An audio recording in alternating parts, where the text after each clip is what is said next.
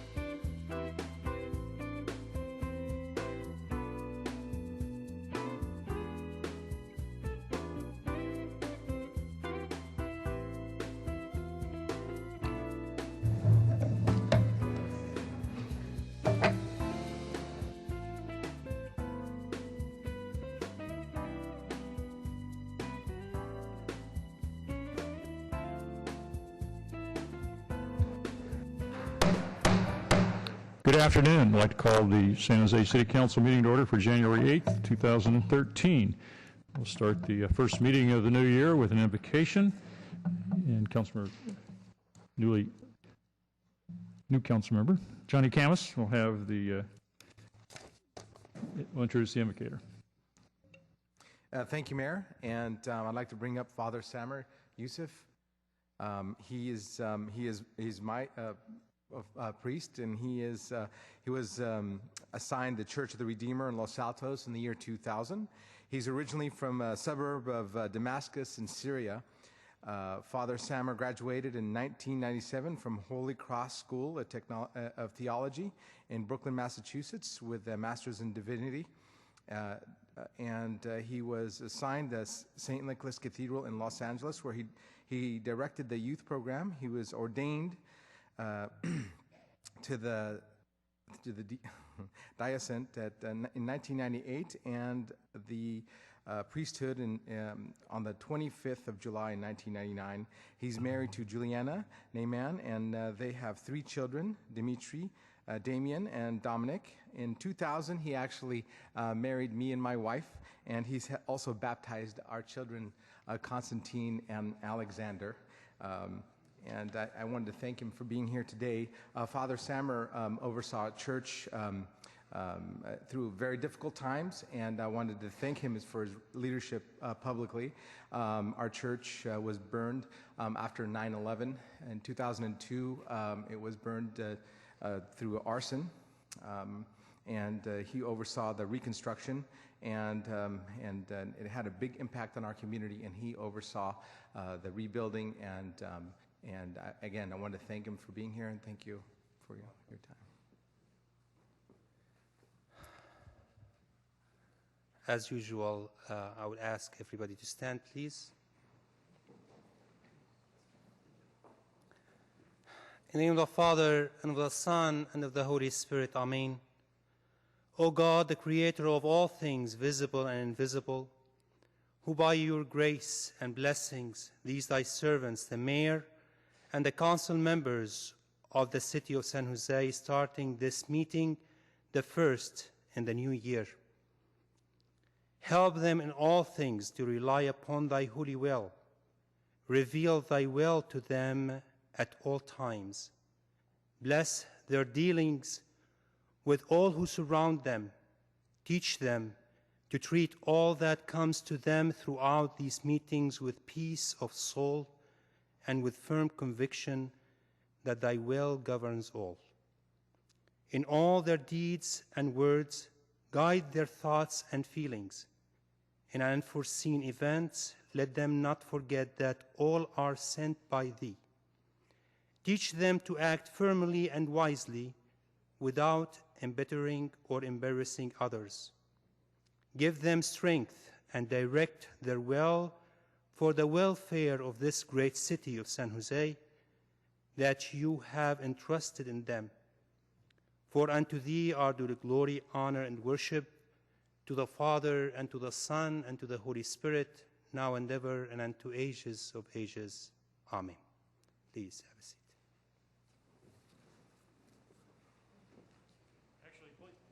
Please remain standing, because we're going to have a Pledge of Allegiance next. Sorry.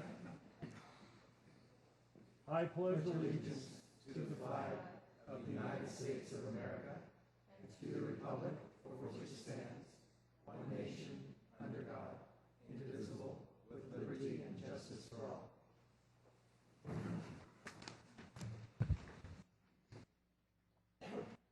First item of business are the orders of the day. I have a couple of changes to the printed agenda.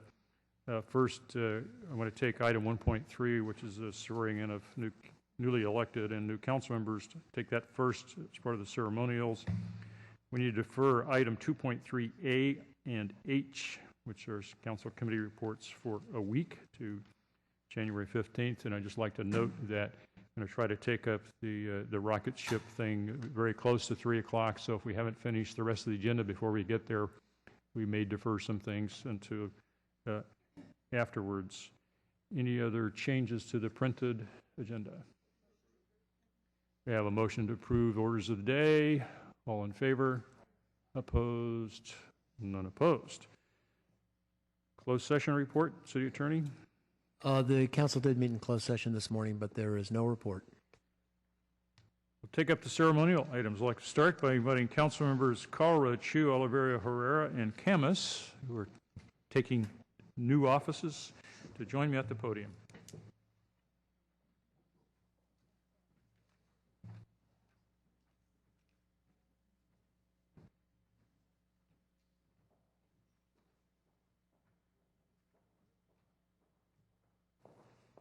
I'd also like to invite any family members that are here to come on down and stand behind the council members if you want to, or if you want to be on the other side taking pictures, you can do that too, or you could do both. We'll let the clerk will administer the oath and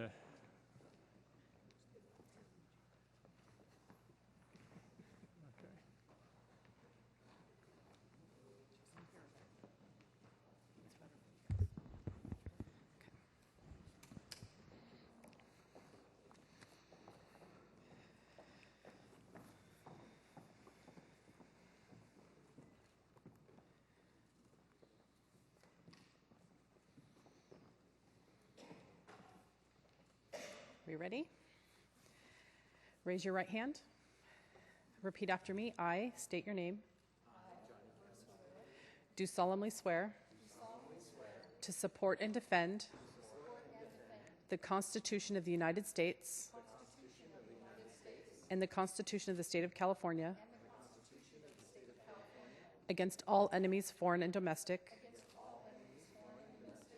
that I will bear true faith and allegiance to the Constitution of the United States and the Constitution of the State of California,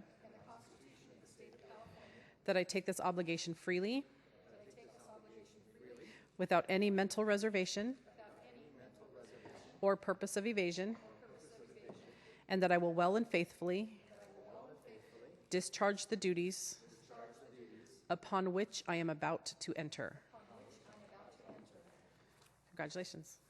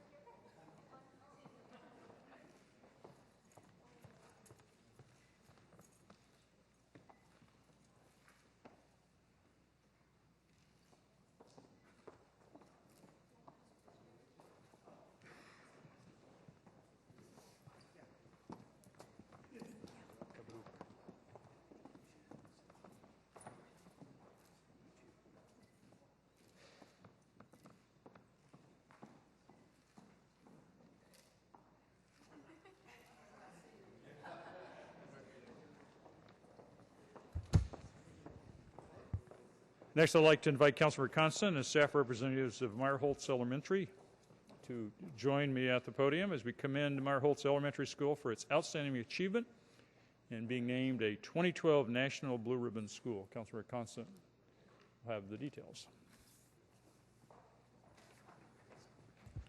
Thank you, Mayor. We have several folks that are going to be joining us up here today. First is Wendy Godolowitz, the superintendent of the Cupertino Union School District, Chingpei Hu, the principal of Meyerholtz Elementary, Samit Patel, the 5th grade teacher, and Jeremy Nishihara, the director of communications. Since 1981, the U.S. Department of Education has recognized schools with high achievements and excellence, awarding them the National Blue Ribbon. Elementary, middle, and high schools are all eligible where students perform at a high level or have made significant improvements. It is really the universal signal or sign of greatness amongst schools. In 2012, Meyerholtz, which is located almost as far west as you can get in the city of San Jose and still be in the city. In fact, a lot of the kids think they go to school in Cupertino, but they really go to school in San Jose. They were awarded the National Blue Ribbon School in 2012 as an exemplary high-performing school, one of only 314 schools in the entire nation to receive this honor. Meyerholtz is, in fact, the only school in the city of San Jose to receive this honor this year, and only one of a handful in the entire state. As we all know, that education is a high priority for not only the residents of San Jose, but the leaders of our city and our city council members. We take time here at council meetings to recognize all the great things that our students and our teachers and the faculty and staff at schools do every single year. I'm very proud that we're routinely up here commending District 1 schools for all their great work. Meyerholtz has been a cornerstone of the community out in the West Side, providing excellent instruction and really shaping the future leaders of our city. And I'm very proud that they are not only in San Jose, not Cupertino, in San Jose, but in District 1. And with that, Mayor, I'd like you to present the commendation.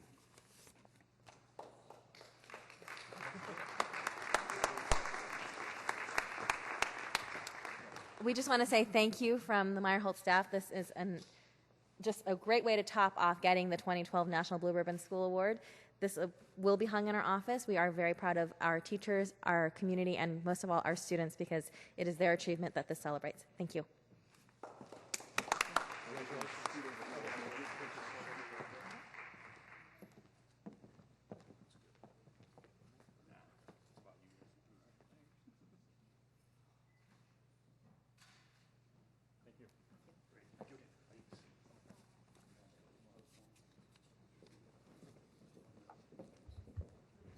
Next, I'd like to invite Masaki Yokai, Masa Ikeda, Bill Sherry, and Kim Aguirre to join me at the podium as we commend ANA, All Nippon Airways, for its investment of services at Mineta San Jose International Airport and its commitment to provide 21st century air service to Silicon Valley businesses and leisure travelers. Silicon Valley corporate and leisure travelers have indicated that Mineta San Jose International Airport is their first choice for air travel. ANA has relocated its regional sales offices from Redwood City to San Jose, close to the airport, to better serve Silicon Valley travelers. All Nippon Airways, with their Tokyo Narita Airport hub operation, affords easy access not just to Japan, but also to China, Singapore, Taiwan, Hong Kong, New Delhi, and other destinations in Asia that are really important to Silicon Valley business and leisure travelers.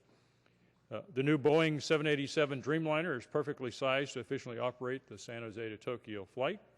And the inaugural flight will take off this week, January 11th, 2013. I'm sorry, it's all sold out, but there'll be another one the next day, and the next day, and the next day. Plenty of opportunities for you to catch the flight. So today we're joined by Mr. Masaki Yokai, General Manager of the Northwestern Region, and Masa Ikeda, Account Manager in Corporate Sales.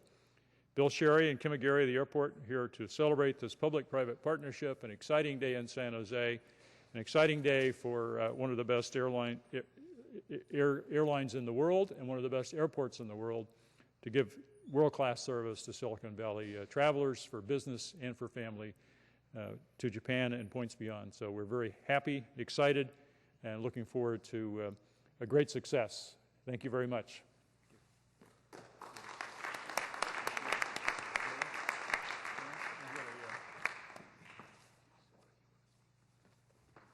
Commendation. Gary would like to say something. I'll take some pictures. I'm so upset. Thank you very much, Mayor, for advertising ANA. Thank you very much for the wonderful and kind commendation. It is truly an honor for me and ANA. It's been a very exciting past couple of years. Thanks to the Mayor's leadership and support, we will be celebrating our long-awaited inauguration of the new San Jose Tokyo service with Boeing 787 this coming Friday. My teams, both at airport and sales, are now spending countless hours to prepare for making the first day of the new service successful. We are looking forward to welcoming the passengers and the guests for the inaugural ceremony we are hosting on the 11th at the airport. Our project is, however, not going to end this Friday. The real challenge is about to start.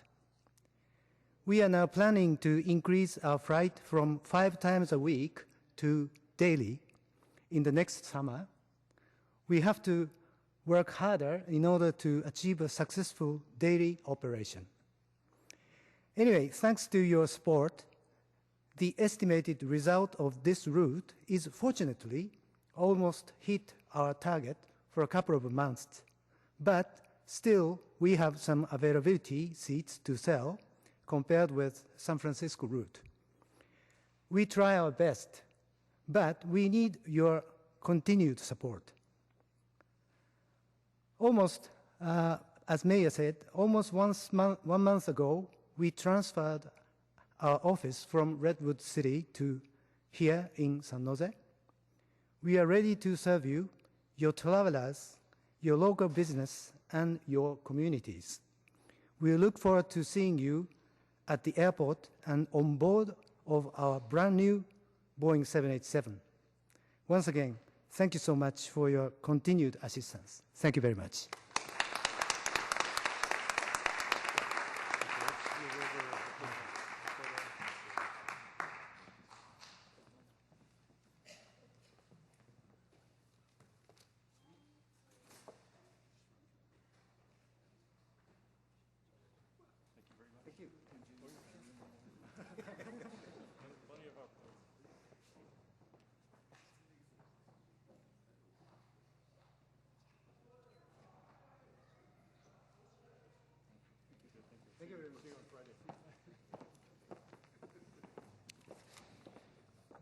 I'd like to invite Councilor Campos and representatives of Big Brothers and Big Sisters to join me at the podium as we recognize the month of January as National Mentoring Month in the city of San Jose.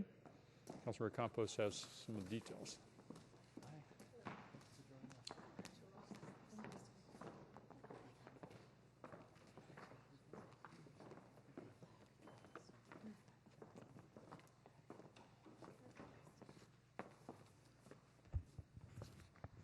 Good afternoon. Happy New Year to everyone. I am delighted to start off the new year by recognizing National Mentoring Month and to show our appreciation for our mentors who are so important to our children. I want to specifically acknowledge the Big Brothers and Sisters of the Bay Area. The Big Brothers and Big Sisters organization is the oldest, largest, and most thoroughly reviewed youth mentoring organization in the world. It began serving children in the Bay Area in 1958. Most recently, as of June 2007, the Big Brothers, Big Sisters of the Bay Area grew to serve 1,000 kids in the San Francisco, San Mateo, Santa Clara, Contra Costa, and Alameda counties, and now presently serves over 5,000 children a year. Compared to their peers, youth who meet regularly with a big brother or sister are 46% less likely to use drugs, 57% less likely to skip school, and 4 times less likely to be arrested. And, you know, about 10 years ago, the Search Institute did their study on the 40, back then the 40 developmental assets, now it's the 41 developmental assets, and they highlighted that if there was just one individual that was in a youth's life that was constant and positive, the likelihood of that youth to be successful in their adulthood and in their life grew significantly. And Big Brothers and Big Sisters is providing a lot of that service. The work Big Brothers and Big Sisters do for our children is crucial, and the mentoring they provide has been proven to instill confidence in children who face adversity in their daily lives. And for this reason, I am proud to recognize the partnership and the CEO, Kathy, Bella, and the Big Brothers and Big Sisters of the Bay Area. So, Mayor, with that, I'd like you to present the commendation to Big Brothers, Big Sisters.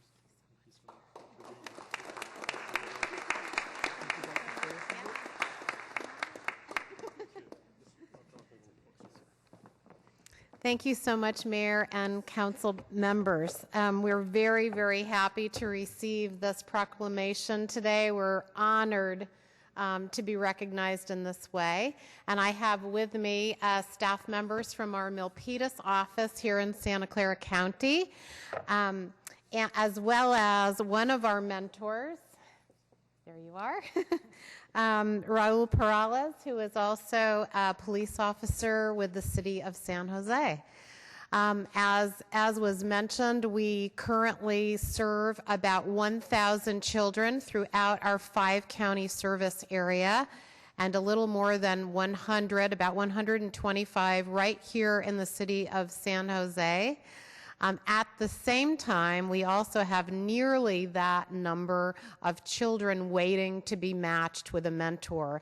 And about 80% of the folks on our waiting list, which measures 700 children throughout our organization are waiting for a male mentor. So we'd like to use this opportunity to also share that information with you and encourage you to be in touch with us if you are interested in becoming a mentor or know of others who might be. As Mayor Reed and council members recognized us, this is National Mentorship Month, and it is the time when we take every single year to really raise awareness for the work that we do and the impact that we have for at-risk youth here throughout the Bay Area. So we thank you very much for the time today and this wonderful proclamation, and we look forward to continuing our partnership with the City of San Jose. Thank you.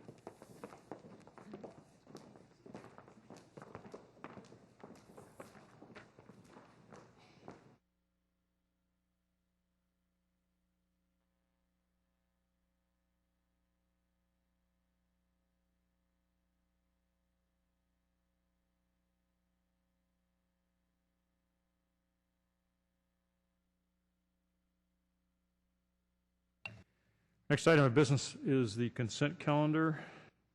We have no request to speak on the consent calendar. Are there any items councilors would like to pull for discussion? 2.6 we'll pull off for a report. Is there a motion on the balance?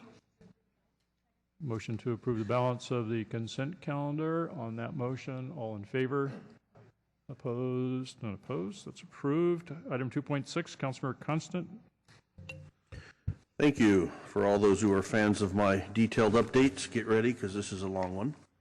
I'm going to be updating you on both retirement plans. The first update will be from the Federated City Employees Retirement System from their meeting on the 20th of December last month.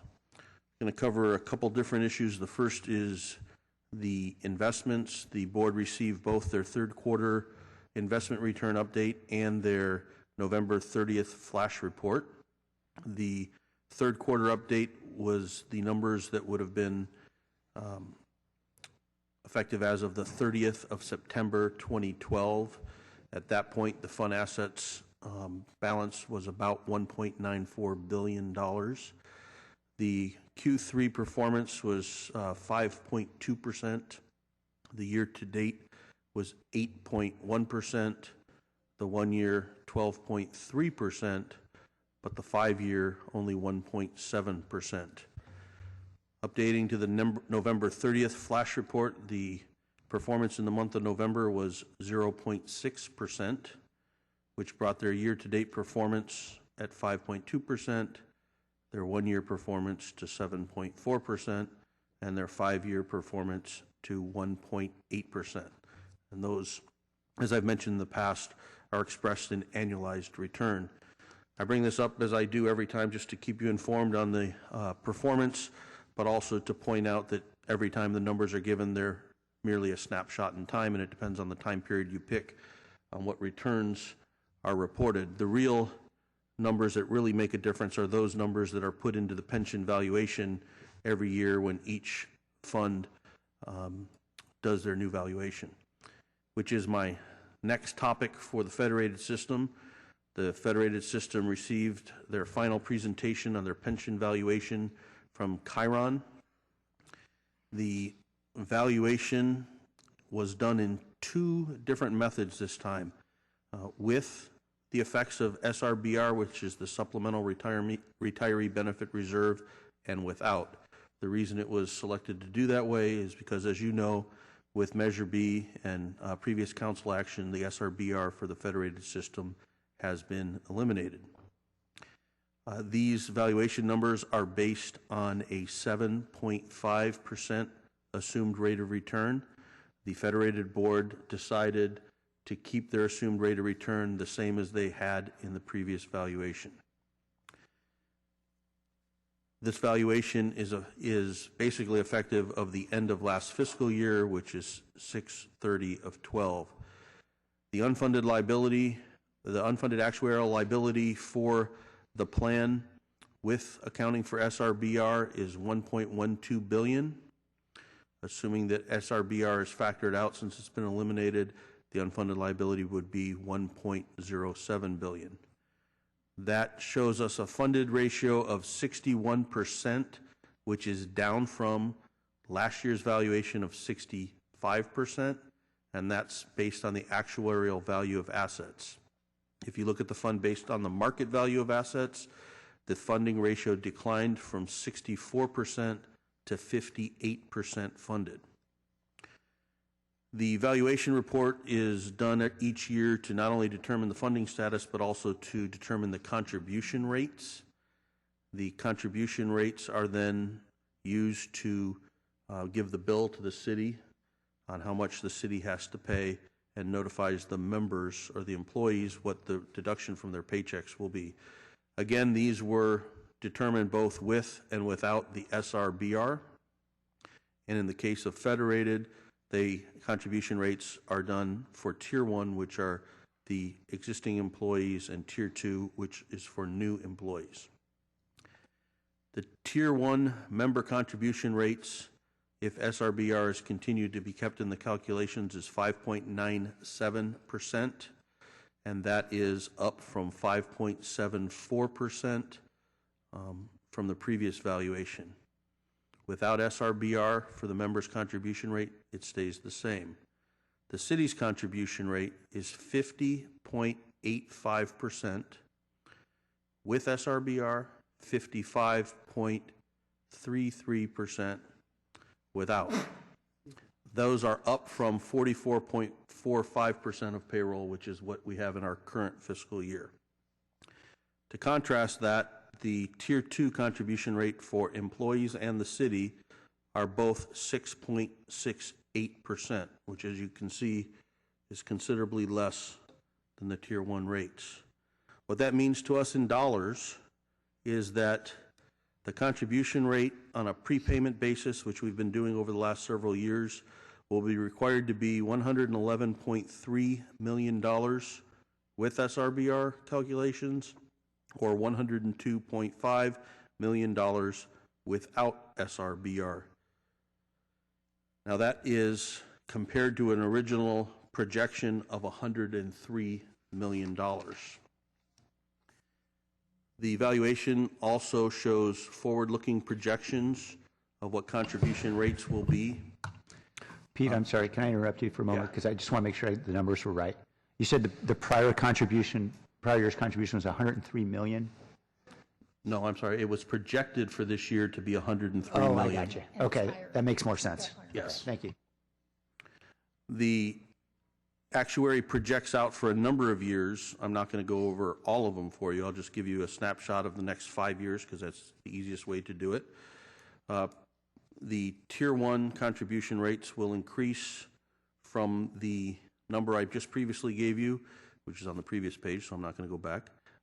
But it will go to $122 million in 2014, 123, then 126, then 131, and then 134 in 2018, and it will peak in 2031 at $172 million. If you add in the contributions that will be required for the Tier 2 plan, the 2014 number is $125 million and peaks in 2031 at $196 million per year. Next up is the valuation that Chiron presented, preliminary valuation on the other post-employee benefits, or the OPEB valuation, which we most commonly discuss here as the retiree health care.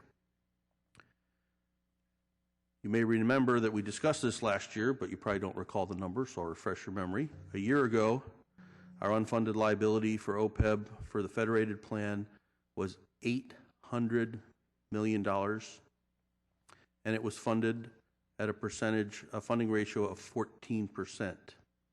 As of this valuation, which is effective again 6/30 of 2012, our unfunded actuarial liability went down nearly $200 million to $604 million, which translates to a funded ratio of 19%. There is a note in the presentation that the UAL decrease, unfunded actuarial liability decrease of nearly $200 million is primarily due to plan design changes, specifically the January 1, 2012 changes in copay that increased the copay to $25 at Kaiser, and the January 1, 2013 implementation of the Kaiser high deductible HMO. So $200 million in just the federated side is the difference that those changes made. Now we have to take that and translate that into what it means in contribution rates. If the city were to pay the full contribution rate on the pre-funding plan, as GASB outlines, it would be 30.22% of payroll. So if you look at that and add in the SRBR and the retirement, between all of them together, it's about 92% of pay in the federated system. Of that 30.22% of pay that goes towards the healthcare liability, 22.5% of that payroll is attributed solely to the unfunded liability because of the low funding status of the plan. I'm going to shift gears and move into the police and fire plan. The Police and Fire Retirement Board had a meeting on January 3rd last week. At their meeting, they received their final actuarial valuation. In contrast to the Federated Board, the Police and Fire Board made a decision to change their assumed rate of return to 7.25%. So that has a little bit of impact on the numbers that I reported to you from the preliminary valuation about a month ago. As of June 30th, 2012, the unfunded actuarial liability for that plan is $726.8 million, which translates into a 78.8% funded ratio on an asset valuation or actuarial valuation of assets, and that is down from what was 84%.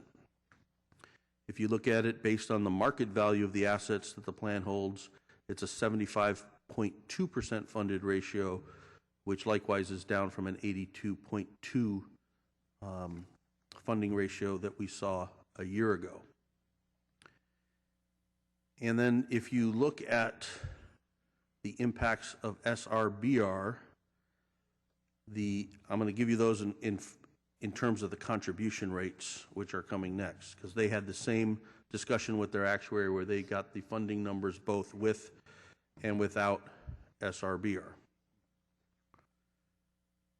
So the member contributions as we go forward into this next fiscal year for the police and fire employees is going to be 11.65% of pay, which is up from 11.13% of pay. The city's contribution is going to be 69.99% of pay, and that is up from 68.16% of pay.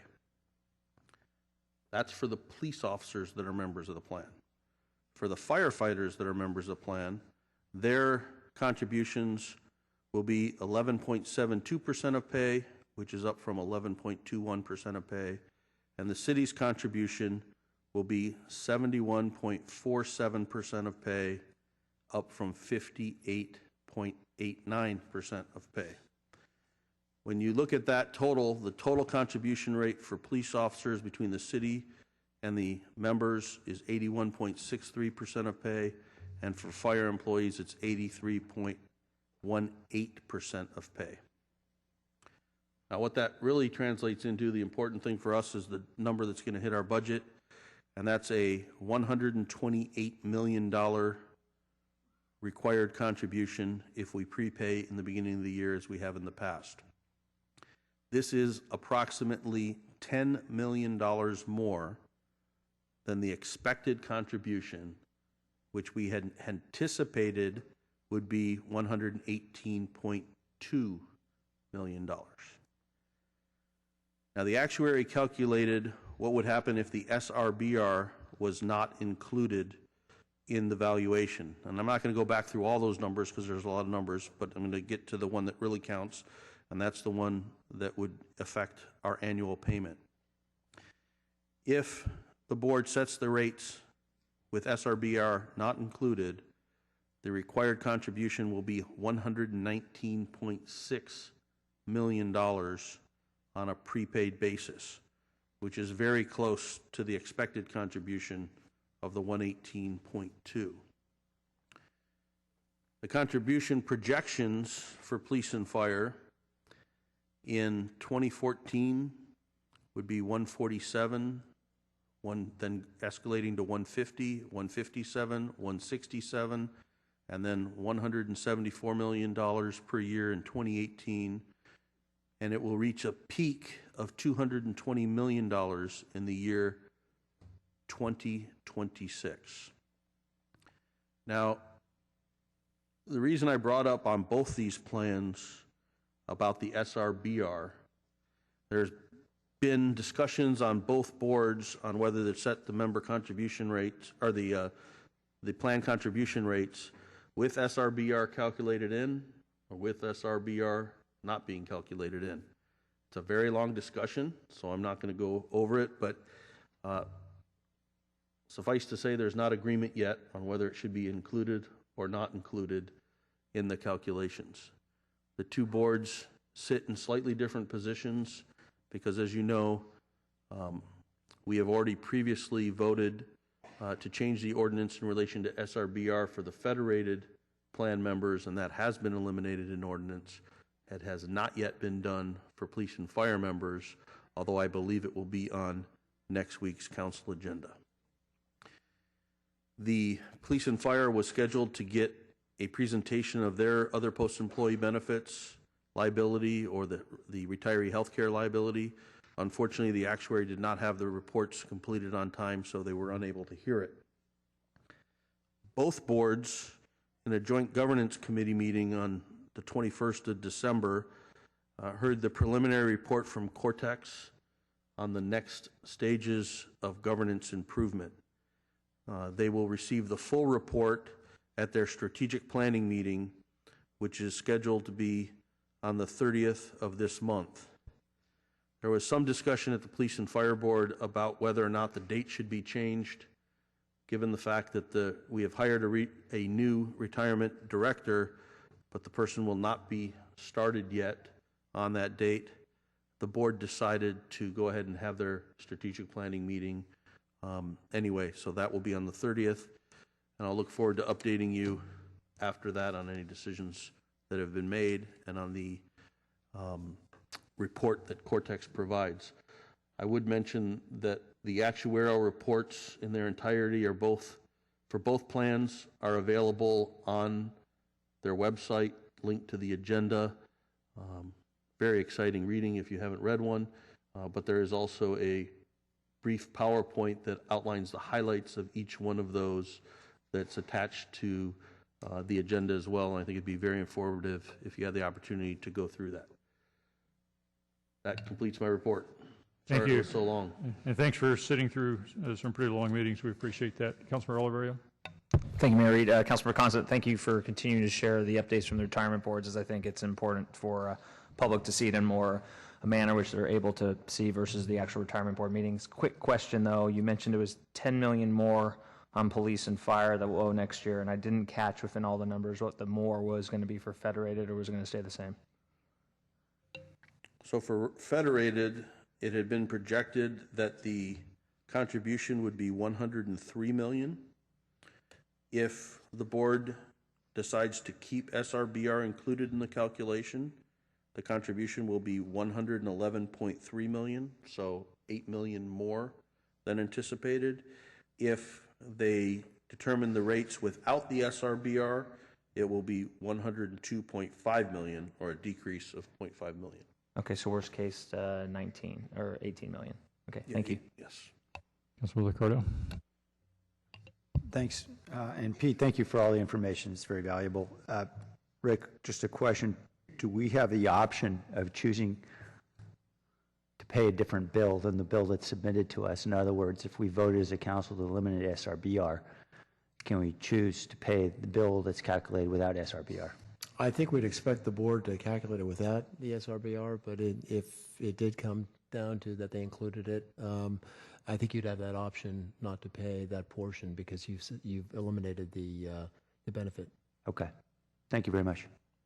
That concludes the report. There's no action on that. That concludes the consent calendar. Next item is 3.1, report of the city manager. Thank you, Mr. Mayor, members of the council. First of all, let me say Happy New Year and welcome back and congratulations to our re-elected council members and congratulations, Council Member KHAMIS. Welcome to City Hall. And as we briefed you yesterday, you got a little bit of FaceTime with all of our department heads. We're here to help you be successful. I know you're eager to jump in and get started. Speaking of jumping in, unfortunately, what the new year often also means is not only the start of a great new year, but the start of our budget process. And what I have done is sent you a copy of the memo that I just issued to our senior staff and our department directors, providing them direction on preparing their budget proposals for this year as we're working in earnest on the 13-14 budget. And unfortunately, I did have to include some relatively small targets compared to what we've been dealing with in the past for them to be prepared by submitting proposals in the event we need to take further cuts. It is my hope we will not have to do that, but I do need contingency plans. As you'll read in the memo that I sent you for your information, there's still a lot of uncertainties in our system. Some of them, of course, include the wind down of the redevelopment agency, what might happen at the state and federal level. Certainly, you just heard about some uncertainties in pension and retiree health care, but also I want to be able to have options for the council where we know that we have deficiencies in service delivery and where we may need to address areas that are important in terms of our competitiveness as an employer. So again, I hope we don't have to use them, but from the standpoint of prudent planning, that is why that direction's been given. So in closing, let me just say that I know that we can count on our staff to continue to use their best thinking, their creativity, their commitment as they have through the toughest of times. And I'm really hoping that we will see some bright spots moving forward, but you can rely on your senior team and myself to ensure that you will have our best thinking as we move forward. And that concludes my report. Our next item is 3.3. It's an audit of staffing reductions previously presented to the Public Safety, Finance, and Strategic Support Committee, which recommended that we put this on the council agenda so the council could be briefed on it in a public hearing. So with that, I'm going to turn it over to our city auditor, Sharon Erickson. Good afternoon, Mayor and members of the council. I have with me here Jasmine LeBlanc and Michael Houston from my office who conducted this work. We do have a brief PowerPoint for you showing you some of the graphics from the report. It may be difficult to read. They are in the report itself.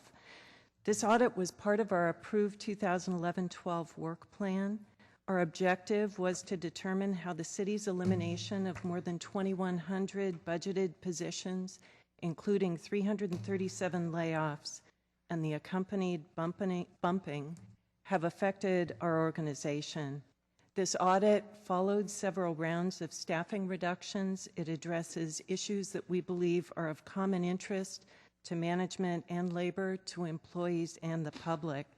We wanted to do this audit while the impact of that process was fresh in everyone's mind. Do we have that?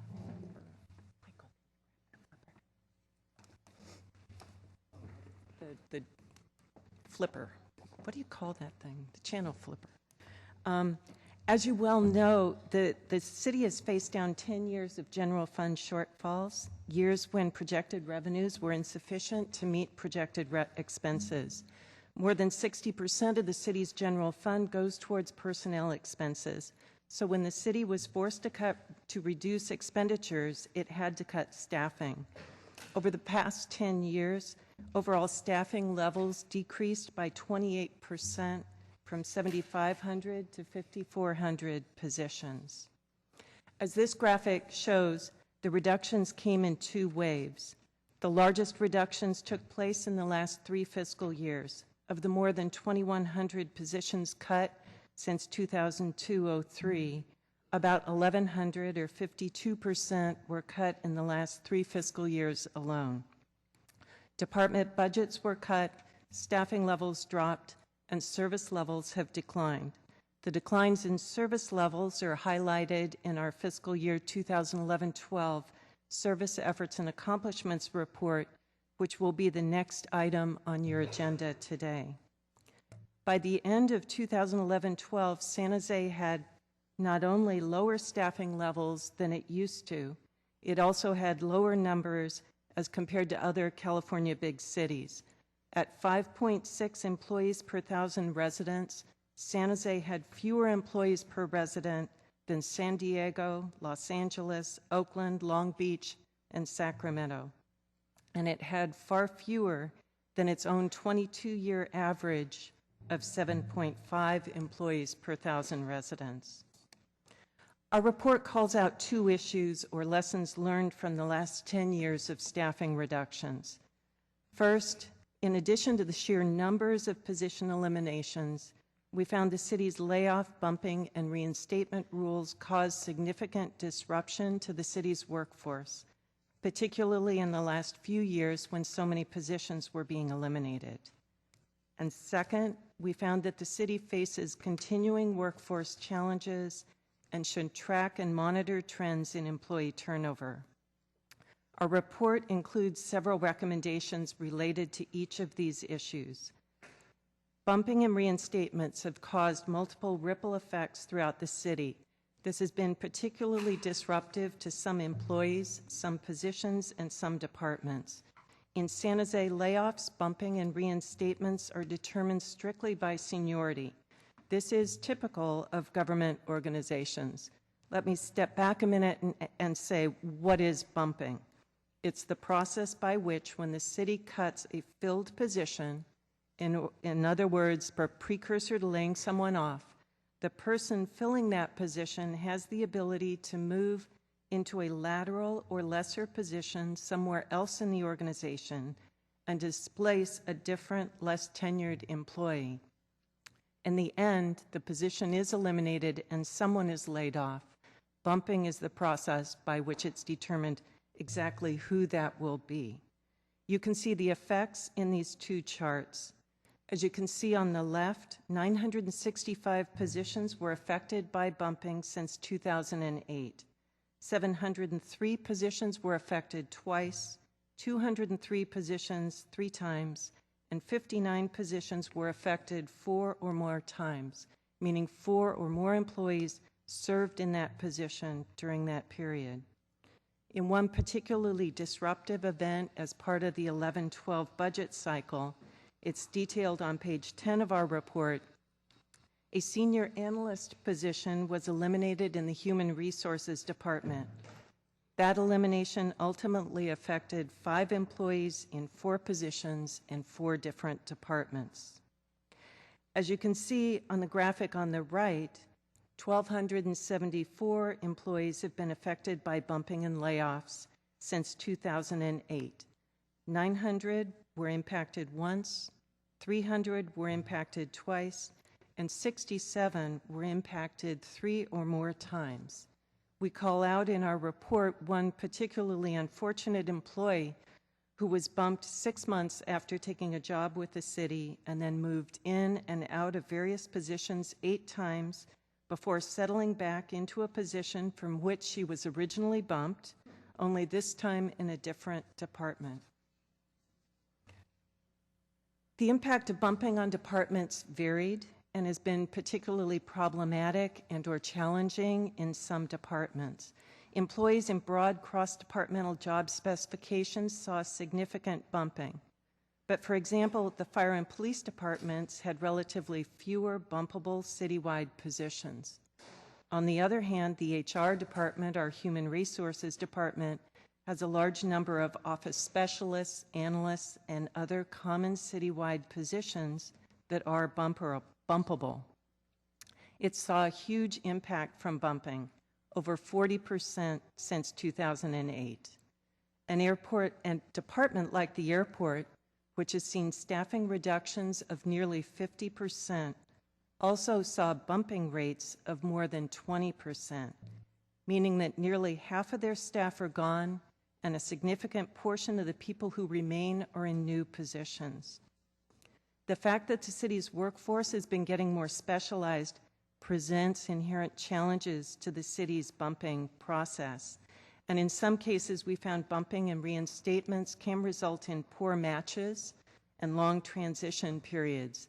We estimated that as much as $2 million a year has been taken in lost productivity if only 25% of employees who bumped since 2008 took the full allowed 6 months to become proficient in their new jobs, and every other employee who was bumped was proficient from day one. Existing bumping and reinstatement rules restrict both management and employees.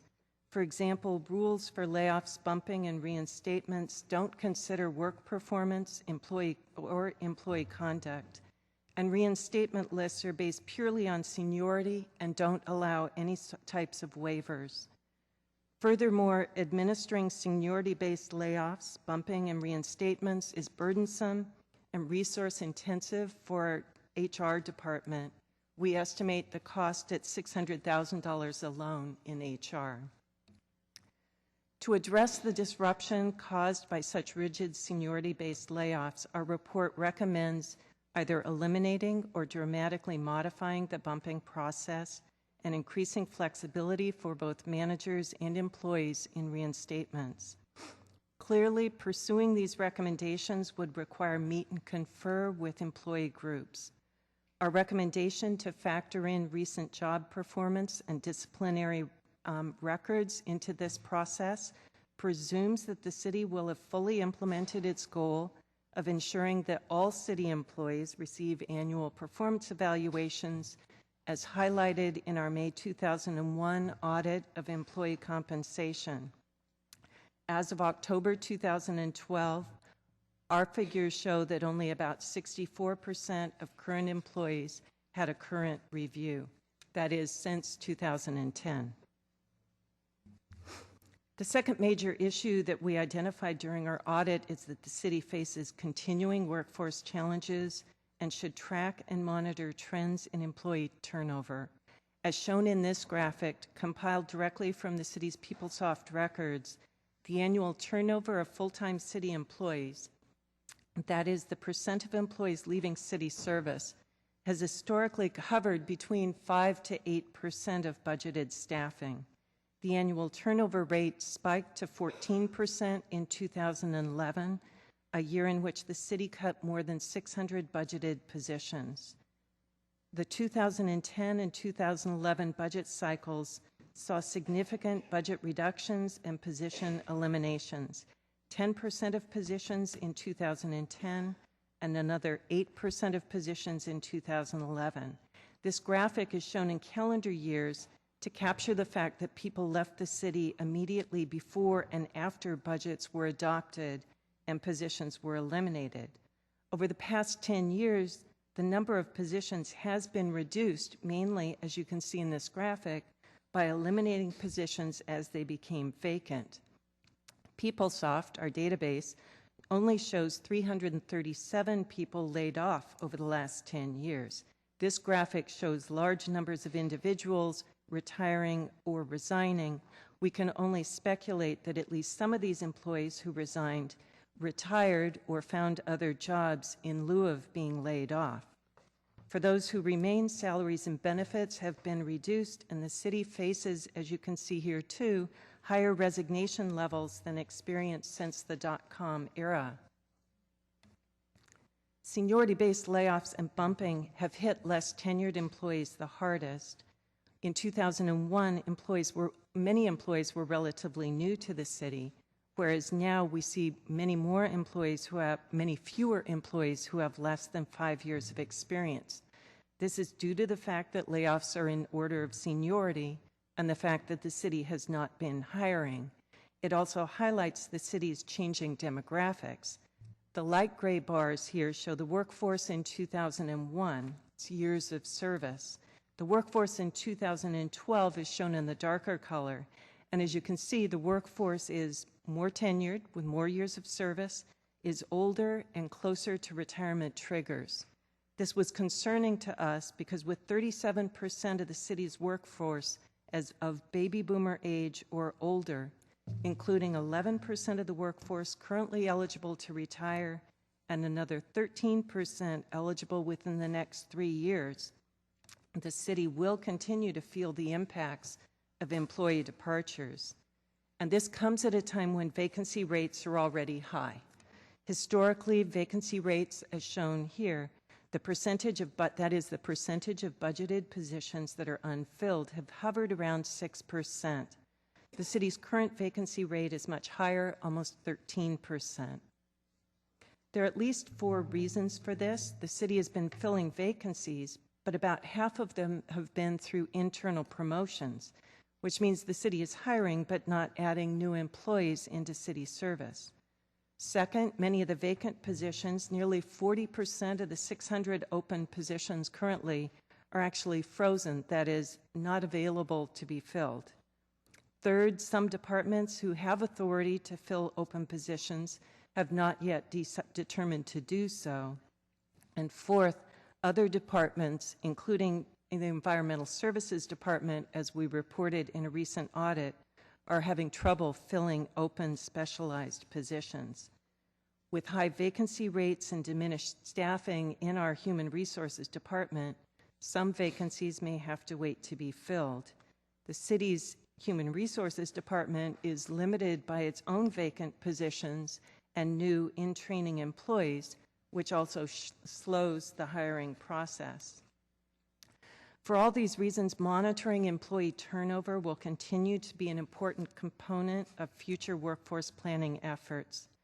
Furthermore, employee feedback tools such as employee surveys and exit interviews would provide more quantifiable, objective, and actionable answers as to what motivates San Jose's employees to stay or leave city service and could help shape employee retention and recruitment policies. Consistent use of exit interviews and employee satisfaction surveys would be valuable workforce planning tools. Existing job specifications can present challenges for prospective employees trying to meet minimum qualifications in terms of years of service. Some departments have seen success at hiring at the entry level. One of our recommendations is to update job specifications to reduce barriers to entry into different types of positions. We also recommend adding resources to address hiring and training needs in human resources and develop ongoing human resource analytics for workforce planning. Employees are the city's most important resource. 10 years of very difficult budget reductions accompanied by a disruptive layoff, bumping, and reinstatement process has had a significant impact on that resource.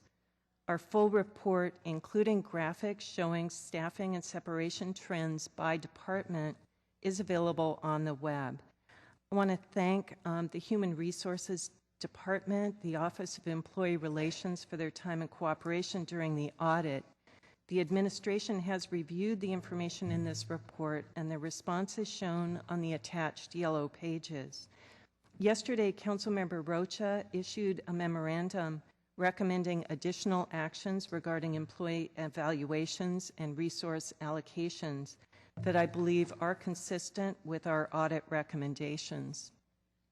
With that, I believe the city manager would like to make some comments, and then I would ask that you accept our report. Thank you, Sharon, for your work on this audit. As Sharon indicated, it is standard practice that the administration's response is included in the document, but I would like to highlight a few points that are important from my perspective. First and foremost, if you accept this audit today, it is not providing direction to meet and confer on any of the items included in the auditor's recommendation. And in fact, I would not be comfortable with any such direction without a fuller discussion with the council in closed session about what is really critical to undertake at this time, given we have many issues to work through with our bargaining units, as all 11 contracts are open at the same time. And in my view, priority must be given to work with our bargaining units to stabilize our workforce and our service delivery environment. That said, important issues are raised in this audit, and it may be that some of the more critical needs can be dealt with on a case-by-case basis. As you are all well aware, the City Council had to make the difficult decisions to reduce our workforce for budgetary reasons. This audit illustrates what we already know regarding the pain not only the city, but our employees have had to go through in reducing our workforce from about 7,400 positions 10 years ago to approximately 5,400 now, the loss of 2,000 positions. And as was pointed out by Sharon, and my number is about 1,600 of these were over the last 3 years, so the number's big regardless. That level of contraction has had an extraordinary impacts on our workforce and our community. Now that we've experienced navigating through these significant reductions, we know the disruption that layoffs and bumping have had on the workforce, which has made the rapid contraction even more difficult. These disruptions have had an impact on service delivery, personal job satisfaction, training, and organizational stability. And these are effects that we will have to continue to monitor and adjust to. The rules of bumping, however, provided a benefit to some employees in that they are still employed. Despite this benefit, for which we are thankful from the human perspective, there have been significant impacts of this process on our employees. They have been left dealing with fewer resources at their disposal, and some are in jobs that they did not apply for nor were trained in. And when I think about performance as a criteria for consideration, I'm thinking more about skills and fit and not so much ratings on a performance review. And although the administration agrees with the premise behind the recommendations made by our auditor, agreeing does not mean that these changes will be easy or that they should be immediate. In addition, this doesn't mean that we have to completely overhaul the entire civil service process. Civil service has some very important elements and principles, and it has served government and the public sector well for a long, long time. We have many success stories where we have been able to make good matches between displaced employees and jobs in our organization, and where employees have been able to take a risk and get a fresh start in a new career to work for the city that they care about. And in that regard, I'd like to thank the department heads who were willing to take these risks, our Human Resources Department, who spent hours upon hours in making matches, our Office of Employee Relations, our labor representatives, and our employees for all their collaboration to make these success stories a reality. As we stated in our response, an underlying premise of the current system is that employees in the same classification as the auditor indicated can be moved to a different position in the same classification and adequately perform the duties. Civil service, despite its positive elements, is an industrial-era construct, and from my perspective, assumes people and jobs are like interchangeable parts.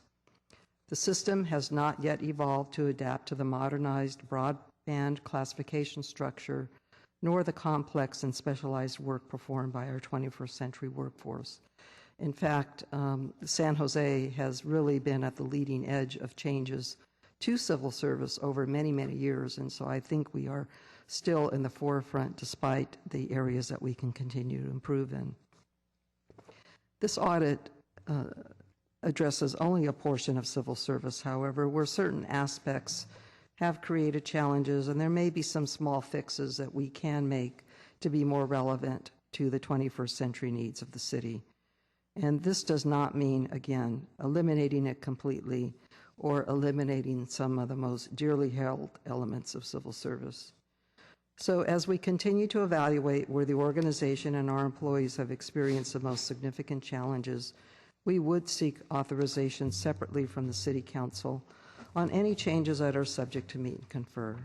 And as I indicated, there may be areas that could be handled on a case-by-case basis.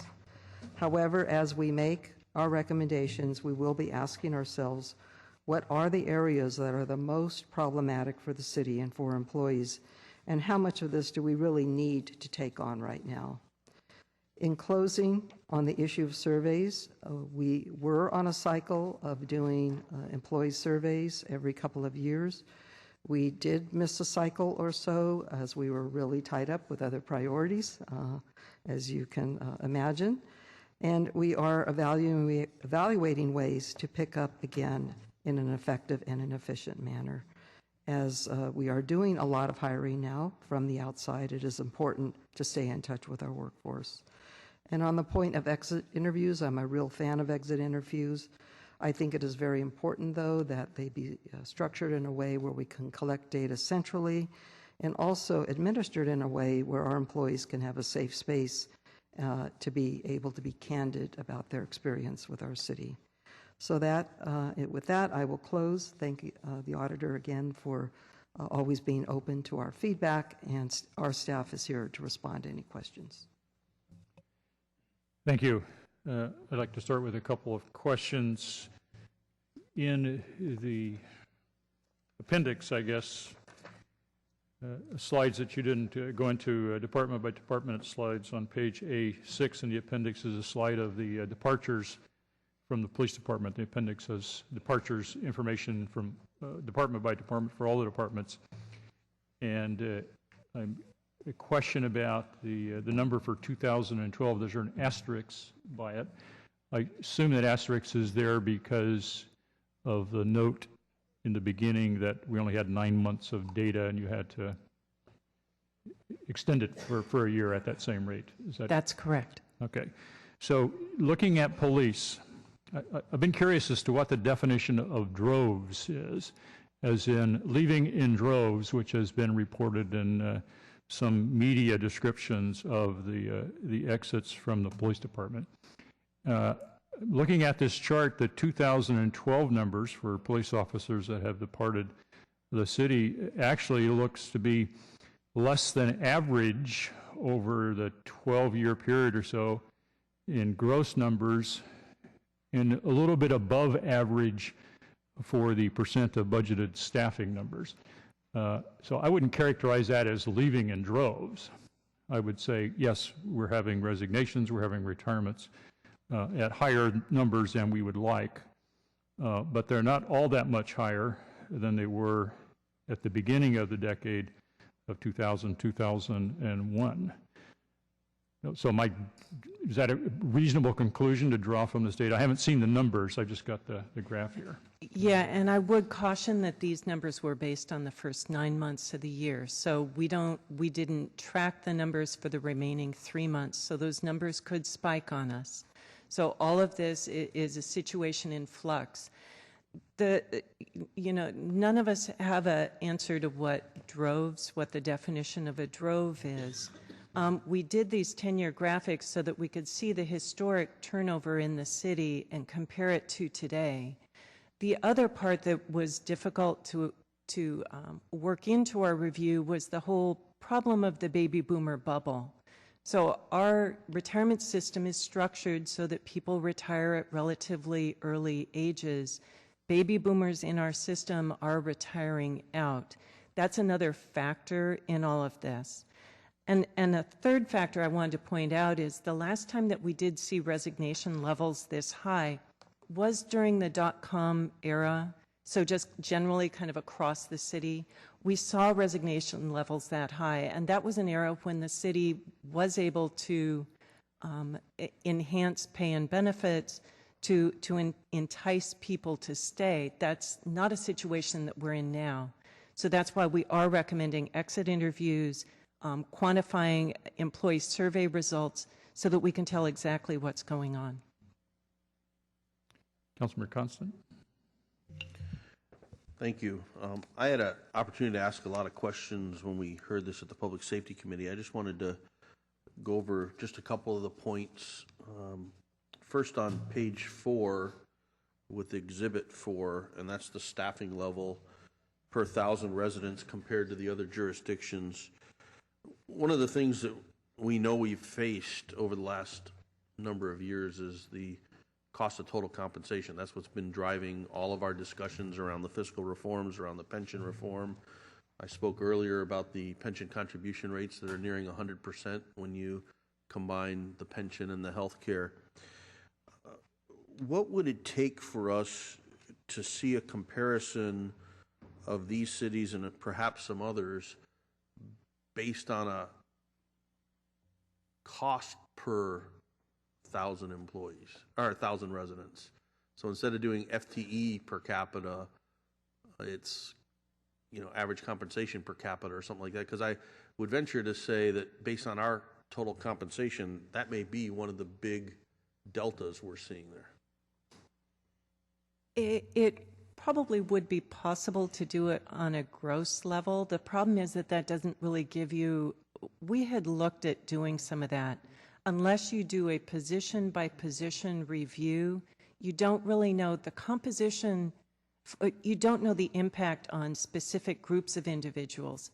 So the composition of the workforce in these different cities varies dramatically. It depends whether you have garbage collectors in-house or you're outsourcing for it. It depends whether you have a police force in-house, whether you have a fire department. All those things can vary. Some of these, San Francisco isn't on this particular graph, but is a county and has many different functions, a different type of workforce than San Jose does. So when you try to look at those gross comparisons, it is difficult to tell. There's also the problem of retirement is not always classified in the same way. People recognize retirement costs over different periods of time. We do know from the report that you just gave earlier in this meeting that our retirement costs are large. We do expect that other jurisdictions will have similar retirement costs. They've got similar kinds of benefits in some years to come. I understand that, the difference in variations, but we don't see those differences when we look at them at a number of employees per capita either. So if we had garbage in-house, that would increase our per capita.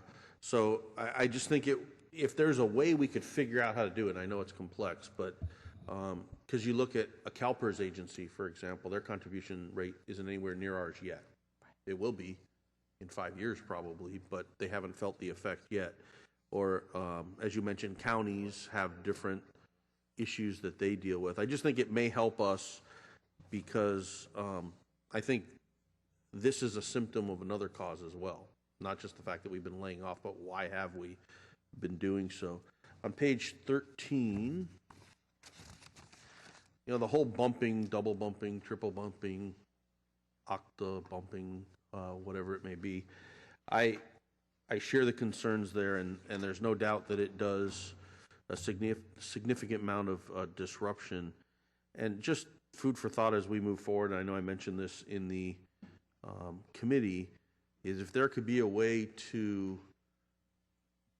both protect the employees and protect the city, because we go through a lot of disruption in the lost time, as you mentioned, the 6 months of transition, that we have some way of looking at a policy that if you're bumped, then you can't be bumped for X number of months. Or if you're bumped twice, you can't be bumped again until X, or some sort of factor that keeps one or a handful of people from becoming ping-pongs throughout the organization, because it's really not fair to them, and those positions that have the lowest senior people in them continue to get the same impact time over time.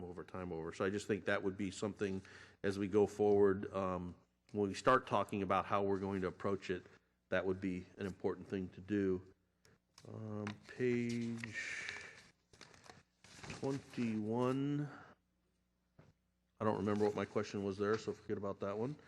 24. On the changes in budgeted positions, and I think couldn't remember if there's a chart that actually has the actual, I was looking for it as you were talking, at the entire number of people, never mind, page 25, that has the total number of people leaving each year because of all the different effects. Now, I guess this question is probably more for the city manager. Do we have an estimation of what this would have looked like if we had not done the fiscal reforms and we had to do the layoffs we were contemplating? You know, I do remember early numbers, just not off the top of my head, but obviously it would have been a lot worse. We know that the council's decision to, seek concessions was the lesser of evils. Yeah, I just think it's something that we need to always keep in the context of, we've made some really tough decisions, but the implications otherwise would have just been huge on these particular charts like this. Then page 37, this is the separations in the police department, or the sworn staff of the police department.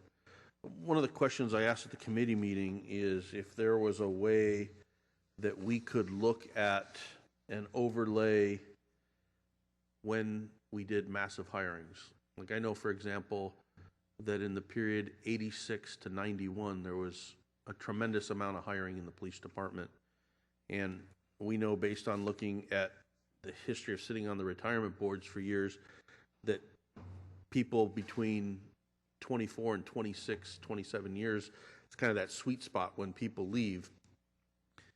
And I think looking at that might also give us an indication. If you look at the bump in January of 10, where you have that huge number of retirements, if there were a way to also reflect the average years of service of those people that retired, because it's one thing if people are leaving because they just hit the magic number of being vested or vesting their health care or hitting their 20-year mark or whatever the case may be, versus people who reach the end of their planned career. And I think we don't really get that picture when we look at the history, and I think it would be informative through the whole history of the separations, especially those in the area of retirements. And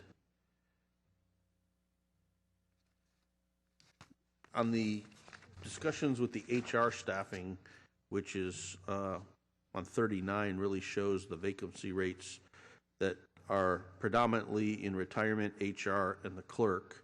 And I can tell you confidently that with retirement, with the new director and the new CIO, there's a plan for filling those positions. And I think I heard Alex say earlier that we've got some new people in HR. Do we know can we get an update on where we're at on that? I know I think you mentioned to the committee that we had some temporary folks helping out, and then I think this morning you mentioned that you had new people in.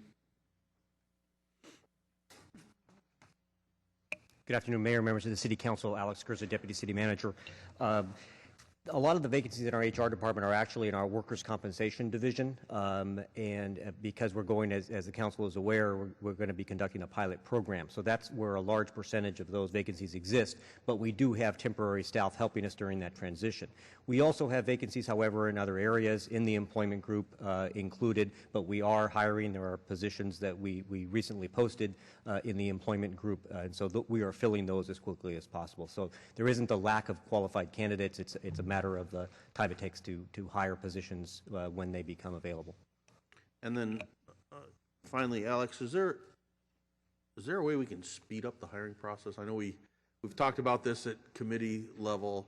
It's one thing when you have, like with the sworn, where you have the long backgrounds, the really long training program on the field, and then the probationary period. But just getting to the point, it seems like sometimes the hiring process itself, from the time we say we need someone to the time somebody actually shows up their first day of work non-sworn, seems to be really lengthy. Yes, Councilor Constant, absolutely. We will continue to look at ways to streamline our process. As the city manager indicated, the city, however, has taken great strides to make our hiring process more efficient. We don't really have, for the most part, the old-style traditional civil service, Scantron testing process. They are hired by position, but it is time-consuming, and we are definitely looking at ways to streamline the process, as well as bringing in some temporary assistance during this peak workload. We're in a situation now different than we had been, where we were contracting. Now we're thankfully being able to hire positions, and of course hiring those positions become more important to our departments trying to deliver services, and so we will continue to look at ways that we can make the process more efficient.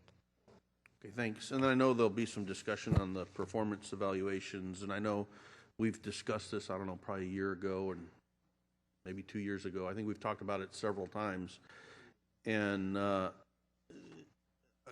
just a couple of comments there. One, I do agree that they're important and they need to get done, and I know they're a pain to do, but they're a necessary thing to do.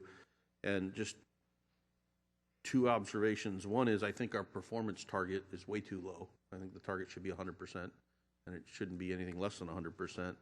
And I think that we really need to hold supervisors accountable. I mean, if you don't get your evaluations done, that should be a major part of your evaluation. And quite frankly, for the people who are really way behind, it should be an area where discipline is looked at. If from counseling to training to discipline, because I know there was a while where it was a significant problem in the police department. They put a lot of effort into it and got pretty much caught up and have kept up with it in the evals. I just think if you're going to be a supervisor, then that's a responsibility that you take on, and you should be held to that responsibility, and you should be dealt with if you don't meet that responsibility, because I don't think it's fair to the employees.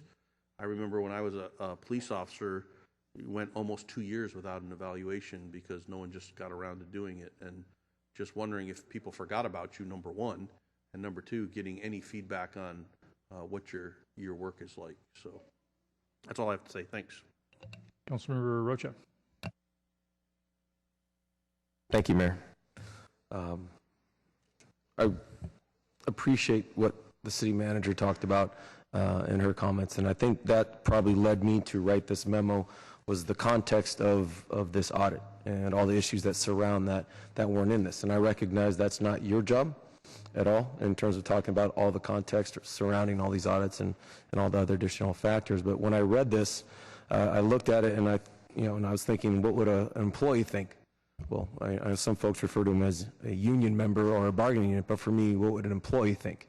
And looking at this is just another issue that we're going to have to negotiate the table or battle over or disagree on in the context of what we're working on in the fiscal reform plan and the pension reform and compensation cuts and all those issues. And I got concerned that this was just going to be another issue that we were going to have to discuss at the table. And then I saw the city manager's response, and then also, again, the comments made by the city manager. So I really appreciate you opening with that. And I think if that was in there, I probably would have read this in a different light and said, okay, I recognize that this is an issue that we can address at some point. It's not a priority right now, but I didn't see that in the report, and I didn't see it in the response when I first read it. So I appreciate the time that you took to walk me through this. I'm going to ask a couple questions for the city manager, if you don't mind, based upon some of your comments. And when you talked about returning to the council, would that be open or closed session? My vision is that it'd be closed session because it would be in the context of everything else we have to talk about. To the degree, council wants to eventually give public direction, you've done that before. But for now, I would envision it being in closed session. Okay. Thank you. And that's pretty much what I expected. But then any other policy issues surrounding that, I'm sure we'd have a discussion, especially on some of the other recommendations. And you also mentioned about contraction and the result. And for me, that goes a little bit to the scope of the audit, which is on page 5, and talks about the objective of the audit was to determine how the city's elimination of the positions have affected the organization. So I'm reading that, and I'm thinking, this was in my mind when we first talked about this audit, or you first talked about it way back when you were going to start it, and the scope of it, I was thinking of other impacts besides just half the report being on the seniority, and I recognize that became obviously a large part of what your research showed you and why you moved that direction. But I think that's also another reason which led me to write the memo that I wrote to talk about, well, what about the other issues? And I'm sure one of those issues, such as what has affected the organization, is beyond the bumping issue, is the turnover, the loss of institutional knowledge that we've had, the service delivery to our residents.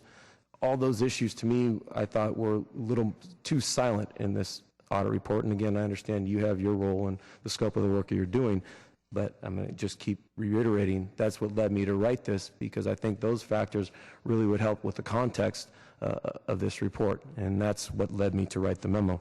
Another question I had was when you talked about the evaluations and the performance evaluations, and I know I brought this up before, and I really get the sense that the manager's office and the administration really see that as a priority, and I appreciate that and going forward. So I'm looking forward to us getting there, and I recognize it takes a lot of work. I'm doing evaluations in my office on Thursday, and I know it's not my favorite thing to do, nor my employees' favorite thing to do, because I've been on both sides of this now, and I also know the time that goes into this. So, but that really, for me, the context of recognizing that and acknowledging that to our employees, that this takes a lot of work, and we're not there, and we will do this work first on our side and our obligation before we sit down at the table and tell you we're going to go after any seniority issues or bumping. Whether there's merit in that or not, that's not for me to discuss right now, and I'm not going to get into that or wade into that. But I just wanted to make it clear to our employees, and I hope those that are concerned about this or watching the council meeting, or at least will follow this meeting and hear what the city manager said about that. The other item, the scope. Let me ask a question to the auditor. Now that you've done this work, is there another audit that you see as a result of this work that might be helpful in some of the issues that I brought up? And not just because I'm bringing them up, but in terms of those other factors of the layoffs and the impacts of that. Did this bring anything else to light that you have been that you're now thinking of? Not in particular, no. We were doing this audit at the same time as we were initiating our annual service efforts and accomplishments report. And as you'll hear when we get to that item on this agenda, we're seeing dramatic decreases in service levels. So from our internal perspective, you have to, please pardon me, but we were seeing these two projects kind of together. Mm-hmm. That on the one hand, what was the impact on the organization? We wanted to make sure that the disruption in the organization was acknowledged in terms of the number of employees, the number of position eliminations, the fact that people were moving around the organization at the same time as employees were trying to cope with diminished resources to provide services to residents. So those two things come together. In terms of next steps with workforce planning, I see it as a huge issue for the city, and there may be future audits in that area. Our problem was auditors look backwards in time typically, and the data systems were not there so that we could look at employee surveys over long periods of time or on an annual basis so that we could tell exactly why people had left the city. So there are a lot of anecdotes, but when you look into the actual records, we couldn't classify those things.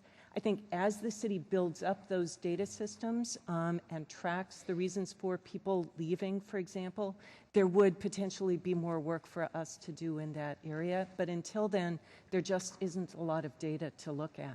Thank you. I had a question the mayor touched on a little bit. And so when you looked at resignations or retirements or terminations, whatever the case may be, it only has the first 9 months. You didn't project out and fill in what the same pace? Okay. No, we did not. So then based upon, and this was through August or September? I'm sorry, let me correct that. So it was the first 9 months and then projected at that same rate to come up with some kind of an estimate, but that estimate was as of September of 2012. And so what we don't know is any change since then. So then you did do that on every one of those items or just on one individual? On all of them? And then, I'm sorry. Jasmine LeBlanc, City Auditor's Office. Yes, anything with an asterisk is projected out. So then not all of them. Thank you. but then also, I think it's pretty well known that the Measure B issue probably had a little bit of a factor for some folks to maybe retire or look for work elsewhere, regardless of whether that's the right choice or not. That's not the debate. I think it's been pretty clear that we've seen a little bit of turnover since that date, and that date falls post that projection date, so to speak. So I think there might be some different numbers there that we would at least see. You mentioned the performance evaluation, and forgive me if I missed it in this, but you talked about it in another audit report, but it wasn't mentioned in this one, was? Correct. Okay, thank you. And I just want to get that clear, because if I made a mistake, I wanted to apologize, because I listed that in my memo as one of the items I thought might be relevant to the topic. Number 3 I had here. The 4th, I have a question for the city manager. As far as some of the direction in the memo that I wrote, is there any direction in here, and I'm sorry I didn't get a chance to sit down with you prior to dropping this because there's a lot of work and it was right after the break, but is there any direction in here that for you, should I make a recommendation to support this memo, that you feel wouldn't be something that your office could perform or do or shouldn't be done? Let's see. Let me start with the easy one. In terms of some of the implementation recommendations that you mentioned and taking a look at those through budget, I think we should do that. You know, we would agree that some very important areas of our HR function need to be shored up. We've been basically surviving, navigating through these difficult times, so I think that's fine. I do think, research on 360s is important. To administer those on a citywide basis, it may not be that practical. I think they're effective, certainly at the management level. And I think we also need to remember in our environment, the performance appraisal systems we have now were the result of meet and confer. And it took a lot to get agreement on the systems that we have. So my suggestion is let's use what we have. Let's use them effectively. I agree our target should be 100%. I'm not there either, and so, full disclosure. But I would say to give the organization some slack, 2 things.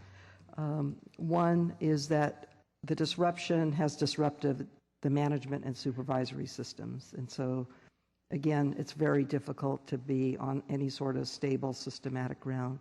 The other, quite frankly, I think is a function of the public sector. It's not that it's right, but performance reviews have not been a business imperative as you might find in the private sector. Bonuses aren't linked to it or, whatever it might be. So I do think we need more discipline in our system to really make them just an important part of our work. So I would question the 360s at this time, not just because I think they're a great tool. I'm just not so sure it's practical at this stage.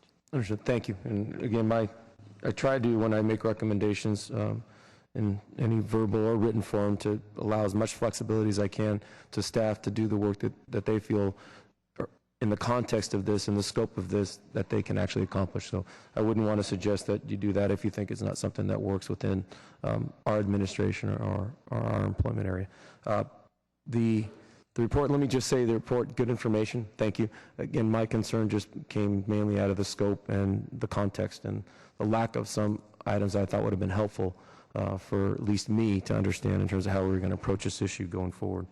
I think those were the only items I had. So going back to the comments you made, I've started to look at things as I get older as a book and chapters. And we've got a long book here of San Jose's history, and in only 2 chapters or 3 chapters, we've had to deal with this issue where bumping would come into play. So out of 100+ chapters, I'm a little uncomfortable about suggesting we redo something or overhaul something because of 1 or 2 small items. But that's not to say that we shouldn't approach this issue and maybe look for improvements. Happy to go down that policy discussion. I just wanted to make it clear to our employees that we're not going to jump into this right now. So with that said, I'd like to make a motion to move the memo that I wrote dated January 8th, 2013. All right, we have a motion to approve the audit with the recommendations from Councilor Rocha's memo. Councilmember LICCARDO. Thank you, Mayor. And Sharon, thank you and to your team for your great work again. In addition to all the impacts that bumping, I know, has on an organization, I think it also demeans the employees, frankly, and the considerable expertise and specialization that develops for an employee who really understands, for instance, health plans in the HR context, for instance. That's just very, very difficult. And I think when you move folks around, it demeans the fact that they've developed that expertise really by being in that position for some period of time. And I think we all recognize the enormous learning curve of many of these very specialized positions. So I very much appreciate the direction that you're suggesting.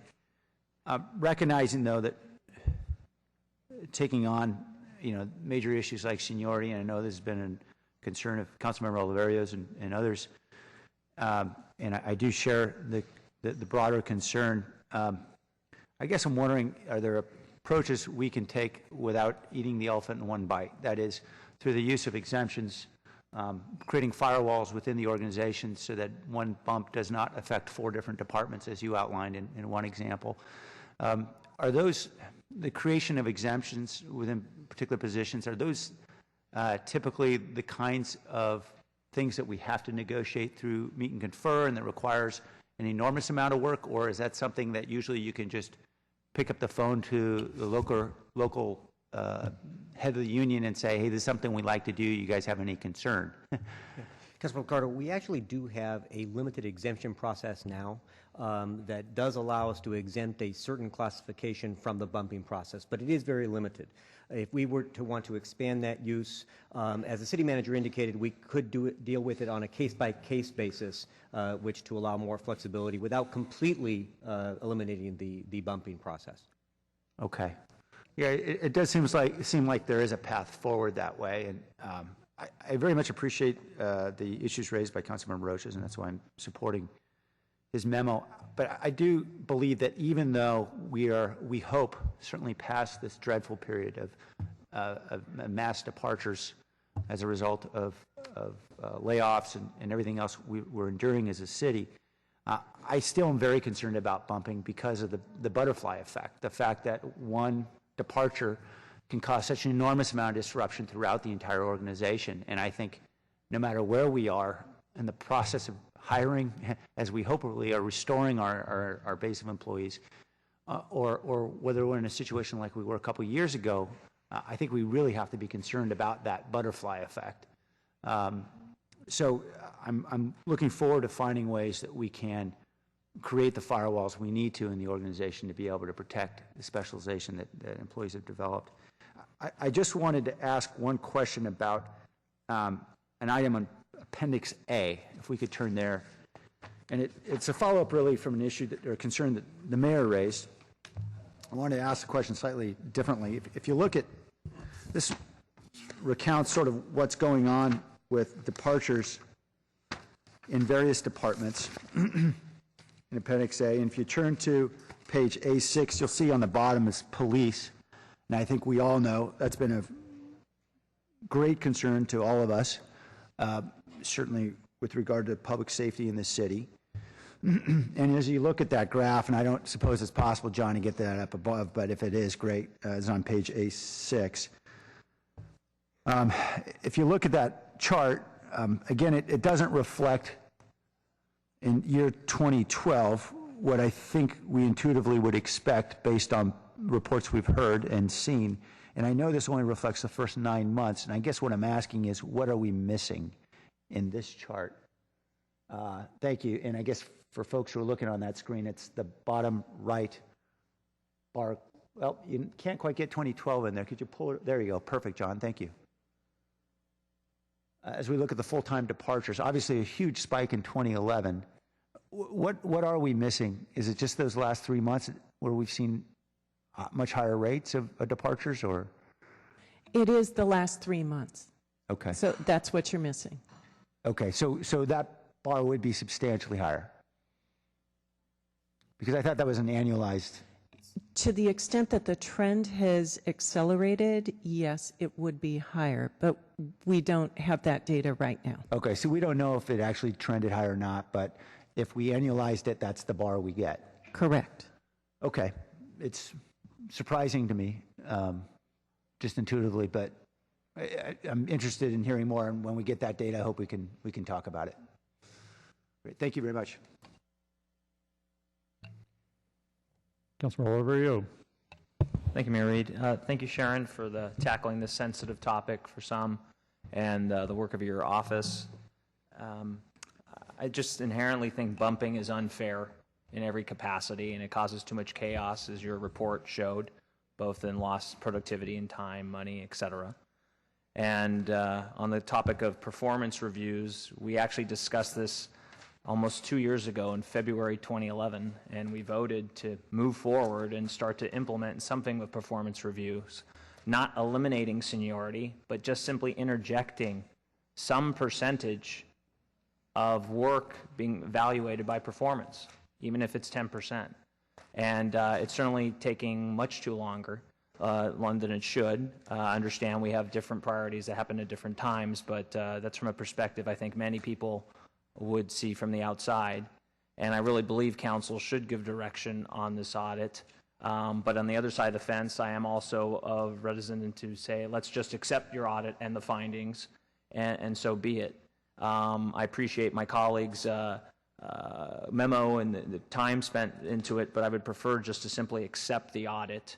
There are some things I don't agree with it as far as opposing bumping and how I read that, and your work, and I would instead think that would be an alternative way to go, and then through the city manager's work, how she wants to go about this with evaluations or bringing this to discussions with closed session. My preference is those discussions are in public, but I understand if that's the first preference. So let me just be clear, since it's, I'm for getting rid of bumping, and I'm for adding some level of performance evaluations into the evaluations of people that work here at the city, and or especially when it comes to layoffs, because I think it's unfair to those that are really working really hard to only be forced out of position or lose your job because the only thing you have of guilt is the fact that you haven't worked at the city X amount of time long enough versus someone else in the same position. We're going to vote on charter schools here today. Charter schools don't have bumping. Charter schools have performance reviews. And I think it's a systemic way we're looking at changing the way we do things in government. And these things are worth discussing. I know it's sometimes a pain to have it in the meet and confer process, but it's the reality of where we're at. And, I think we just need to realize that it's a way of doing business at the city. We have a meet and confer process, and it seems to be, it will be always an ongoing process, since those are the rules anytime you want to change anything.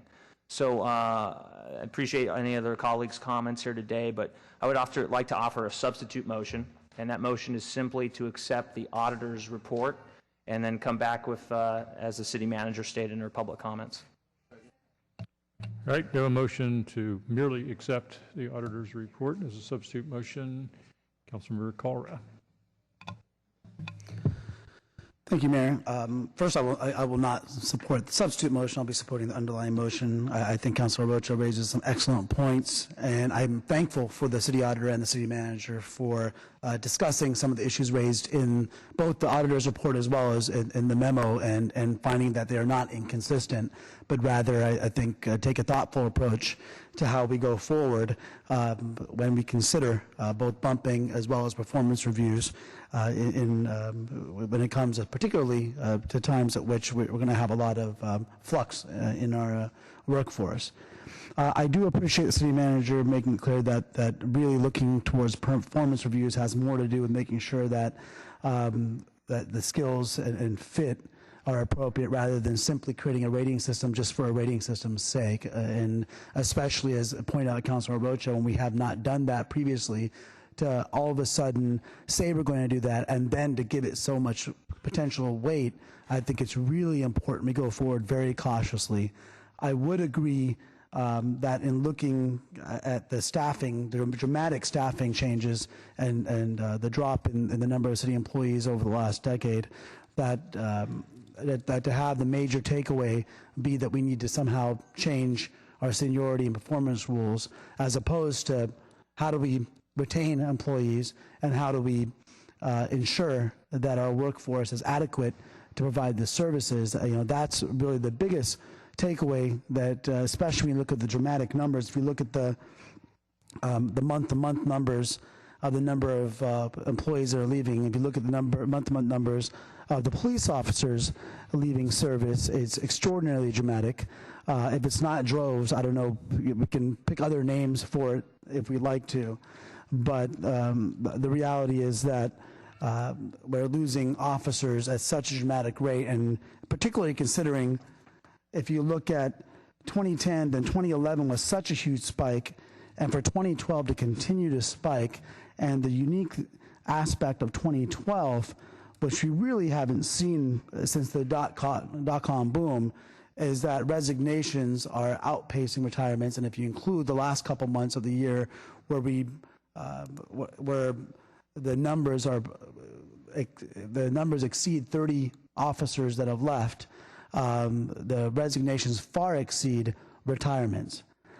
And so the difference is, of course, the dot-com boom, they were leaving for greener pastures because of enticements from the private sector and the amount of money being offered to go to jobs in the private sector that allowed for more competitive wages. Here, they're leaving because they don't want to work for the city of San Jose anymore for a number of reasons. And I think that we can't continue to have our head in the sand to the fact that morale is at records low by all accounts. From when I talk to people that have been here 10, 20, or 30 years, maybe others don't get invited. I get invited to far too many going away parties for officers that have been here for just 10 or 15 years. Redwood City alone hired, I believe, over half a dozen just in the last couple months from our department. And I'm getting tired of going to other jurisdictions or running into people from other jurisdictions and then having them thank me for all the great officers that they're picking up from our department left and right. So we can sugarcoat it, or we can really be honest about the fact that we have a major retention problem. We're under 1,000 officers now, and so the dramatic numbers are even that much more dramatic, considering that the percentage is much higher of the department that's leaving. And I think it's systemic. It's not just the police department. I just think that those numbers are most dramatic because our residents certainly feel it the most when we have to get rid of investigative units and don't even have enough officers to fully patrol our city anymore, to the extent that we have to even reduce the number of divisions that we have to patrol our city. So, you know, if we're going to look at this, I do think that the more cautious and deliberative approach to looking at how we do performance evaluations is appropriate, especially because we just went through the biggest recessions of the Great Depression. We've had some great turmoil, and this is not something that does happen every day, but I do believe that it's something worth talking about in terms of how we evaluate our employees. I don't think that civil service is simply an industrial area construct. I do think that there's great value in it, and I don't think that even with changes in the way work is done, I don't think it changes the need to have great civil service employees. And, you know, in terms of when we talk about how others do performance, as Sharon indicates in the report, there are other jurisdictions looking into it. Again, I think that just like I just said a couple years ago, performance can be valuable, and it certainly is a tool that needs to be used, but there's a reason why you want to have a holistic way of looking at how we evaluate employees, including seniority and experience, and having some controls in place, because the reality is that although, yes, there are certainly great lessons to be learned from the private sector, great lessons to be learned from organizations that have a strictly performance-based or at-will setup, the reality is that just even here in Silicon Valley, and throughout this nation, if you look at the private sector, there are far less women and people of color that join the ranks, the upper ranks of those private organizations. There's a reason for that, is because they don't have any controls in place to ensure that there's some objectivity and there's a great risk of favoritism that's in place as well. So I think that the cautious approach is the better approach. I think the approach should really have us be thoughtful about how we go forward, but I think we should be spending more time on determining how we retain our employees, as opposed to looking back at the last couple years of dramatic bumping as the most dramatic problem facing us. I do agree that bumping is not a good thing, and I think all of us would agree with that, and if to whatever extent we could put those firewalls up where there's some logic involved, then I think that that's also something that that's worthwhile doing. But I just, this just seems like one more, and I think I agree with the city manager that in indicating how much we want to take on at one time, this seems like one more to a long list of issues that we seem to be taking on with some degree of urgency that's just going to continue to drive away employees at a time when we should be thinking of ways to attract employees and certainly to retain the ones that we already have. Councilmember Herrera. Thank you, Mayor, and thank you, Sharon, for the report, another great report, just packed with a lot of really important information and findings. I just wanted to say, we're here because obviously we've had budget deficits over the last 10 years, as you pointed out, and we've had to close those shortfalls. $680 million, I think you pointed out, over 10 years, and I know I have weathered the storm of over $300 million since I've been in office. And it's been very tough, and we've had to do a lot of things, and unfortunately that has meant reducing services, laying off employees, because mostly what we spend our money on are employees. So when we have to reduce those deficits, that's what happens. And we've done a lot of different things in terms of trying to reduce, make those reductions, but unfortunately it's impacted our people. And I just want to again say thank you to our employees for stepping up all the different times in terms of accepting reduced compensation, helping us close those deficits. Because if we hadn't done that in 2011, from what I recall, we were looking at up to 1,100 lost positions. In that scenario, had we not done that. So things would be far worse today if we hadn't made some of those decisions. And I thank again our employees. The POA was one that stepped up and supported those reductions at the time. And I just think it's very important to acknowledge that. What really struck me in this is how, in terms of whether we pursue this as the first thing with our bargaining groups, I'm not going to weigh in on that, but I think we have an opportunity to look at some great information here. And what really struck me was how troubling the bumping process could be for any individual employee. I'd be curious to know, as we do these evaluations, and I really like in your finding too, really getting exit interviews and finding out how employees feel about these things. I'd like to know how they, what it's like for them undergoing this process. Because certainly some of those examples you pointed out were horrendous. One employee being ping-ponged through the organization many, many times. I'm sure that can't help that employee feel very valuable in the process. So I think, there's a lot of great things about the civil service system. I'm certainly not here to say we need to dismantle that or, offer big changes in that. But I think we need to be humane. If we have things in our process that are not working both to help our organization and to be humane to our employees, I think we need to look at ways to change that. Just from reading this, I really learned a lot in terms of what the actual impact is on people. The other thing that was interesting is how one single position lost can have this ripple effect throughout the organization. The unintended consequences of that, I think, are significant. And if that can be limited more to a department, as you were suggesting. So have bumping in place, because I see the idea of performance review, you tease those out in here. So yes, performance review, incredibly important. Also seniority has its place too, so you could still keep, if you were doing the bumping within a department, you could still maintain seniority, but limit where the bumping is going to a particular department. That to me just sounds like common sense. Again, I'm not saying we go implement this right away, but I think it's important to have a healthy discussion on what might be a good thing to go forward with. Definitely government and the private sector are totally different. I mean, different motivations. The private sector, you've got the motivation of profit and answering to shareholders. In government, it's entirely different. So I don't believe that you can have complete, side-by-side comparisons. But one thing that has changed in both private sector and the public sector is, we've advanced a lot of our positions in terms of technology and the way we do things. Been a lot of innovation, been changes in the way we do our jobs. And there's certainly a lot more specialization, as you've talked about in the report. And those folks that have attained that specialization, I think, we need to make sure, that we acknowledge that and realize that we can't just bump people into positions that they might not want or might not be qualified to do. And that was another thing your report pointed out, that people could end up in a position they absolutely don't want. And that if they don't take that position, that then they're in jeopardy of not coming back to the city, which I think is another kind of untenable position to put an employee in. So you brought up a lot of really good things. In terms of, I wanted to look at again our favorite Appendix A6, and again looking at the departures in terms of the police department. What I'm wondering is if you have a year-over-year comparison for the first 9 months. So can you tell us what the first 9 months of 2011 looks like, so we can compare apples and apples to the first 9 months of 2012? We don't have that here. It would be possible to prepare it.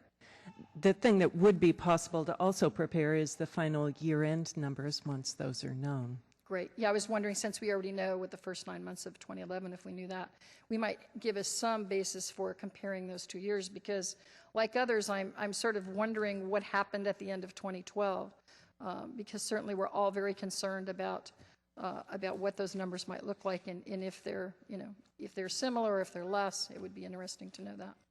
Yeah, if I could add, certainly that's the kind of thing the auditor's office could do. That's why, though, we recommended that human resources be given the resources they need to perform these kind of analytics on a day-to-day basis. So an auditor comes in once in a lifetime and looks at this. HR should have the capability, we would all hope in an ideal world, to be able to run these kind of analytics real time so that department heads and you have the benefit of that information real time. If I could add, Councilmember, clearly we appreciate the recognition that the Department of Human Resources, among all of the other strategic support other departments, have taken significant reductions. But that kind of question that you have asked, we certainly in Human Resources can provide the Council with updated data on 2012, and we can follow up with you on that question.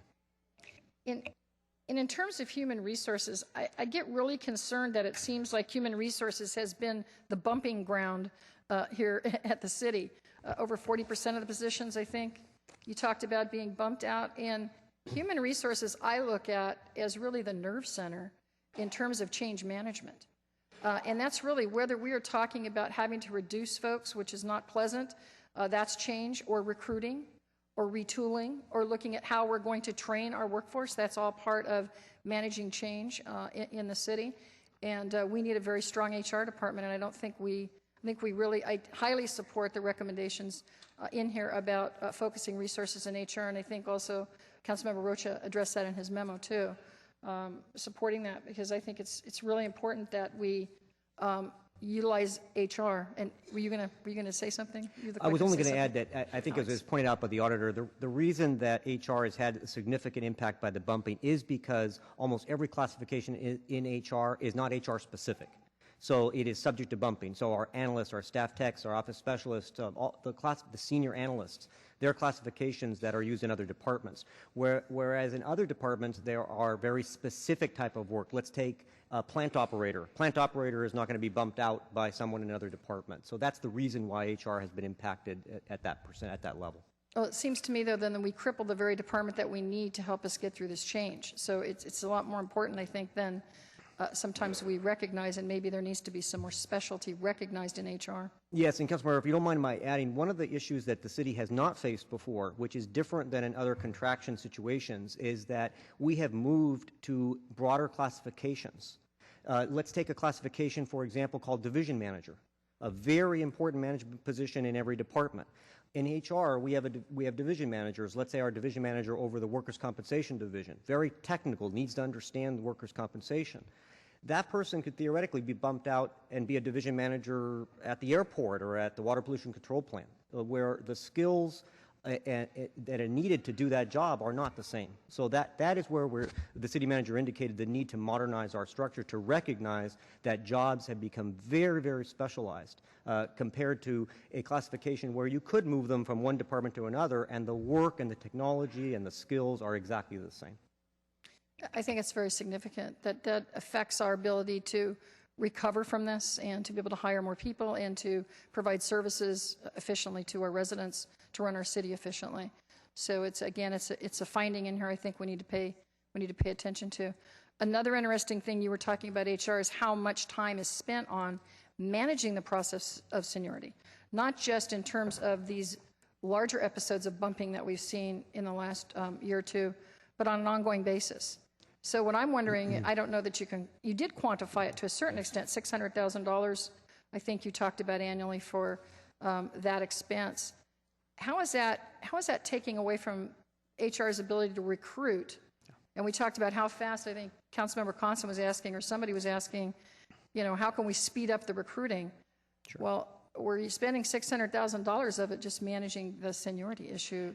I'm not saying we don't have seniority, but can we find an easier way to manage that so that we can spend more time in that recruiting process? Yes, it absolutely takes away from the job of the employment group to work on other areas.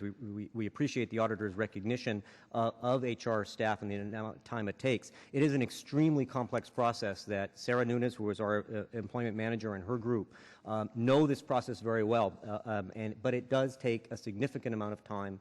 And so there are ways that we could look at that without completely eliminating the process, make it so that it works not only for the city but for our workforce as well. And finally, in that same vein, I think you talked about the cost in terms of new employees that are bumped into position and needing 6 months to adjust, to learn that job, and that if even one of them, I'm trying to remember, you talked about $2 million, I think it was over 5 years, the cost, $2 million a year. So $10 million over 5 years cost to the city. I don't know how much real money we're talking there, how good you think your estimates are, but that's real money. And that's something I think we need to look at in terms of wanting to hire police officers and fill our critical positions. That's $10 million that could be added to that. Am I wrong in thinking that way? No, you're not wrong. That is our estimate, but it is an estimate of lost productivity. So you have a person in a position who doesn't have the skills, abilities to necessarily perform that position. We've eliminated the training division in the HR department, so we no longer provide citywide training. We ran into an employee who was an exemplary employee in another department, got transferred into a position that required FMS skills, so skills with a specific accounting system, but meanwhile, we no longer provide training in that area. So we've put an exemplary employee into a very difficult position. That employee then ends up with a less than satisfactory review, and we wonder why we have morale problems. So that's adding to or part of a morale problem then for an employee. And it's sort of setting them up to fail, which is certainly not anything anybody up here would want to do. I think the idea of the performance reviews is very important. I just finished performance reviews within my staff, and we have a process we go through. The city does have a process that's already laid out. We're talking about getting a uniform process, but I think we have one. We've used it successfully, and my staff has told me that they appreciated the process because we've had a way for them to evaluate how they felt about being evaluated. I can tell you in our staff, I have them evaluate themselves first, and then I do an evaluation. That wasn't necessarily how the city set it out, but I find that's very important to let people do their own evaluation first, and then you do the evaluation. But I think we need to eat our own dog food, so I hope everybody up here is doing performance evaluations, and I think it's very important to do that. But I do see that as kind of a separate theme in your report. I think we can address some of the bumping issues or tease those out separate from the seniority, still maintain the seniority, but try to improve bumping, and that's what I would like to see that happen. Thank you. Councilor Campos. Thank you, Mayor. I just have a few comments. And Sharon, when we met about this, one of my concerns that I expressed to you is that the weight of the report and most of the discussion was going to be around seniority and bumping and what appears to be wrong with, I guess an antiquated civil service system. But keeping in mind, civil service systems have, at the turn of last century, got kids out of coal mines, got, women to make at least, closer to what men make. We're still not there, but there's still a purpose, especially in government. because at least with government, we're doing the work of the electorate that wants us to act in a fair and equitable manner. The private sector, it has shareholders that just want you to make a buck, regardless of who you run over or how you do it. You got to make a buck. You got to please the shareholders. We have control of that. And so I guess what I would like to see is, one, I would have liked to have seen a little bit more emphasis as to we have a morale problem. We have folks leaving in droves. And actually, I did look up the definition of droves, and there is a definition of droves. I'll read it to you. If you say people are going somewhere or doing something in droves, it means that they are doing this in large numbers. So in our case, folks have left in large numbers, and you can't argue with the statistics that we have. So what I would like to see, what can we do moving forward, and realizing we've pretty much cut off both arms in terms of what can we do to keep people here, and not just that. How are we going to inspire people that know what's going on in San Jose? They read the papers, they talk to their neighbors, because a lot of, contrary to popular belief, a lot of folks that work here live here in this city.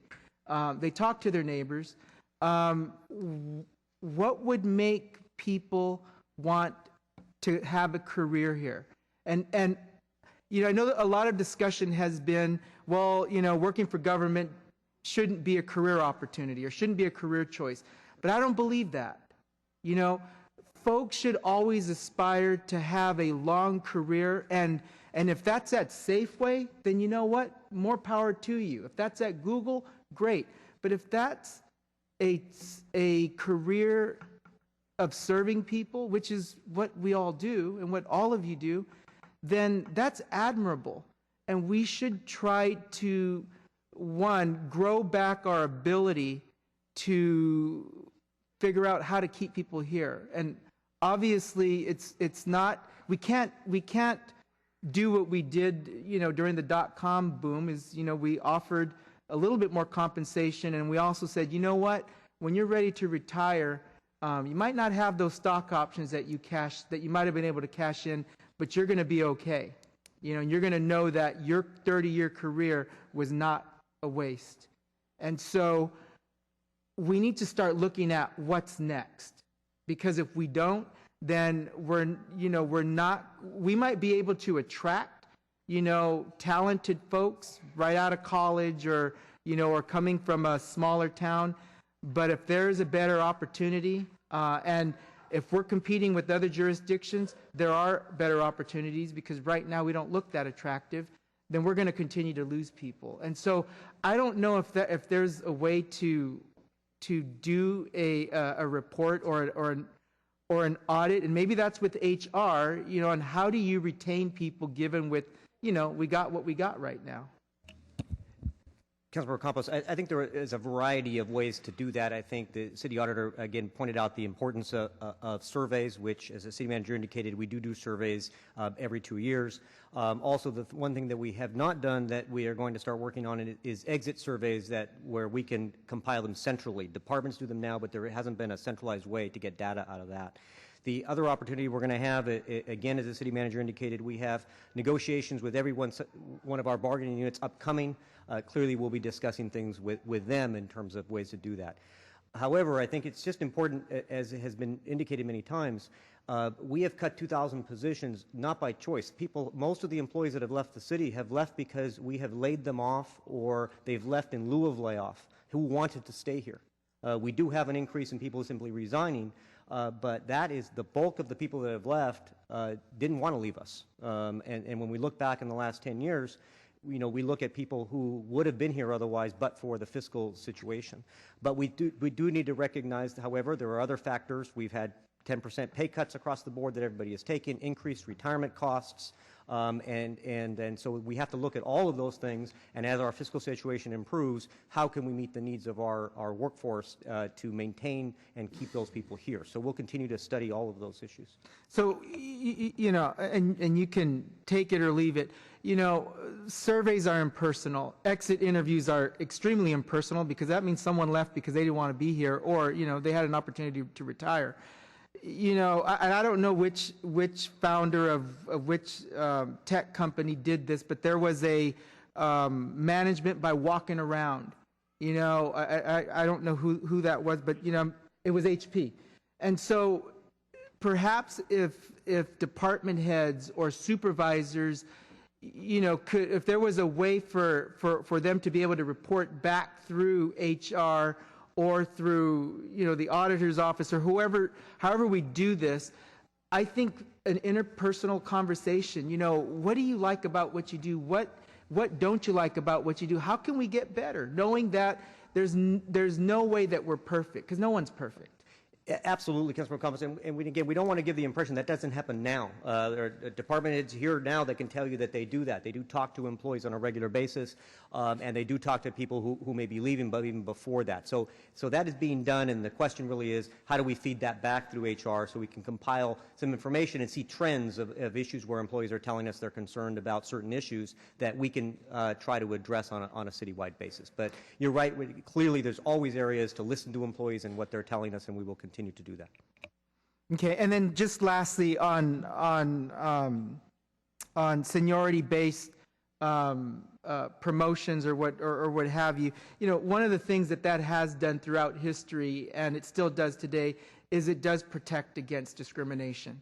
And until we get something that can replace that, then, you know, if we're looking at eliminating that, we are, again, we're going to look that much more unattractive to other folks that want to go work for government because, you know, like the auditors wrote in her report, all the other jurisdictions do it. You know, we should not go down that path. So thank you. And thank you for the report. It was very thorough. Councilmember Constant. Thanks. I want to show a chart, but I can't get my computer to work, so Pierluigi has it on his computer. Can you pop his computer up? This chart is very similar to the chart on page 37, since we've been talking so much about people leaving in droves. And thank you. I just realized I had children in droves, which was very interesting. So pretty much every time we go anywhere, I guess we have our own little drove. So as soon as the chart comes up, and the chart that I'm referring to for while we're waiting is the chart on page 37 that has, I have it out, I could always pass my iPhone around if I need to, sworn police monthly separations. And I had asked earlier, there it goes, I had asked earlier about, you know, planned departures. And this is from a memo that was put out in May of 2006. And this is an anticipation of vacancies by retirement in the police department. And I just wanted people to note how similar it is. In fact, the month spikes match very closely. They may be a little bit different in number. This report was an addendum to it's an addendum memo to the 5-year staffing plan that was completed in 06, that was approved in 07, that we've gone the opposite direction by the same magnitude. We wanted to go the opposite direction. But I think if you look at these anticipated vacancies and also look at the fact that we've eliminated close to 300 positions, and you lay those on top of each other, I think it paints a completely different picture. So I think it's just information that I think we have to keep in mind, that while we can run around and say we had no idea this was coming because we didn't know we were going to have a pension crisis, we didn't know we were going to have Measure V and Measure B, and we didn't know how employees were going to respond, I would counter that you can look at this report, and on the page previous is actually a chart, it's just a bullet point of by year, and we are very similar to that. So I just think we have to remember to inform ourselves based on the reports that we already have, and have a help inform our discussion. And we've already talked way too long on this, so that's all I want to say. Councilmember KALRA. Thank you. Just on that point, that chart doesn't talk about resignations. Resignations far outpace retirements. This year alone, there were 68 resignations, only 37 retirements. From June to December, 52 officers have resigned from the police force. That's approximately 5% of our police department in a 6-month period. And it's shocking. Councilmember Rocha. Thank you, Mayor. I wanted to follow up on a point the city auditor made, and you made a statement that we wonder why morale is low because of the bumping issue that was raised by Councilmember Herrera, the example. So just so I understand, you're not suggesting that morale in the city workforce is due to bumping? No. Okay. But you think that's a factor in the morale? I think when you treat people as widgets and you move them, an analyst in one department, you move them to another department, their supervisor has no control, they have no control. That's a very difficult position for everybody to be in. You know, a simple fix, we've been talking about some simple fixes. One of the problems we have right now is if you're at the top of the reinstatement list, you're offered a job that you know you don't want and you may or may not be qualified for, you don't have the rights to waive that job and just wait for the next job to come along. What does that do to your morale when you have to take that job and go there? You're terrified you don't know how to do that job. The city has axed the training programs. What are your alternatives? So, I mean... Jobless? That's less terrifying? Yes. Okay. Which has its own morale problems. Well, these anecdotal examples, and I know your job isn't to recommend perfect systems, but as I understand it, any employment scenario in any sector, I don't think anybody's pointing to a perfect system. So all of us to sit here and criticize a system, we can do that on every system. And I always try and keep that in mind when I try to avoid using the word criticize, pointing the flaws out in a system. Well, in my mind, I haven't heard anybody tell me about a perfect system. So yes, there may be some examples in this. And as I mentioned to start this, I'm happy to have that policy discussion about how to fix some flaws. But to suggest that there is a perfect system and this one is the worst system in the world, I'm not comfortable with that kind of statement. You know, the graph that we keep talking about, you know, if I were an HR director and we were talking about 1 year and we're trying to pat ourselves in the back that if just this 1 year is less than last year, well, why don't we look at the cumulative total about a 2 year? And if I were an HR director in any department, and you can take out the terminations and just put in the resignations and the retirements, that to me would be an alarming graph. And I don't know how we can suggest otherwise and that we still sit up here and talk about ways to go around this and not suggest that we shouldn't be concerned about this. To me, I don't know why we're still debating this issue. We're never going to get to a solution or a different alternative or approach to this or just repairing where we're at if we keep debating whether or not we should be concerned about the departures. I am, and I can move on to the next issue, but I'm sorry, you seem like you want to address something here, so go ahead. As the HR director, I thought I should mention that I don't think you heard us say that there aren't areas where we have retention issues. And clearly, I'm familiar with the data in the police department. One of the things to take into account as you look at the year before, the council had to take the unprecedented move of laying off police officers. And in that chart that shows the layoffs, it doesn't even count everybody because there are officers who had resigned when they saw that was coming and they knew where they were on the layoff list. We do now have an increase that we haven't seen before of officers simply resigning before retirement, not because of layoff. So clearly there are areas in the city where we do have issues that need to be looked at. The water pollution control plant, as the council has, we've talked to the council before, is one area, and the police department we're also looking at the airport. So there are areas, but as a whole, there are other areas where we don't have the same recruitment and retention issues. So clearly, we will be analyzing those issues as much as possible, and where we need council direction, bringing forward recommendations to you about how to address those issues. And that I completely think is a wonderful approach, and the fact that we're willing to have that conversation to me then allows us to move from the debate of whether or not we think a lot of people are leaving. Because in my attachment, you know, I've been here I've worked in a city council office since 1994. So I was here in the 2000 change, and people weren't leaving because of pay cuts or pension reform or SRBR or sick leave payout elimination. They were leaving because there were other opportunities because of the dot-com boom. And that's fine. But I struggle with the fact that we're still even talking about whether or not we think people are leaving. We've had, I don't know how many department directors turnover in just the 2 years I'm here, and I'm looking at it, and I understand why, and I get why, and decisions were made, and I was supportive of a number of these decisions. But to still suggest that we shouldn't be concerned or address these issues or pretend that this is just a spike or that we can flatten it out and say, well, looking back in 2000 was the same, or retirements. Well, there's a lot of policemen who would like to have stayed longer, and in the past have stayed beyond that 25 or 30 years because they liked the work they were doing.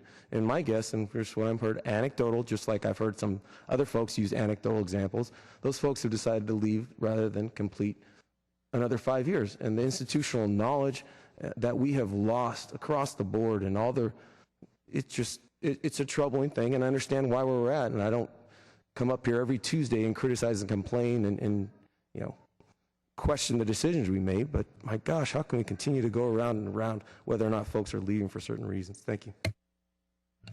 I think we're about done with this, so let me just try to close it out. Looking at page 5, the auditor's got a sort of a summary of the cumulative impact on city services and sort of a cumulative impact on the workforce. So we're all familiar with what happened in our community. In fact, we're going to talk about that in the service efforts and accomplishment report sometime later. But if we just focus on our workforce, elimination of 2,130 budgeted positions, including 337 layoffs, 1,274 bumpings, including the layoffs, retirements, early resignations, and bumping. And I'm troubled by all of those, and I think those are all bad, and those are all negative for our workforce. And we have like 245 jobs that have been frozen in the current process. So all of those are bad, all of those are negative, and none of them are good for morale. And we can debate which one is worse. It's clear that we have to do some things to deal with that, and I think it's our job as the councils to figure out, okay, with the resources we have, what can we do with the help of our professional staff. But I did want to mention something that was not mentioned, is that it would have been a lot worse except for the fact that our employees took a 10% pay cut. All of our employees. Everybody took a 10% pay cut. Some of it was bargained for with the unions, and some of it was imposed by council action, but everybody took a 10% pay cut. And that saved hundreds of jobs. And I want to acknowledge the fact that everybody that's working for the city took a pay cut. And we appreciate that. It made a big difference in saving jobs and made a difference in the organization. And you can look at the aggregate numbers and see that it could have been a lot worse. So I just want to thank our employees, thank our city council for leading by example, our city manager and our city staff, our senior staff. They all took pay cuts. And we appreciate that. And it could have been worse. And now we're beginning the process of trying to figure out how to make it better. And I'm looking forward to that discussion, that debate, as we try to deal with the problems that we have. And we got plenty of them. So I want to thank everybody for this discussion. We have a motion that we still need to vote on. The substitute motion was made by Councilmember Oliverio, which was to accept the report. On that motion, all in favor? Opposed? Got 1, 2, 3, 4, 5 opposed. That would be KALRA, Chu, CAMPOS, NGUYEN, and Mr. Rocha. It's 5 opposed, so it passes on a 6-5, right? We have 11 here. It passes on a 6-5 vote to accept the auditor's report. Okay, we're done. Well, not with the entire meeting. Done with this item. As I said earlier in the orders of the day, it was my intention to try to get the rocket ship, the Tamian school action on as close to 3 o'clock as possible. We're now closer to 4 o'clock, but I want to take that up next. And so the other items we'll take when we get done with the rocket ship. So we'll move now to item 4.2. That's actions related to the rocket ship Tamian school. We'll have a chance for staff to swap out, get a different set of staff in position while they're doing that. I just wanted to acknowledge and disclose that in preparation for this meeting, my staff or I met with representatives of Rocket Ship, representative of ACE, representative many community leaders and folks in the community in many organizations, and as part of the preparation for this. And I think Councilmember LICCARDO, you had a comment before we get before we open the item. Thank you, Mayor. Obviously, this is a site that lies within my district, and there are many, many residents who are residents of District 3 who are here. And ordinarily, any council member would want to be involved in a decision of this significance in their own district. I have to recuse myself, meaning I can't participate in any way in this decision, and I have to leave the room because the law requires me to do that because I have a conflict of interest, and that is that my fiancée, Jessica Garcia Cole, works with Rocket Ship. And so for that reason, I'm going to recuse myself. Vice Mayor Nguyen. Thank you, Mayor. I think we have a lot of folks who are here who wants to speak. I'm not sure how you want to proceed this. We can take public comments first, staff report, but at some point in time, I'd like to make a motion. Okay, I'd like to give staff a chance to make a presentation, and then we'll take public comments and then have whatever council debate we might need. I know there's some folks who are in the wing. I've got cards from them, so there are some people here that will be joining us as we get through the hearing. So with that, I think we'll turn it over to our city staff. The lead on that would be Julie Edmonds-Mars. Thank you, Mr. Mayor. Good afternoon. Julie Edmonds-Mars, Acting Director, Parks, Recreation, and Neighborhood Services. We are pleased to be here with you today to present for your consideration a partnership. This is a partnership that would bring a new park and a school adjacent to the Tamian Transit Station located in Council District 3. In May of 2012, this body approved a memorandum of understanding between the city, Launchpad Development Company, and Rocket Ship Education that established a framework for the joint use partnership and potential property sale under consideration today. The staff proposal presented here seeks to fulfill a balance of multiple priorities, meaning both park needs and education needs, and doing so in a way that leverages a cost-effective delivery of service. Actions today are primarily threefold. First, adoption of a mitigated negative declaration for the CEQA environmental review process. Second, the purchase and sale agreement for the school property. And finally, approval of a joint use agreement for the recreational improvements, including a playground, picnic area, basketball, half-court, and parking area. At a future date, per the staff report, staff intended to return to Mayor and Council for consideration a direction that the proceeds would be used, be dedicated for future park development, and I believe that the Mayor has a memo which addresses that issue as well. I'm joined here today by a number of representatives. This partnership definitely was an interdepartmental coordination between Planning, Building, and Code, the Attorney's Office, and the Parks Recreation Department. And now I'm going to turn it over to Deputy Director Matt Kano, who is going to explore the elements in further detail. Thank you, Julie. As Julie mentioned, this is a partnership project between the City of San Jose and Rocket Ship to provide both a park and a school to benefit the community.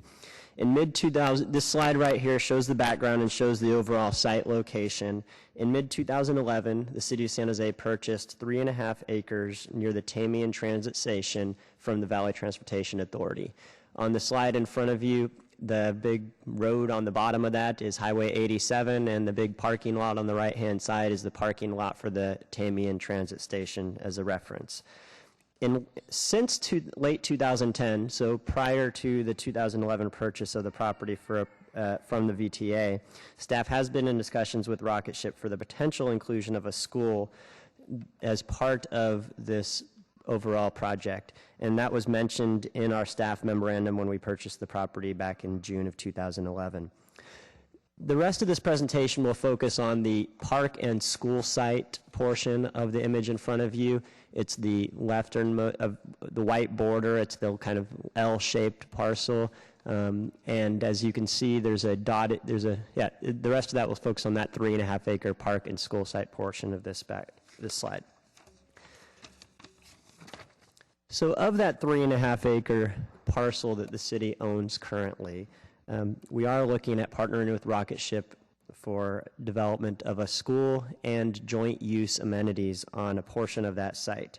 Rocket Ship Education is a charter school for students from kindergarten through 5th grade. They do have representatives here today that can help answer any specific questions if the council, mayor or council has questions of them. Launchpad is also mentioned in some of the memorandums. They're actually the development company for Rocket Ship. In my presentation, I'm just going to refer to them all as Rocket Ship to make it a little easier, but you'll see the word Launchpad in some of the council recommendations. The site shown on the current slide is 1.4 of the 3.5 total city-owned acres, and that 1.4 is the northernmost part of the 3.5 acres the city owns. 0.6 acres of this site, which is bounded by the red boundary. Most of that is the salmon or peach-colored school building, but part of that is also the entry roadway, is planned to be sold, is proposed to be sold to Rocket Ship, and that will be intended to be used as a charter school. 0.8 acres, almost an acre of this site, which is outside of the red boundary on the left and the right-hand side, is what we call the joint use area. This is city-owned property. It will be part of the future park. It will include a parking lot for the future park. It will include hard courts such as basketball. It will include picnic area and importantly a playground for the community. This is 0.8 acres, and it will be part of the future park, but the proposal is to jointly use that between Rocket Ship and the community and the city. It will be used by Rocket Ship, except for a certain number of the parking areas will be city throughout the day, but for the most part, the joint use area will be used by Rocket Ship during school days up until 4:30 p.m., and then will be available and open to the public after 4:30 p.m. on school days, all day on weekends, and all day during the summer. This slide shows the entire 3.5 acres that is the city currently owns. On the top of this slide is the portion that we're, the joint use area and the potential sale area that we're working with Rocket Ship on. The green area that has a soccer field boundary on it at the bottom of this slide shows the rest of the city-owned acreage. We are working with the community on a potential master plan to build out the rest of the acreage, which I'll talk about in a moment. As part of the deal that we're proposing today for you with Rocket Ship will be constructing the entire joint use area as well as their school, so they'll be constructing part of the future park. They will also be maintaining the joint use area, so they'll be maintaining the the city playground, the parking lot, and the hard court areas for the life of the agreement. And in addition to that, they'll be also paying the city $1.5 million, which would be for the acquisition of the parcel as well as for their, basically the lease cost for the joint use areas. As Julie mentioned, we are recommending to put that $1.5 million towards the future construction of the park. The next steps for the project. The next step is for Rocket Ship to obtain an overriding resolution from the Santa Clara County Board of Education regarding the zoning for the site. Then after that, as a condition of escrow for the project, Rocket Ship does need to obtain all the necessary approvals from any state agencies, financing for the site, et cetera, for the school construction. Once that all occurs, then assuming council approves the action today, then city would transfer the land to Rocket Ship and Launchpad. They would begin the construction of the school with the intent on opening it by the end of this calendar year. We would then continue the master planning process for the remainder of the site. We had showed it as a potential soccer field earlier in the slide, but we do want to continue to talk to the community about what they want out there, although a soccer field has been shown as a priority in the past meetings. And then our goal, and we showed a schedule on attachment C of the City Council memorandum in front of you today, but our goal would be have the park open to the public by 2015. Excuse me. It is contingent upon full funding for the construction. We're estimating $2.5 to $3.5 million to fully build out the rest of the city-owned acreage, but we would be getting $1.5 million of that from this current deal that's in front of you today. With that, I'd like to turn it over to Joe Hurdle to comment on the CEQA process. Thank you, Matt. As a part of the proposed land sale, the city is in a unique circumstance for a public school in that we are the lead agency under the California Environmental Quality Act. As such, the city circulated a negative declaration that addressed the proposed use of a school at this location. looked at a traffic analysis for the proposed school, and as well as the other normal issues that we would look at for a development project. That was subject to circulation through the public through a normal process that the city does. And during that process, we did receive a series of comment letters. Those have been distributed to the council, and this morning staff distributed a supplemental staff report that walk through the issues of each one of the comment letters and the individual issues in it. The majority of the issues were focused on traffic and circulation in and around the school. The city staff from Transportation Department, Public Works Department, and the Planning, Building, Code Enforcement looked at the issues to make sure that there were no new significant issues or no significant environmental impacts that were identified. In our review, and as we have documented in the staff report, we are very confident that there are not potential significant environmental impacts as a result of the proposed project that the city is looking at today, the land transfer. It's important to remember that the city is not the permitting agency for the school. The city will not do land use approvals, will not do use permits, we will not do building permits for the school, so it is different than a private development project. And those decisions will be through the offices, the County Office of Education as the charter holder, the master district for this public school, and the state architect, as you heard from Matt. We have done an extensive amount of analysis looking at how this school would operate at this facility. We looked at the amount of queuing on the public streets because that has been a concern that was raised by several of the comment letters. We have gone back through and re-looked at the traffic generation rates that we did for this project originally. The traffic generation rates we have used are higher than the normal rates from the Institute of Traffic Engineers because we wanted to be conservative. We went back and looked at that, and based on other rocket ship schools and how they operate, and actually raised the generation rates. We went back and re-looked at it to make sure that there still was not a potential for significant traffic improvement or impact. And we still stand by our original conclusions that there is no potential for significant environmental impacts. That said, there is potential for queuing on the public streets for short durations. In our staff report today, we acknowledge on Pepitone Avenue for approximately 10 to 20 minutes in the morning and afternoons, there may be up to 400 feet of queuing on the site or on the street. That is not an environmental impact. It potentially is a nuisance, but it is something that we do have at some other schools that exist around the city. Even at four-way stop signs, you do have queuing that occurs. So it is something that is, we wanted to make sure that we really had looked at closely. We also looked at issues of noise adjacent to the freeway and the railroad tracks, looked at issues of contamination on the site, archaeological, and again, stand by our original determination of a negative declaration being appropriate for the proposed use. And so with that, staff would conclude our staff report. Thank you. I'd like to get the public a chance to speak early on in this, so I'm going to start the testimony at this time, and we'll come back for council questions and discussions after we've heard from the public. In these kinds of matters, we'll typically give the applicant 5 minutes to make their case, and then we'll take public testimony in the usual manner. So we'll start out with, I believe, the applicant's representative is Eric Shanar. Good afternoon, Mayor Reed, members of the City Council. My name is Eric Shanar, and I represent Rocket Ship and Launchpad on this proposal. We've worked for over 3 years with the city, so we're very excited to finally get to this day and have this opportunity to partner with the city. And the first thing we want to do is thank city staff and the community. We've had extensive meetings with almost every city department. We've had community meetings, individual meetings with the community, and we appreciate everybody's time to get to this point. This is an innovative partnership, and it is a fiscally prudent plan for the city to take part in. A few highlights of what's happening today. This implements the MOU that you all approved in May of this past year. It provides $1.5 million in cash to the city, which you can then use to develop the rest of the park. Rocket Ship will construct the city park, the playground, and the parking lot at no cost to the city.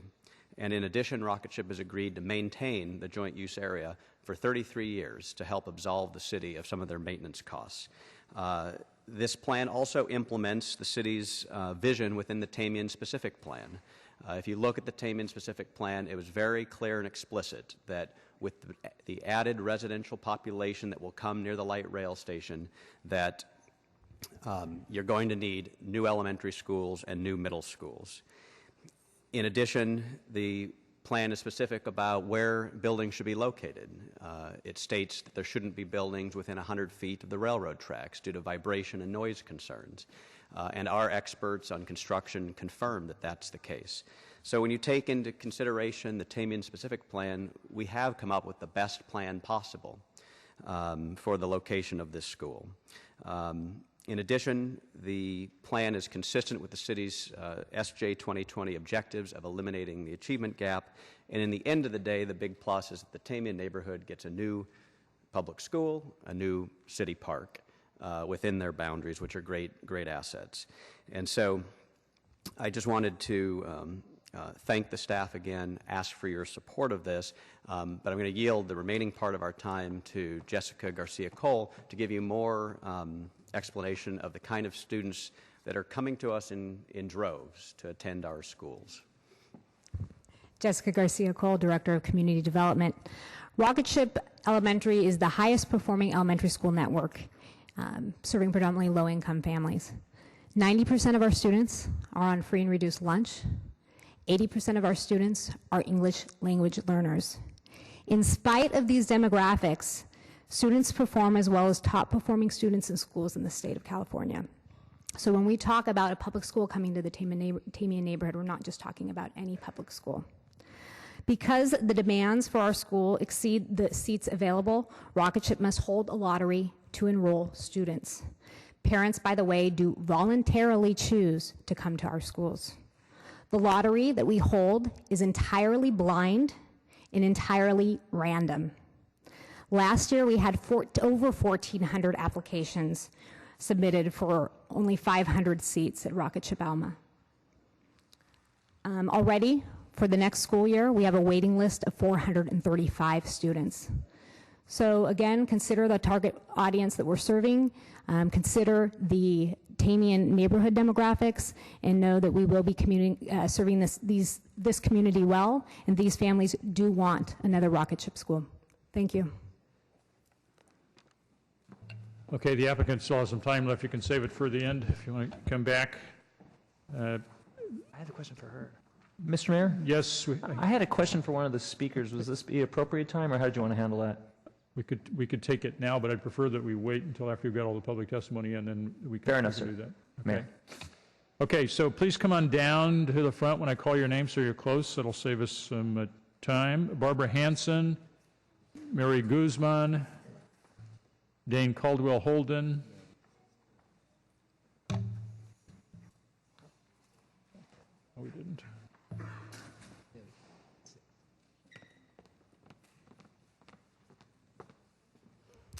Hello, I'm Barbara Hanson, and I am a veteran leader with PACT, People Acting in Community Together. We represent 28 communities of faith, representing over 55,000 families, and have been organizing this valley for 30 years. 12 of them have been in improving education. We have hundreds of parents and community leaders dedicated to ensuring that all kids have access to quality education. We as PACT are in support of the Tamian site proposal and urge you to approve the CEQA and Joint Land Agreement. How lucky we are to live in a place where innovation is the norm, where disruption is welcomed, where if we are alert, we don't talk about breaking the rules, but about looking critically at what has worked and what now can be improved upon, where quality begets quality, where choice leads to a better product, and where there's a belief that families and communities need a place to play and a place to learn, and a place that will stand as a model of both disruption and innovation, and also collaboration. Perhaps one day those buses that take the tourists around just the buildings of Google, Facebook, eBay, and Twitter will, if this is approved, take them along to the Tamian site also and say, this is a place where excellence erupted. Please approve the CEQA and the joint land agreement. Thank you. Well, Mary Guzman's coming up. Let me just announce a couple of things about the schedule, looking at the work that we have in front of us and the people who want to testify. When we get done with these matters, I'm going to ask that items 3.4, which is the Service Efforts and Accomplishment Report, and 3.6, the Recycle Plus Billing and Customer Service, be deferred a week so that the folks that are here on that staff that can go back to work, and we'll take it up next week, and that'll give us time to finish this and hopefully be done by 6 o'clock for those of you who are planning your schedules. Sorry. Thank you, Mary. You're next. That's okay. This is the mayor speaking. And thank you, Madison. Thank you, Mayor. This has been a dream for me because I want to get the kids off the street. They can have a park to play in. The parents can barbecue while we're watching them play either soccer ball or football or soccer ball. I don't have no children now, but I have grandchildren. And they said, hey, Ita, how come that couch is there? When I take them down to my house. I said, because it's a blight area. Everybody dumps everything on us. We got to get rid of all that. And we got to have a place where the community can meet. We can meet each other's neighbors. That's been my fight. I lived at my house at 1235 for 1970, and that's been my fight. My kids weren't lucky enough to get a park. We used to go to Willow Glen, and they would snub us because we live in Willow Glen, but it's the Horse Petunia. That's where I live. But I love my area. I love San Jose, and I love Tamian. And also, I'm vice president of Tamian. And I fight. I'm like a little bulldog. If I get a hold of the end of your pants, I'm going to keep it until I get your leg. And I want this park. I want it for our children so they can get off the street, because Lick is one street that goes to the freeway, and the kids have to stop. Oh, look, Mrs. Guzman, can you stop that car? I said, not with my walker, I can't. But I can with a slingshot, but I'll go to jail. Oh, no. We'll pay. You hit them. We'll pay. But I want that park for my children and my grandchildren. Okay? Keep up the good work, Madison Wynn, and you too, Mayor. I knew when I voted for you, Chucky baby, you were a winner. Sorry, your time is up. Dane Caldwell Holden, Brett Bymaster, Angela Bymaster. Thank you, Mr. Mayor. Thank you, council members. My name is Dane Caldwell Holden. I'm the principal of Learning Options, the alternative programs for San Jose Unified, and I come to you today to speak in opposition to the proposal put before the City Council today. We are not opposed to Rocket Ship and Rocket Ship's expansion in San Jose. As a matter of fact, last year we approved a charter to start next year with Rocket Ship within San Jose Unified. What we are opposed to is the Council's proposed action that we believe is inconsistent with state law. Our interpretation of government code is consistent with the intent that only school districts can exempt property from local zoning requirements as they pertain to school use. The planning and building of public school sites is a crucial function of local school boards and requires complex and thoughtful planning from the entire community. The ability to exempt property from zoning for usage by a school is specifically limited to school districts and exercised only after school districts take steps to ensure proper land use planning. We ask that the City Council reconsider its intent to exempt Rocket Ship from local zoning ordinances based upon the objections of San Jose Unified and based on the interpretation of the law that this authority lies solely with local school districts. Despite our differences of opinions on this issue, we do appreciate the support that this council has given to local school districts. And we hope to continue working collaboratively with you to ensure that no matter where they go to school, all children in San Jose receive a quality 21st century education. Thank you. Brett Bymaster, Angela Bymaster, Matt Hammer. Thank you. If you can look at the presentation, here is a map of all the schools in the Teamey and Washington area, and what you'll notice is that they are all elementary schools. So this proposal would put 3 elementary schools in less than a 10-block radius, 0.6 miles. Actually, this would be the 4th elementary school, 3 rocket ship charter schools. The glaring omission is a middle school. Next slide. Thankfully, the mayor has validated our need for a middle school. But we have to be realistic of the fact that we need a facility, and for a facility, we need land. So here I'm showing a satellite image of the land within walking distance of the Washington Teamey community. It's imperative that this is within walking distance because our families, if they have a car, they only have one, and that one's used for the person who's working. So we live in a pedestrian community. So as you can see, there aren't any holes here. Well, there's one, and it's the Teamey site. So if we want to put a middle school in here, we have to be clear that we have one spot. Next slide. The Teamey specific plan calls for the creation of livable community that supports transit and the principles related to compact pedestrian-friendly development. 1995, 17 years ago, a plan was put together that I think was prophetic. It was the best of city planning, where there was green space and pedestrian-friendly development planned. I'd like you to take a look. On the left side here, I show a picture of Washington Elementary just before school starts. You can see the busy sidewalks and empty streets. On the right side, I have pictures of rocket ship Alma and rocket ship Sisupuede just before school starts, and you can see the empty sidewalks and full streets. The rocket ship Sisupuede queue goes 80 cars long and stretches for 3 blocks. I would challenge you to consider which one is compact and pedestrian friendly. Next slide. Here's our projections of the traffic queue based on the numbers of cars at other rocket ship sites. I would disagree with the city's opinion. The city initially said in the MND that the queue would not leave the parking lot. Now they're saying it will go 400 feet. In reality, it will go 40 to 60 cars and stretch out into Willow Street. Again, is that really within the Teamey specific plan vision? Next slide.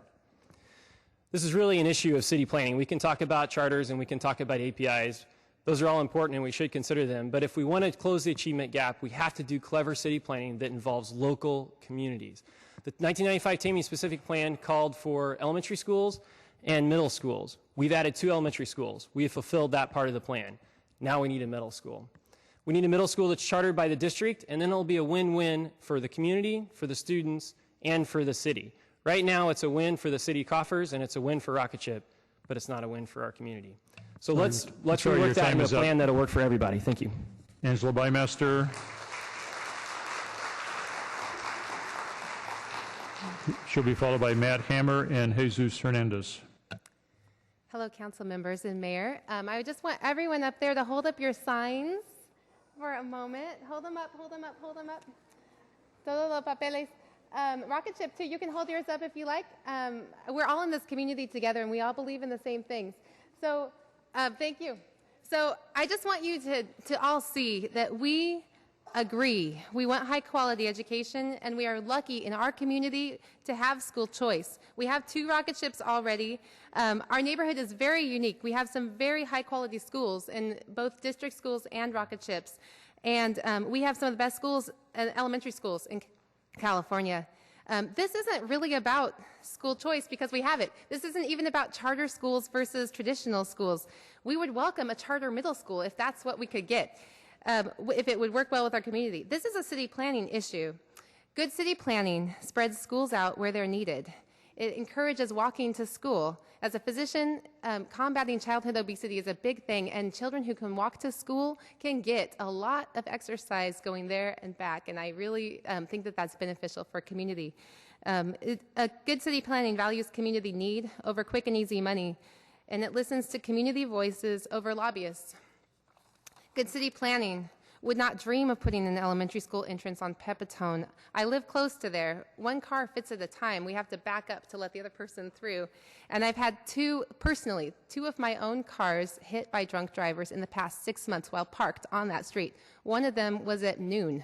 So this is not a safe place for an elementary school entrance. And maybe on Lick, I don't know, but it's just not a good city planning move. I wanted to speak just very briefly about the achievement gap. I know a lot of kids in the area and who represent the achievement gap. And most of them, the achievement gap happens in middle school. They do pretty well in elementary school. Our local schools are getting the same scores as some of the rocket ship schools. And we are losing them in middle school. So I just want to plead, if you want to do the San Jose 2020 into the achievement gap, please give us a middle school. This is the only place we can put it. Thank you. Matt Hammer. Before Matt speaks, if anybody needs translation services, we do have translation services here today. Matt will be followed by Jesus Hernandez and Jose Tellez. I was nervous to come speak until my new friend, 11-year-old Jesus, told me that we would both do fine today. So my name is Matt Hammer, and I'm the Executive Director of Innovate Public Schools, a new school reform organization in Silicon Valley focused on creating more great public schools for low-income children.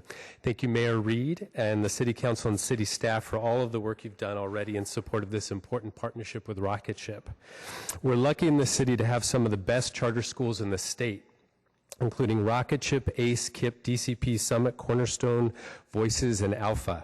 This is partly due to the years of work of parents and grassroots leaders through PACT to make this city a welcoming place for charter schools. National foundations and charter organizations used to consider San Jose a very unfriendly place for charters, so they'd invest elsewhere, and thankfully that's no longer true. Cities around the country are bending over backwards to recruit Rocket Ship into their communities. City leaders across the U.S. understand that they must respond to the urgent need to provide a world-class education if our children are going to be able to reap the great rewards offered in this new economy. Otherwise, we'll sink further behind, and the good jobs in this valley will go just to the lucky few who happen to live in neighborhoods with better schools or who can afford private schools. Given Rocket Ship's success, they can go open schools just about anywhere they want now in the country, and Innovate Public Schools and many other organizations and people want to see them get the job done here. We can close the achievement gap, and Rocket Ship is ready to do its part. So we should all be focused on these kinds of innovative partnerships. This partnership between the city and Rocket Ship will benefit thousands of children and launch them onto a college track, and we hope into those good jobs we all want for our children. This partnership shows that San Jose is serious about the gem that it has here, and that it is serious about its commitment to SJ 2020. So thank you very much for your time, and congratulations on moving this project forward. Jesus Hernandez, Jose Tellez, Arcelia Ramirez. Hello, my name is Jesus Hernandez. I am a student at Washington Elementary School, and I think that you guys should give us a middle school, because this is my last year in Washington, and the school's not going to be ready for me yet, but for the next generations that will come out, it probably will be. And I'm pretty sure it'll be good for the next generation who comes, and so on. And people from Rocket Ship think we're against them, but we're not. We're actually trying to help them out and help us out. So I guess it'll be okay if you guys give us a charter school, because there's 2 rocket ships in here, and there's 1 Washington. They can share the kids equally. But because where are the kids from Rocket Ship are going to go? Where are the kids from Washington going to go when they're in 5th grade after?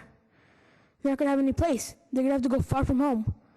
So that's why I think you guys should give us a charter school, and thanks for your time. Jose Tellez. Jose Tellez, Arcelia Ramirez, and then Myrna Martinez. Buenas tardes. Soy una madre voluntaria. Soy Arcelia Ramírez. Good afternoon. I'm Arcelia Ramirez. Soy voluntaria de la escuela Washington. I'm a voluntary at Washington School. Soy presidenta de Washington Camina Contigo. I'm president of Washington Camina Contigo. Nosotros aquí mismo nos dieron un reconocimiento. Hemos estado trabajando acerca de los niños que andan en pandillas. Gracias a esto nos han respetado más la escuela. We have received recognition for working with the children that were active in gangs, and we have the support of the community. Y ahorita que escuché a la señora hablando de que ellos quieren trabajar en nuestros niños, que no haya más pandillas. And now when I heard the lady talking about wanting to help with our children so that there will not be any more gangs. E exhorto a los señores de Rocky Chips de que se haga una secundaria. And the rocket ship people, they're talking about doing a secondary school. Para poder seguir ayudando a nuestros niños porque no tenemos ninguna escuela secundaria cerca. To continue helping our children because we don't have a secondary school nearby. Y a cada uno de ustedes les pido de favor que nos ayuden a que haya una escuela secundaria en nuestro vecindario. And I ask each and every one of you to please help us so we can have a secondary or middle school in our neighborhood. Gracias. Thank you. Myrna Martinez. Myrna Martinez, Juan Torres, and then Yasmin Ballesteros. Buenas tardes. Good afternoon. I'm so nervous, sorry. Soy una mamá de Washington. Estoy aquí para pedirles de favor nos ayuden con una escuela middle school. I'm a mother at Washington School, and I'm here to ask you to please help us get a middle school. Porque soy una de las mamás que más se involucra con la educación de mi hija. Because I'm one of the mothers that get more involved with the education of her daughter. Sé que todos como padres podemos tomar la decisión de dónde llevar a nuestros hijos. No tengo nada en contra de las escuelas ROCHA. I know that as parents, we all have the right to decide where we want to send our children to school. I don't have anything against the rocket ship schools. Pero en lugar de una escuela primaria, necesitamos una middle school para poder estar al pendiente de nuestros hijos. But instead of another elementary school, what we need is a middle school so we can know what our children are doing. Para poder estar al pendiente de ellos y poder ver, saber qué es lo que hay alrededor de la escuela de ellos. To be watching what our children are doing and to know what is going on around their school. Miré sus papeles, sus folletos que pusieron y yo como ciudad aceptaría ese dinero que ustedes se les están ofreciendo. I saw the flyers that were put up, and as a citizen, I would accept that money. Pero como padres les pediría que nos ayudaran y nos miraran a nosotros como padres. But as a parent, I would ask you to look at us and to help us. Y la necesidad que nosotros tenemos para estar al pendiente de ellos y conocer lo que está alrededor de nuestros hijos. The necessity that we have to keep an eye on our children and to know what's going on around them. Gracias. Thank you.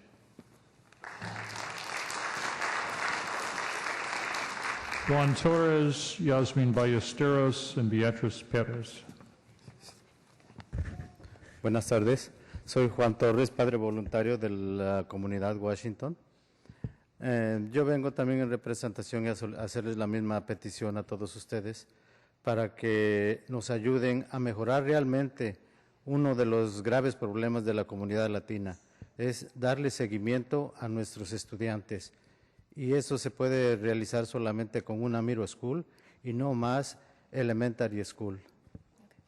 Todos caminarían a la escuela, por favor. My name is Juan Torres. I'm a parent volunteer, Washington School, and I'm here to tell you that we need to have a middle school. We need to have improvement on our community, Latin Hispanic community. What we need is follow-up schooling. We would like to have a middle school so that children can walk to school. Gracias. Thank you. Yasmin Ballesteros, Beatriz Perez, Aurelia Sanchez.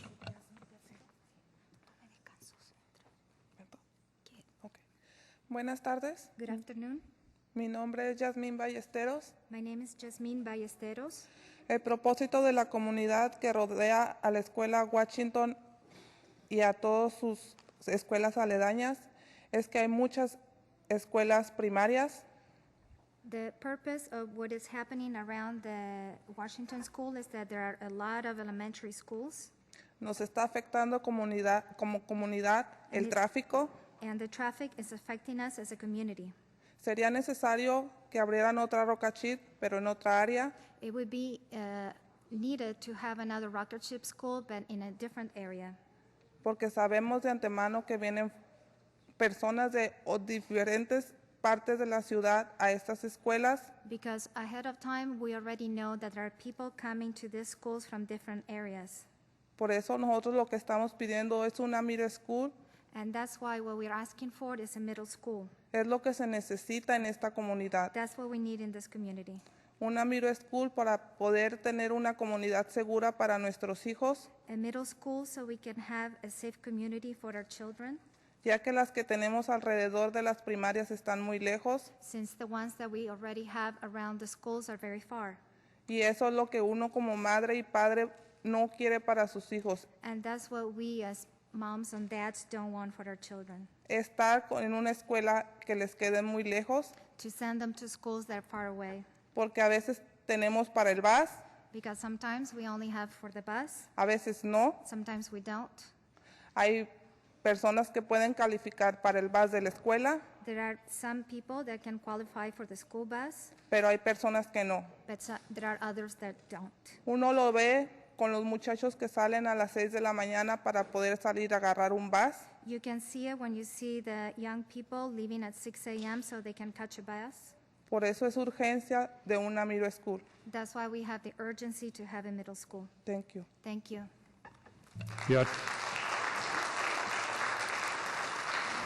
Beatriz Perez, Aurelia Sanchez, Marlene Monroy.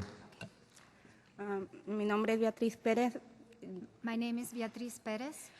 Yo soy voluntaria de la Escuela Washington. I'm a voluntary parent at Washington. Yo tengo una niña que va en primero. I have a girl that goes to first grade. El otro año a una amiga le pasó un accidente con su hija que iba para la secundaria. A year ago, a friend of mine, her daughter had an accident while she was on her way to middle school. A ella, la niña la quisieron agarrar y yo como madre quisiera ver si podían poner una secundaria cerca de la escuela. That girl was almost taken, and as a parent, I would like to have a middle school in my area. Todos queremos esa secundaria más que todo por la seguridad de nuestros hijos. The main reason why we want this middle school is due to the security of our children. Y es lo único que le pedimos de todo corazón. And that's all that we ask from the bottom of our hearts. Okay, gracias. Okay, thank you. Aurelia Sanchez, Marlene Monroy, Aurelia Patron. Hello, I went to one of the rocket ship community meetings, and one of the residents there said it best. We have no one representing us. As you can see, Councilmember LICCARDO is not here. I'm mainly here just to let you know that, you know, whether you built a school there or not, I think it's a great idea. But I do want to remind you, last month, Harker Academy was here. Councilmember Rocha did an excellent job in weighing the needs of the community and the school. I think one of the things you have to do is you have to set aside $75,000 for any traffic concerns that are going to come up later. It doesn't matter if the school does it or the city does it. I think you also need to have another meeting if a school is built to find out how things are going. Also, you need to do what Councilmember Rocha did, which vary the class times. And I also would like to remind the City Council, you are not a school board. We have so many problems in the city. Under Mayor Ron Gonzalez, we had a beautiful, clean city. Our city is very blighted. Councilmember Herrera, you just got reelected. Please do something about the area at Eastridge. There is so much potential there.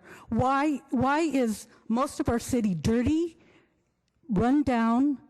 Our crime rate is at an all-time high. Neighbors come to me because we call and there's nobody there to help us. We no longer have code enforcement, graffiti. The services we had before under Gonzalez are just not here anymore. So please, you know, just kind of do your job, I guess is one of the reasons why I'm here. Also, too, don't call this a partnership. Rocket Ship tends to have not one blade of grass nor one tree. If you're going to do this, do it right. We need so much green space in the city. We need flowers, we need trees. Any master gardener will tell you children need grass to grow, to play in. Sorry, your time is up. Thank you. Marlene Monroy, Aurelia Patron, Julian Lopez, and Nguyen Ortega.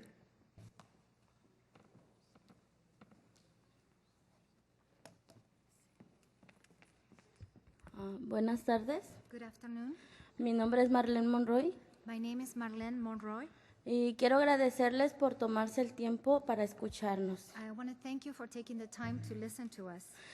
Yo soy mamá voluntaria de la escuela Washington I'm a parent volunteer at Washington School, y solamente vengo and I just come here to tell you, a pedirles to ask you, que si nos pueden apoyar para poner una middle school. if you can support us to put a middle school.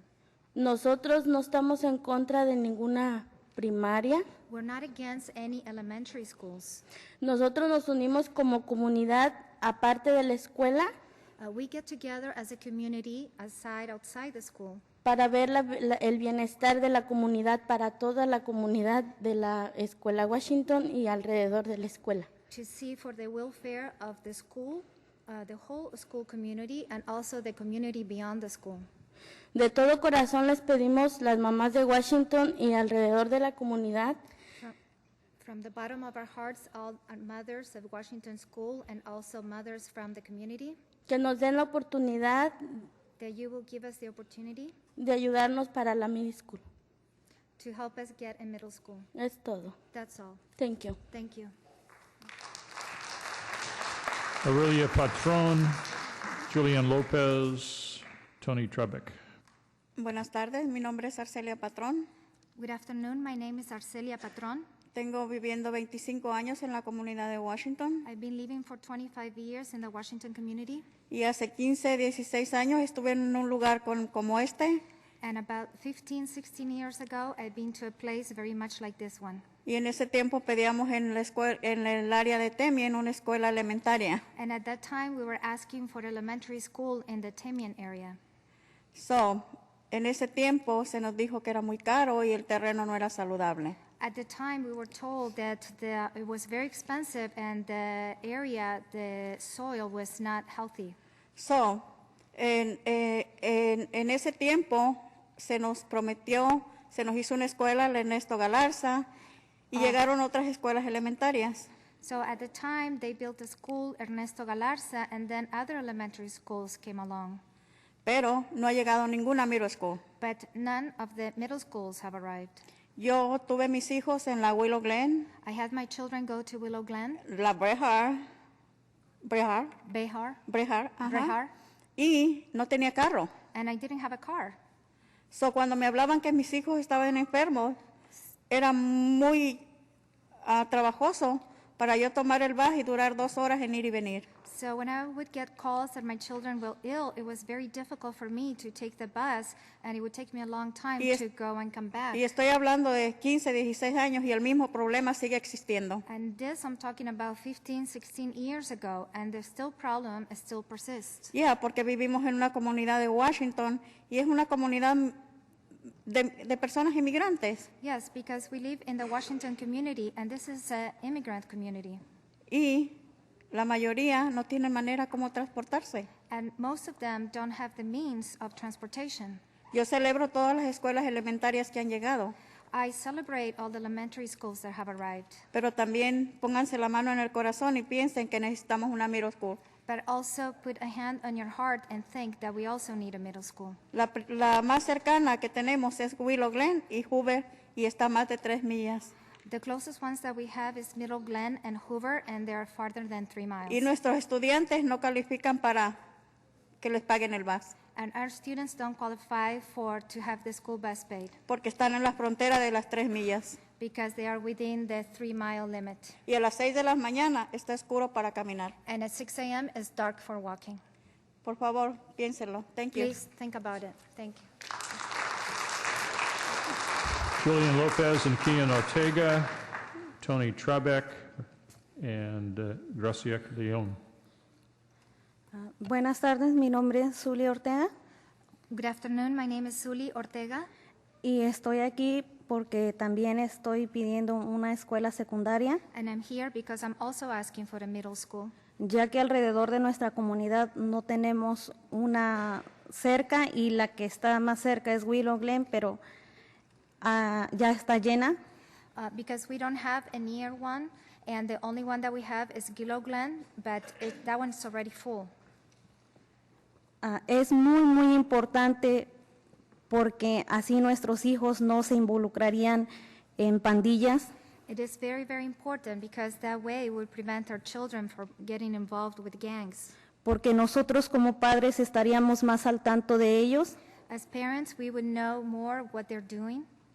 Y estoy segura que como padres queremos el mejor futuro para nuestros hijos. And I'm sure that as parents, we want the best for the future of our children. Por eso les pido que lo piensen, por favor, y se tienten el corazón y nos den la oportunidad de que tengamos en la comunidad una escuela secundaria. And that's why I ask you to please think about it, think with your heart, and give us a possibility to have a middle school. Porque es muy triste que como comunidad estemos dividida y en este caso deberíamos de estar unidos todos, porque recuerden que la unión hace la fuerza. Because it's very sad that our community is divided. In this case, we should all be joined, united together, because together we are strong. Muchas gracias. Thank you. Tony Trabeck, Graciela Leon, Maria Marcilla. I'll be able to speak English. Hi, my name's Tony Trabeck. I'll request your service for 1 second. I'm the president of the Tamian Neighborhood Association. I'd like to just begin with a little demonstration, more just out of curiosity.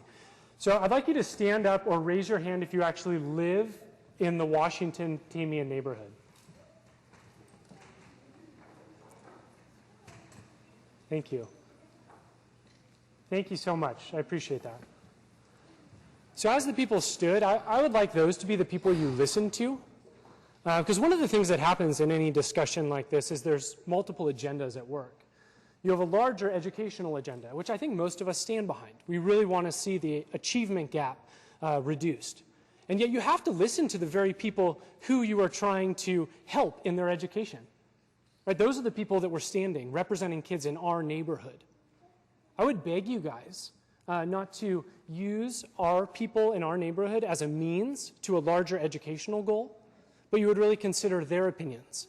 The people that stood, I'm sure a few of them are from Rocket Ship. I'm sure some of them love it because Rocket Ship is an amazing school, but some of them aren't. And I would really consider in this time if you would listen to their voices.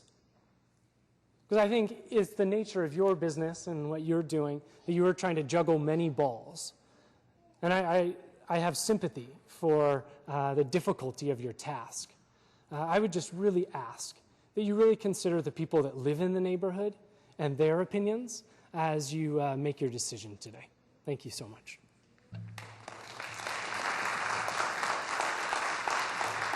Graciela Leon, Maria Marcelo, and Carmen. Buenas tardes, mi nombre es Graciela León. Good afternoon, my name is Graciela León. También soy madre voluntaria de Escuela Washington. I'm also a parent volunteer at Washington School. Y también vengo a pedirles que por favor nos apoyen. And I also come here to ask for your support. Para que nos den una escuela secundaria. So that we can have a middle school. Porque, por ejemplo, yo tengo a mi niña en 5º grado y estoy muy preocupada. For example, I have my daughter in 5th grade and I'm very worried. Porque no sé qué escuela le va a tocar. Because I don't know which school she's going to be assigned to. Las escuelas están muy retiradas. The schools are very far away. Yo no tengo carro para llevar a mi niña a la escuela que está tan lejos. I don't have a car to be able to take my daughter to a school that is so far away. Por ejemplo, ahorita tengo mi niña, la más grande, van al 7 grados, está bien lejos. For example, right now I have another daughter, she's in 7th grade and her school is very far away.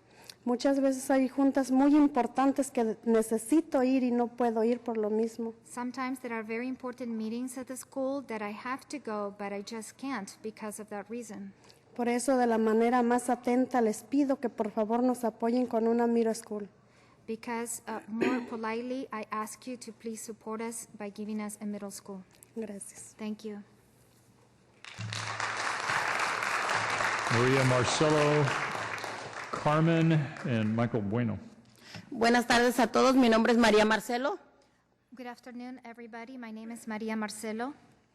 Soy miembro de la comunidad de Washington. I'm a community member of Washington.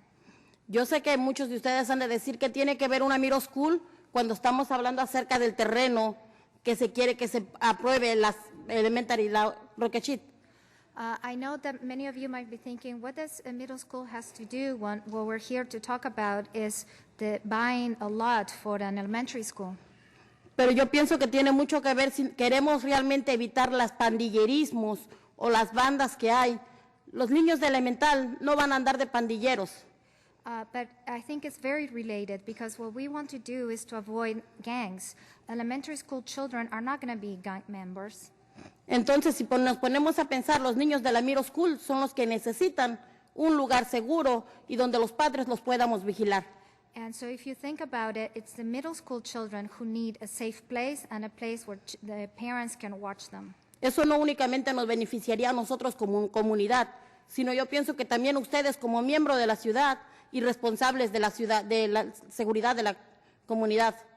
And that will not only benefit us, the immediate community members, but also you, since you are responsible for the community at large.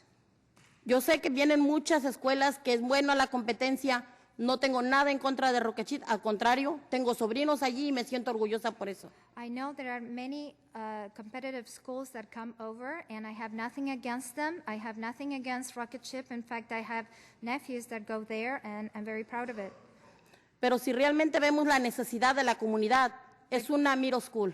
But if you really have to consider what is the necessity that the community has, then that would be a middle school. Por favor, únicamente deténganse tantito a pensar si tienen hijos que realmente necesitamos ver por el futuro de nosotros. So please take a time and think about it. If you have children, that we really need to have a school for them. Yo sé que con su ayuda de ustedes y de la comunidad podemos tener un mundo seguro. I know that with your help and with the help of the community, we can have a safe world. Gracias. Thank you. Con permiso. Carmen, Michael Bueno, John Glover. Hello, I'm a little nervous. I'm honored to provide the community voice. I've lived in the neighborhood for over 20 years. I've raised 5 kids. I've seen a lot of changes, some positive that didn't stay, didn't last long. I think I have a unique perspective volunteering in the community as a coach, a referee, chaperone at the school, Washington School, at the YMCA and the Catholic Charity Outreach and the Washington Youth Center, attending hundreds over the last 20 years festivals. It's given me a great opportunity to meet a lot of the community. In meeting the community, they will all tell you that we need better schools in our community, in our neighborhood. They will also tell you that we need parks, and my passion is parks and sports as a volunteer coach in the community. I know how important of a role that helps with kids to have a balanced, healthy habits. In meeting a lot of the community over those years, we talk about things that have worked. What's worked is the combination library and Washington Youth Center. What's worked is the improvement of Washington Elementary School, the addition to the Rocketship Elementary, the middle school at Sacred Heart.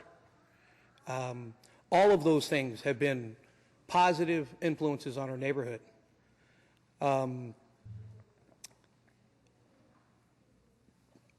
Rocketship gives our parents and kids a choice.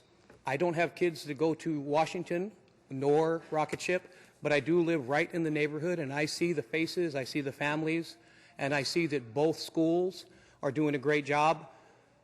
Positive influence on our neighborhood. The combination soccer, athletic field, and school, I think, is a great idea. Does that mean we do not need a middle school? We do need a middle school, and I think that Sacred Heart is on the path to address that. Sorry, your time is up. Okay, thank you very much. Michael Bueno, John Glover, Maria Serrano. John Glover, Maria Serrano, Miguel Burciaga.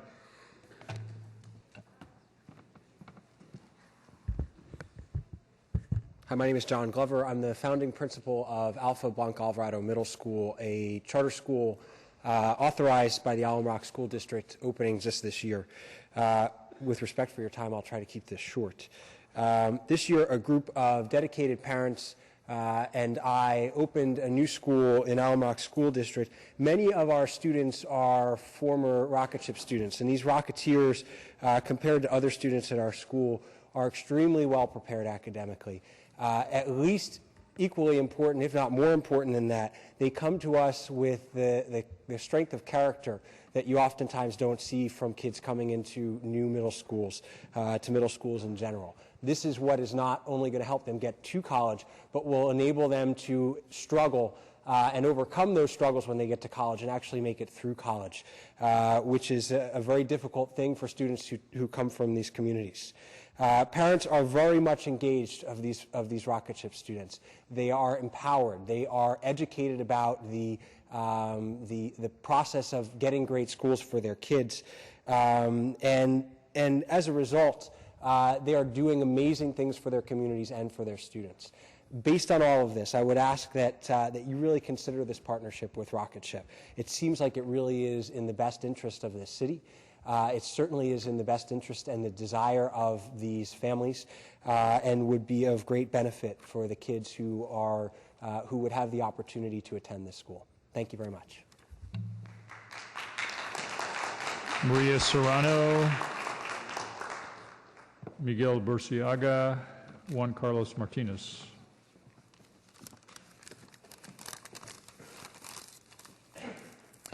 Buenas tardes. Good afternoon. Mi nombre es María Serrano. My name is Maria Serrano. Hace 2 años que estoy viviendo aquí en el área de San José. It's been 2 years that I've been living in this area here of San Jose. Yo tengo 6 hijos. 2 de ellos van a 2 diferentes escuelas. I have 6 children, and I have 2 that go to different schools. Pública y otra va a Rocket Ship. One goes to a public school, and another one goes to Rocket Ship. Los otros en colegio e universidad. The other ones are in college and also at the university. Mis hijos no son los mejores My children are not the best que otros, than others, pero gracias a Dios but thank God que yo he tenido la oportunidad that I have had the opportunity para escoger lo mejor to choose the best, de educación para cada uno de ellos. to choose the best education for each one of them. Lo que trabaja para un niño no trabaja para otros. What works for one child doesn't work for the others. Como madre, As a mom, estoy aquí I'm here para pedir, to ask you, suplicar y al mismo tiempo to beg, and at the same time, dar mi humilde opinión give my humble opinion de por qué no apoyar otra escuela Rocket Ship. of why not supporting another Rocket Ship school. También tendrá un parque It will also have a park donde nuestros hijos where our children de nuestra comunidad of our community puedan jugar could play y mantenerse and stay away, fuera del peligro de violencia. stay away from the danger of violence. Pido nos den una oportunidad I ask you for an opportunity por un mejor futuro for a better future dentro de nuestra comunidad. within our community. Ustedes You know, toman sus decisiones you make your own decisions, y escuchan nuestras voces como padres. and you hear our parents' voices. Lo que necesitamos, What we need, opiniones para cada diferente niño, what we need is options for each different child. dar información a los padres Give information to the children que yo he tenido con los míos. that I have had with my children, Ustedes se les dan a otros la oportunidad. and I want you to give others the same opportunity. Les pido, por favor, I ask you please den su aprobación. to approve it. Gracias. Thank you. Miguel Burciaga, Juan Carlos Martinez, Blanca Carvajal. Good afternoon. My name is Miguel Burciaga, and I am a parent leader at Rocket Ship Alma Academy. I currently have one son who's going there. He's in kindergarten.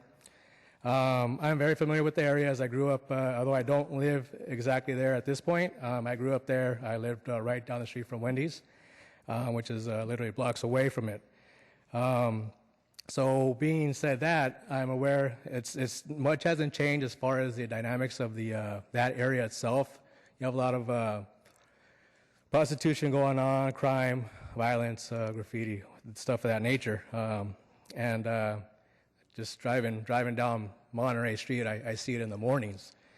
So something like another rocket ship down the street from there will be a positive influence. It will be a plus. Not only that, there will be a soccer field, athletic area for the kids, which is even better. Something like that is going to help the community because kids that are active in sports and extracurricular activities are less likely to gravitate towards gangs and violence. And that in itself is very important to me. Having a son of my own, I work to be his role model, and approving a long overdue community park and a well-needed additional rocket ship school would alleviate the families from being on wait lists. Will start to change the dynamics of the community itself. However, this cannot happen unless you approve this plan. I ask you, will you choose to help us change our community for the better? Your vote will demonstrate what you will help us do to make change possible. Are you to help us choose a change? Because once again, it's all about choices. We just want to have another choice for these families to be able to go to. And if they don't like it, they'll have the Washington school to go to or any other location that they want to go to. As far as the middle school goes, I'm pretty sure the way things are going, I mean, if not now, there's probably going to be a charter rocket ship middle school. Sorry, your time is up. Thank you. Juan Carlos Martinez. Blanca Carbaja, Joe Lucero. I want to thank this opportunity, and I know that with the development and all the greatness this San Jose City is having, it's a lot of change going, and I know that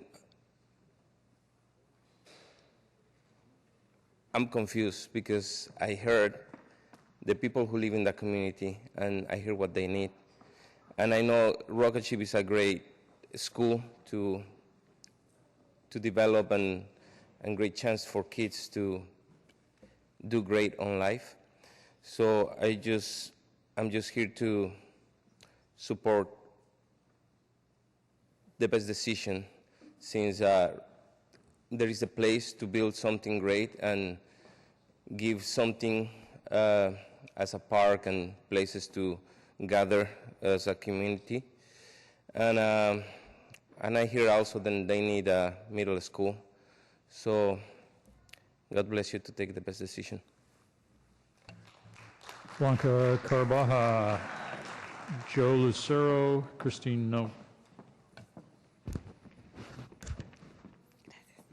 Buenas tardes, señor concejal.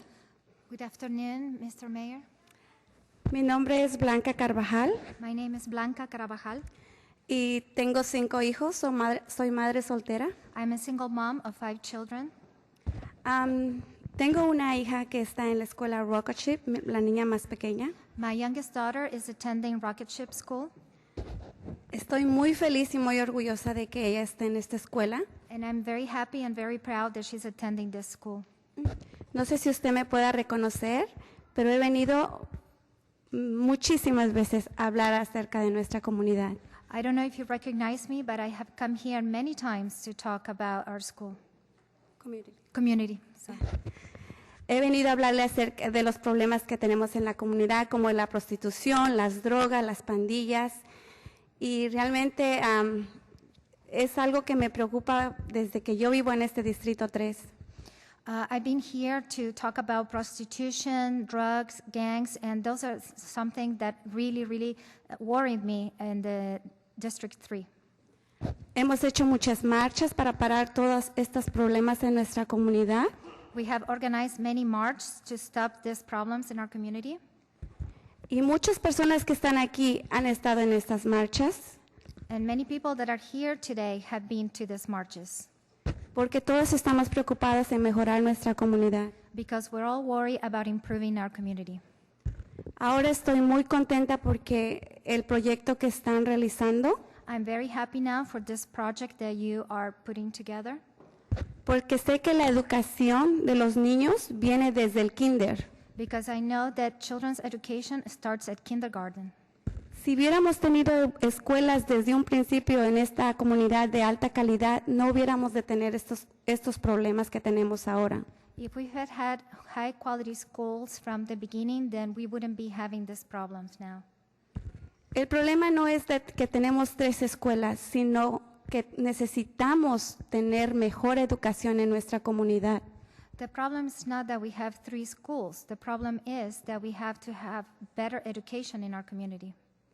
Necesitamos que nuestros niños vean cómo es realmente una educación y involucrarlos en la educación y no se vayan. Cuando ellos vayan a una middle school, ellos llevan unos buenos principios de lo que es la educación. We need the children to see what is a good education and get them involved. So when they go to middle school, they already know what is a good education. I'm sorry, your time is up.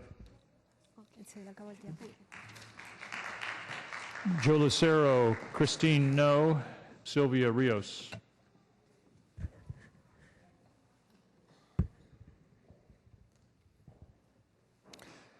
Honorable Mayor and City Council, my name is Joe Lucero. I'm affectionately known as Mr. Joe in my granddaughter's first grade classroom at Rocket Ship, Alma. My wife and I have rescued and are taking care of raising our granddaughter Kaylee. We are very involved in her education at home and at school, which leads me to the dilemma we had. We had Kaylee enrolled last year in a school that had a 10 rating. We moved to the Tamian area recently, and we were informed that we had to go to a school that was rated far less than than the previous school. There was no other choice, they told us. And I also spoke to the police department about the area, and we were warned that we were living in close proximity to gang-infested territory. But there was another choice, and thank goodness for another choice. It was Rocket Ship Alma. I found myself at the new school every day to make sure that Kaylee was safe, and I wanted to see the school, how it operated. I was pleased to conclude that she was in good hands, and she's doing very well there. I'm here today to ask you to vote yes on the new Rocket Ship Tamian project and the park. And there's been some concern about traffic problems. Well, whether it's middle school, high school, or whatever, there will be traffic problems. It's inherent in having schools. And this is actually the best permanent offer that you have before you right now. There's no plans, I understand, from the San Jose School District to build a middle school, high school, anything there. This is something we can do for the community now, today. And so with that, I urge you to please vote for the approval of the building of the rocket ship facility in the park. And I thank you very much. Christine No, Sylvia Rios, Natalie McKee. Good afternoon, council members. My name is Christine Ngo. I'm a rocket ship parent. I'm here because I believe that the city should approve the park and the school in the Tamian area for the following reasons. Having a park in this area will help the children there have a place to play and take out their aggressions, helping the families in the areas who are on the waiting list to have a chance to enroll their children in a quality education program. We need more schools like Rocket Ship Mattel City in the area with the API score of 940 to close the achievement gap. We're living in the Silicon Valley, the high-tech capital. With the quality education program, we can continue to champion, foster, and invest our children's future to ensure that technology will continue to be produced in the area for the whole world to utilize and enjoy. Having a quality school and a park in this area will help increase the home value and in turn help our economy. Most importantly, most important of all, with the bright future of children who have the joy to enroll in a quality education program, we will see the diminishing of crime rate in the area. For all these reasons, I urge you to approve the zoning for Tamian. Thank you. Sylvia Rios, Natalie McGee, Daniela Martinez. Good afternoon, Mayor Chuck Reed and City Council members. I am the proud grandparent of Daniela Martinez, who is about to speak before you. A couple of things of Daniela that she will not mention is that, in fact, Daniela wants to be a rocket ship teacher when she graduates from UCLA. Daniela is also a child that has special learning needs, who would never be standing here before you 3 years ago, as she could not read or write. I stand before you to ask that you allow other grandparents and parents, such as myself, the same opportunities and options to determine what is best for our children and not allow the zip code to dictate what is best for our children. I ask that you vote yes and to allow Rocket Ship Tamian to open so other families such as ours who are on the waiting list can have the same opportunities as our family was given to choose what is best for our child individually. Please help our community by being the leaders that you all are to close the achievement gap. Thank you for allowing me the opportunity to speak to you today, and I expect for all of you to make the right decision for our children whose fate is in your hands. Thank you.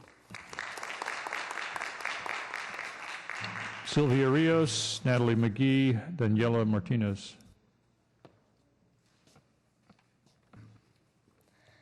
Hi, my name is Natalie McGee, and I'm a graduate from Rocket Ship. I currently am in 6th grade and at Alpha Blanco Alvarado Middle School. I started Rocket Ship in 5th grade, reading at a 3rd grade reading level. I graduated from Rocket Ship in 5th grade and reading at a 5th grade level. I graduated with honors. I am able to read to you today because of Rocket Ship. Please approve this story set for other kids to have the same opportunities that I did. Thank you.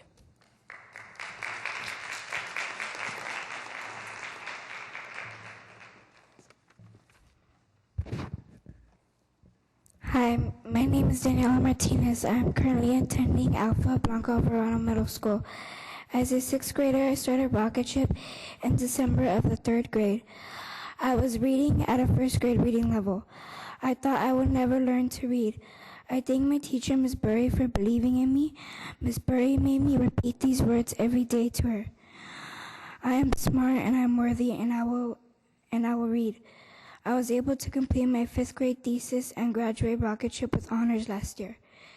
Without Rocket Ship, I have never entered 6th grade reading at a 6th grade reading level. Please help other children have the same opportunities I was given by approving this new Rocket Ship school that will have the attended bonus of a park that we as kids need. Put us as kids first and let us have a chance for a better future. Thank you. Sylvia Rios, Sylvia Loza, Maria Coelho,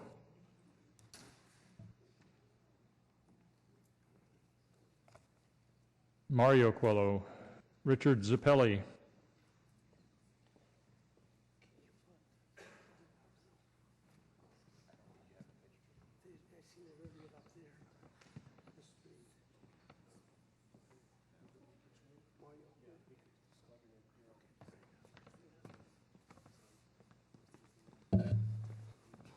Good afternoon. I'm here for a different reason.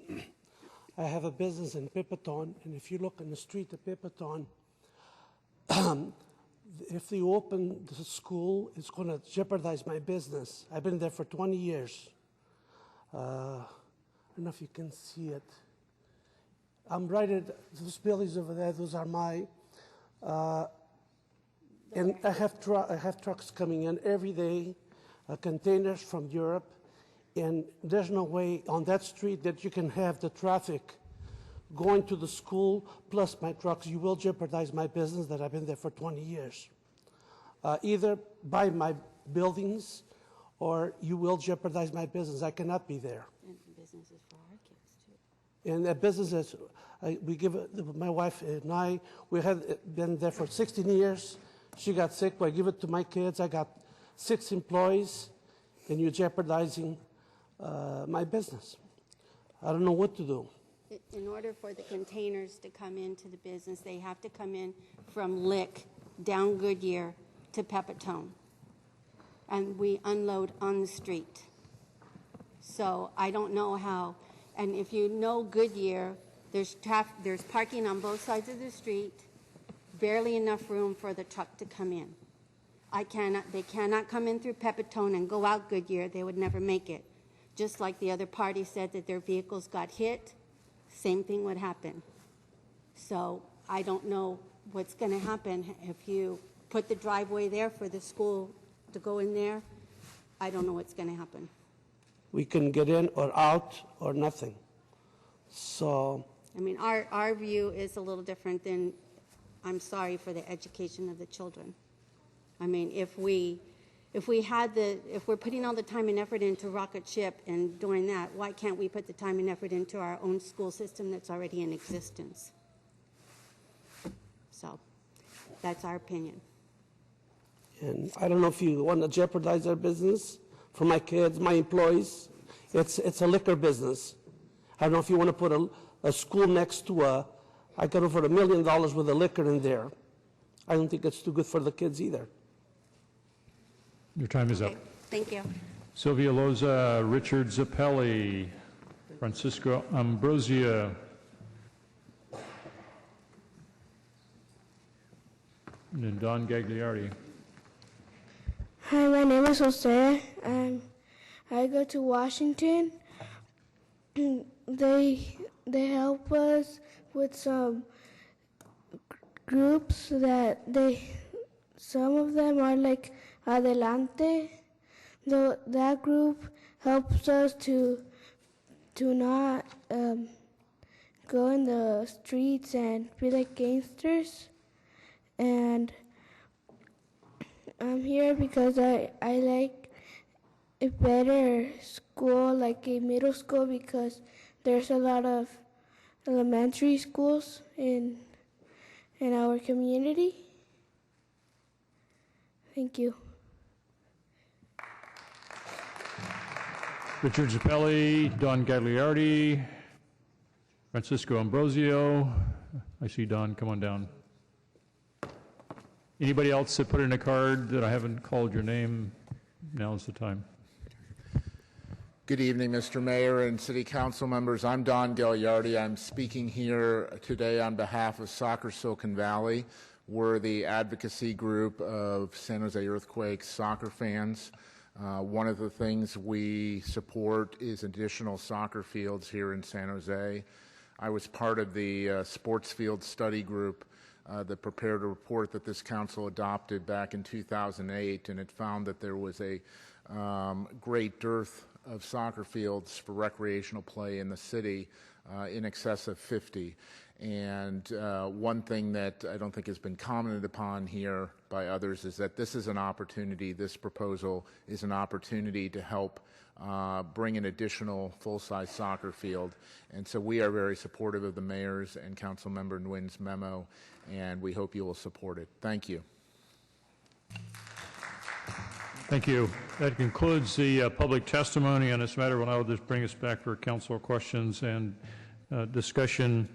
I'd like to start by noting, since Councilmember Liccardo was unable to participate in this matter, that my staff and I have been more actively engaged in it than we usually are in land use matters when there's a council member who's working the issues.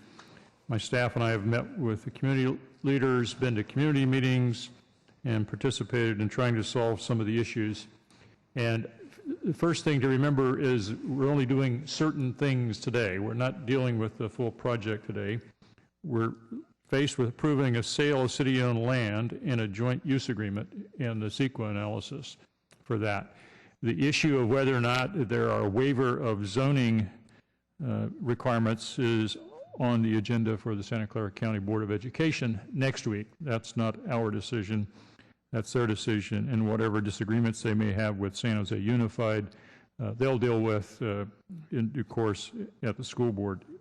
So what we're asked to do is to really approve a sale of the land that'll help us get a park and a school. We've heard today what the issues are. We really need a middle school and traffic.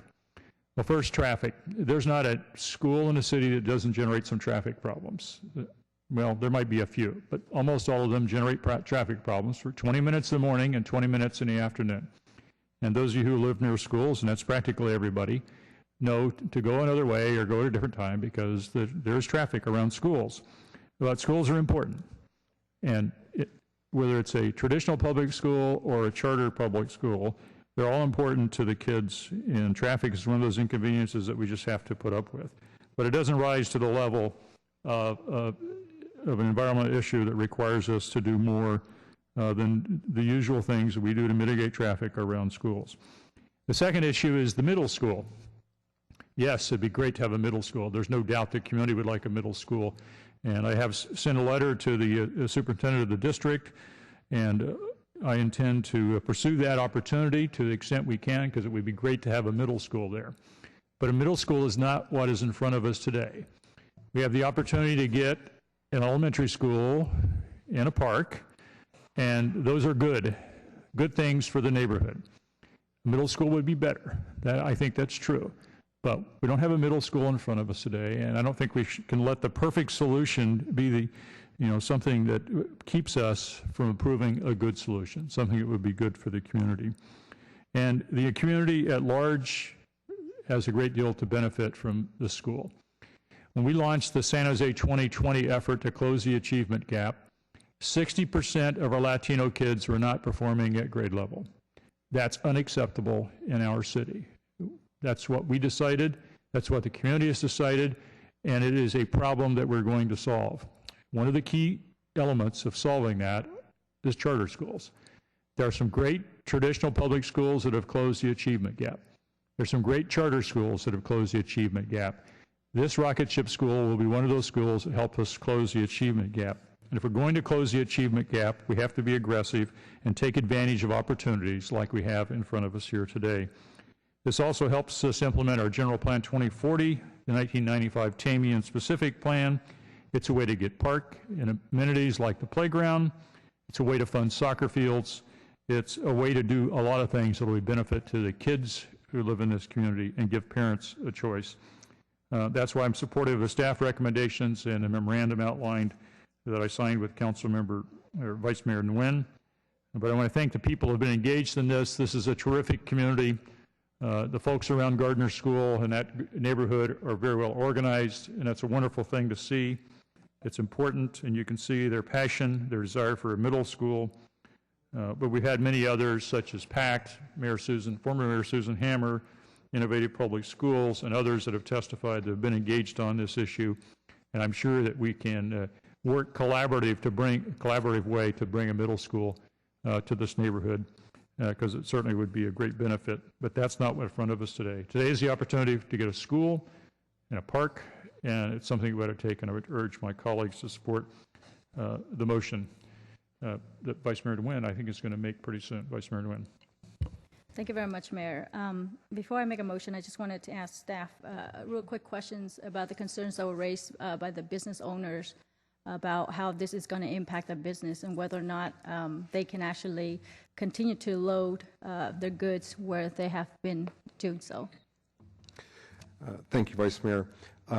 As I understand it, the speaker said that they were using Pepitone Avenue to back container trucks into the site. I think I've picked it out off the aerial photo. And during certain times of the day, clearly they're not going to be able to bring a truck in because there will be cars out on Pepitone Avenue. But that is, I think, the anomaly that will be on that street, that it still looks like they will be able to do that. I think it will put heightened awareness, because you will have now more parents in that neighborhood that are driving to and from, and seeing a large truck in the street, I think will be potentially disconcerting. So that is something that I think, as the County Office of Education is looking at approving a school design, for them to think about, but it is not something that I think is inherently impossible. Thank you. I just wanted to start out by thanking staff for the incredible work that's gone into this issue. It's been a while. It's been 3 years, and we've come a long way. I also want to thank the mayor and his staff for reaching out and working on behalf of Councilmember LICCARDO. I know he really wants to weigh in on this issue. I understand that this is a very important issue for him and the constituents who live in the Washington area, are the people he deeply care about. But because of a conflict of interest, he couldn't be here. I also want to thank everyone who came and speak today. Because of the time, a lot of them are left already. But I have been it's been a privilege for me to serve as the neighboring representative to this area, and I've been honored to have 2 rocket ship schools in my council district, Mosaic and also Alma Academy. And just a couple of months ago, I had the opportunity to sit down with over 24 parents at Alma Academy Rocket Ship School, and it was just really heartfelt, the things that they share with me about how the incredible work that Rocket Ship has been doing to help their children, not just academically, but socially, and everything else that encompass just, the rite of passage growing up in a neighborhood that traditionally or inherently had been just bombarded with violent crimes, graffiti, homelessness, and prostitution. And we actually heard some of those comments coming from the community members who actually live in this area. So here we have an opportunity to transform a blighted area into a very vibrant neighborhood. We all understand that a good school makes a great community, but I also think that there are other amenities such as a great park, a soccer field, playground areas. Those are the things that really define a great community. And so for the last 20 years, these are the things that people in this area would really like to see, not just the folks in the Washington area, but also the folks in the Alma area, like Mary Guzman, who came and spoke earlier today. And so, so it's not just looking at a school site, a potential school site, but also an opportunity to transform a community. And I think that when we sit up here and we always talk about how we want a quality of life for all residents, this is that opportunity, and today is the day that we have that opportunity to make that decision that will impact, that will have such a positive impact on the lives of the people who live in the Washington area. And so for that reasons, many other reasons that can go on, but I think you understand what I'm trying to get here. I'd like to make a motion to approve staff recommendations along with the mayor's memo that have the opportunity to sign on. And that would be the motion. Thank you. All right, we have a motion on the floor. Councilmember Constant. I just wanted to quickly disclose that I met with folks from Rocket Ship. Councilmember KALRA. Thank you, Mayor. And, I want to appreciate everyone that came out, neighborhood folks from Rocket Ship and supporters and all that, that it takes a lot of commitment to come here and to sit through the meeting just in order to have your thoughts heard, and I appreciate that. And the decision here today, we're not a school board, we're not the Board of Education, we're not here to make a decision on the merits of Rocket Ship or not, because the reality is that, that's just not our role. We're looking at the land use issue and whether the land use issue is appropriate. Rocket Ship's a great school, so is Washington, so there are a lot of quality schools, and we're fortunate to have them. And just as in the past, when we've had Mitty before us, Harker before us, I try my best to make decisions based upon what the actual issue is before us. And whether this is a charter school, a private school, or public school is not the issue. The issue is this the right land use, and is it a good agreement and a good deal for the city? That's really the issue that is of utmost importance. The area is zoned for open space. It's zoned for that purpose according to the general plan update, That doesn't mean we have the money to build the park. So it's nice to say, great, this is zoned for open space, but we have to also work to try to make it happen. And so I do appreciate the creativeness of trying to find a way to move that forward sooner rather than later. I do have some questions, and I know that earlier, Mayor, Councilor Oliverio wanted to ask questions of the rocket ship representative. Would we be able to do that right now? Sure. Just a couple, that'd be great if we could. So I don't know if Jessica Garcia-Cole could come down just for a moment.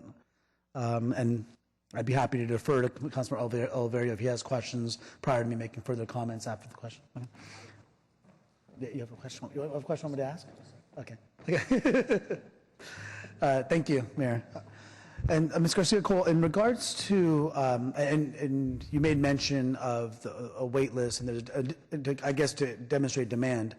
A couple of questions. One is there any way of, since there's more than one school in the area, prioritizing demand, even though it's a lottery system, depending on who's closer, so you may end up having the effect of having more people potentially walking rather than taking a car. I don't know if that's even possible with the way the formulas are done. Unfortunately, given just legal requirements, we're not allowed to do this, especially with a school that has a county-wide charter.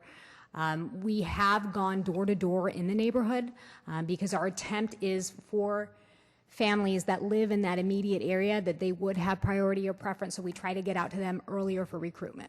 Okay, well, I mean, I certainly would encourage that, and I know you have some constraints, but certainly there's a need for, whether it be public, like as I mentioned, whether it's public charter or traditional public, there's a need. If there's a need for more schools in the area, then we want to try our best to encourage that the local kids have the opportunity at least to attend there. And as was mentioned earlier, but you know, when we had, for example, the Harker School, we had Councilor Rocha had the opportunity to create a plan in terms of parking and circulation, and that definitely does concern me here, especially with the narrowness of Pepitone. And I want to see if there can be some assurances that the work with the community will continue. In other words, that there's a plan that the parents, because one thing that was brought up during Harker, well, it was great that the parents that are attending now or go to Harker now are going to bring their kids now, or it's great that the administration there now is on board working in the neighborhood and having a traffic plan. But what about 5 years from now, 10 years from now, when the neighbors are still living there and the different parents are now there, maybe different administration, maybe not that same sense of urgency, there's no sense of leverage from the council. And so what if anything has been done at other sites that you can give as an example as to how we can assure that the parents that are driving into this neighborhood understand the importance of going through the whole process, going through the drop-off, not coming from the other direction, and because they can't take a left and just dropping across the street and having kids from all directions, which, as the mayor indicated, you know, I live near an elementary school and that happens all the time. You have kids from you have to drive like 2 miles per hour if you're anywhere near an elementary school at the time of drop-off, because you don't know where the kids are going to come from. But we want to limit that, obviously, as much as we can. So what processes are set up or can be set up to make sure how important this is for the neighbors and the neighborhood that the rules are abided by? I think it's a great point, and it's definitely something that we're looking to do as Rocketship. We'd love to work with the community to find even better solutions that we have now at our current schools. One thing I can tell you from the get-go is this layout is completely different than any school that we've ever done. It does have more parking, it has longer queuing, so just just the design alone puts us at an advantage. I think beyond that, there are things we can do in terms of starting time, 30 minutes earlier, 30 minutes later. We applied for a grant. Rocketship Discovery Prep is actually working with the City of San Jose with the Walk and Roll grant to encourage walking and biking to school. That has been enormously successful for us, so we'd like to partner with the community and the City of San Jose in that regard. In addition to that, there has been informal ticketing that goes on at the school sites. There has been formal ticketing of the police being called to come out to the area by the school, all in hopes of working with the city. At our newest school, Rocketship Alma, we've worked with the business owners. In fact, she supplied you with a letter of support. The first month, it was rather challenging, but we worked together to come up with solutions in terms of putting cones out at their lot. All of our schools have approximately 8 staff and volunteers that work on traffic each day. As a result of this process and our discussion with the city, we will also be adding a monitor. So that would be a 9th person that would be out there specifically to look at patterns and suggest solutions of how we could improve. In the on-site, maybe more space than in other sites as far as circulation, but it's the entryway for Pepitone. It just seems like there's a potential nightmare scenario if it's not organized properly. And I don't know, like when I did the walk and roll where we met at a park site nearby, and kind of all the kids with teachers walked about a block or so. Or, I mean, the equivalent is we don't really have, some of the neighborhoods don't exactly have blocks like set up like in this part of town, but the equivalent of maybe a couple blocks, but in a little with adult supervision. Is there any thought about that, where there could be a drop-off site that may be convenient for parents, that they wouldn't have to come all the way to the school site, but doesn't unnecessarily disrupt the neighborhood as well, where you have supervised walk-in, where you drop-off time, you have a 20-minute period to drop them off, and then we'll walk them in from there. But I don't know if that's been contemplated. I look forward to working with the community on these solutions. I know as of right now, we've talked with DOT about using LICC, the frontage on LICC. There's quite a long area there where we could have drop-off and pick-up, where families could escort kids in and out of the school. So we are open to all of these options, and again, we welcome working with the community to come to the best solution. Thank you. I appreciate. I don't have any further questions, Mayor, but thank you. I appreciate that, and I think it makes clear my concern, at least, that I'm worried about whether Pepitone can handle that much without a really good plan or other potential options like a drop-off plan on LICC or something of that nature, just because of the way it's a very unusual kind of setup where it doesn't allow for too much flexibility, and so it's going to have to, planning is probably the only way to get around some of the infrastructure limitations. Planning and frequent education of our parents, yes. Yes, and again, that's for years to come. Every year there's going to be a new set of parents that have to be. Yeah. No, I appreciate that. Thank you. And so, in regards to the actual site itself, and my understanding was that we'd paid $58 a square foot when it was first purchased, and the value now is at $32 that we're getting in this deal. My understanding is the reason why it's a reduced amount is because in the interim, from when we first paid 58 to now where we're getting 32, there was a zoning change to the from heavy industrial to open space, parklands, and habitat. However, what would be the zoning that would allow for a school? So the general plan designation for schools and other public facilities is our public quasi designation in the general plan. That was one of the changes we made with the new general plan, as we split apart doing schools in public park and open space, which used to be the old designation. Is fair market value to tend to be higher, the same, or lower from quasi-public, quasi as compared to open space? As a part of doing eminent domain for the city, one of the things it looks at is what the other surrounding uses are on the property to set value. So if we were buying a site that had public park and open space, this kind of designation on it, we would be buying it based on what the land value of surrounding properties are, because otherwise it'd be considered a taking, that we would use our regulatory structure to lower the values. No, I understand what we had to pay. That's what required us. That gives us some limitation what we paid for. But there's been a zoning change in the interim, and I guess my question is, bottom line is, look, this is also a land transaction. We have to ensure that we're getting the best value, taking into account other kind of intangibles like a park, a field is going to be there in a park.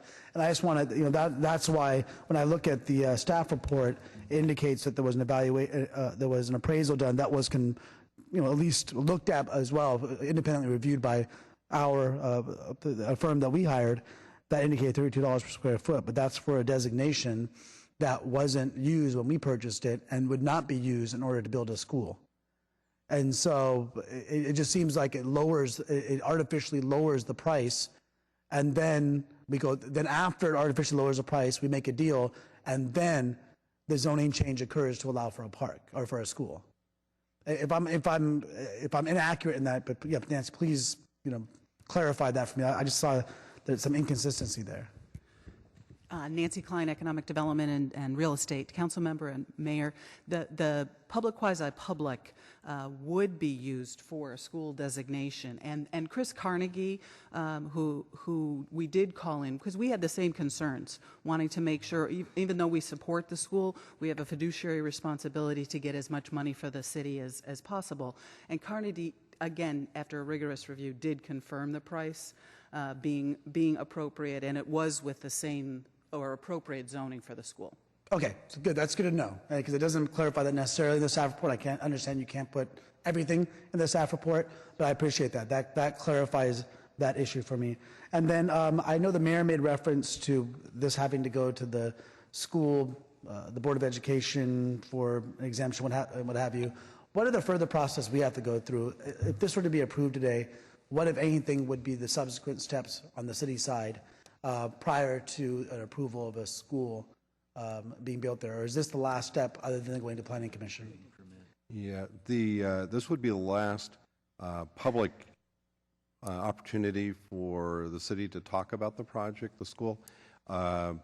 There would be administrative processes that would be occurring for grading permits on the site, improvement plans for street frontages, because the school would still be coming to the city to hook up to city utilities, would be going through and building public improvements like sidewalks on its frontage, hooking up to the city utilities, that sort of stuff. The fire marshal is, under state law, the responsible entity for all fire safety, but the building official would be the state of California. Are we taking on further responsibility in terms of any additional review beyond this step here? Doing the environmental review and other reviews today.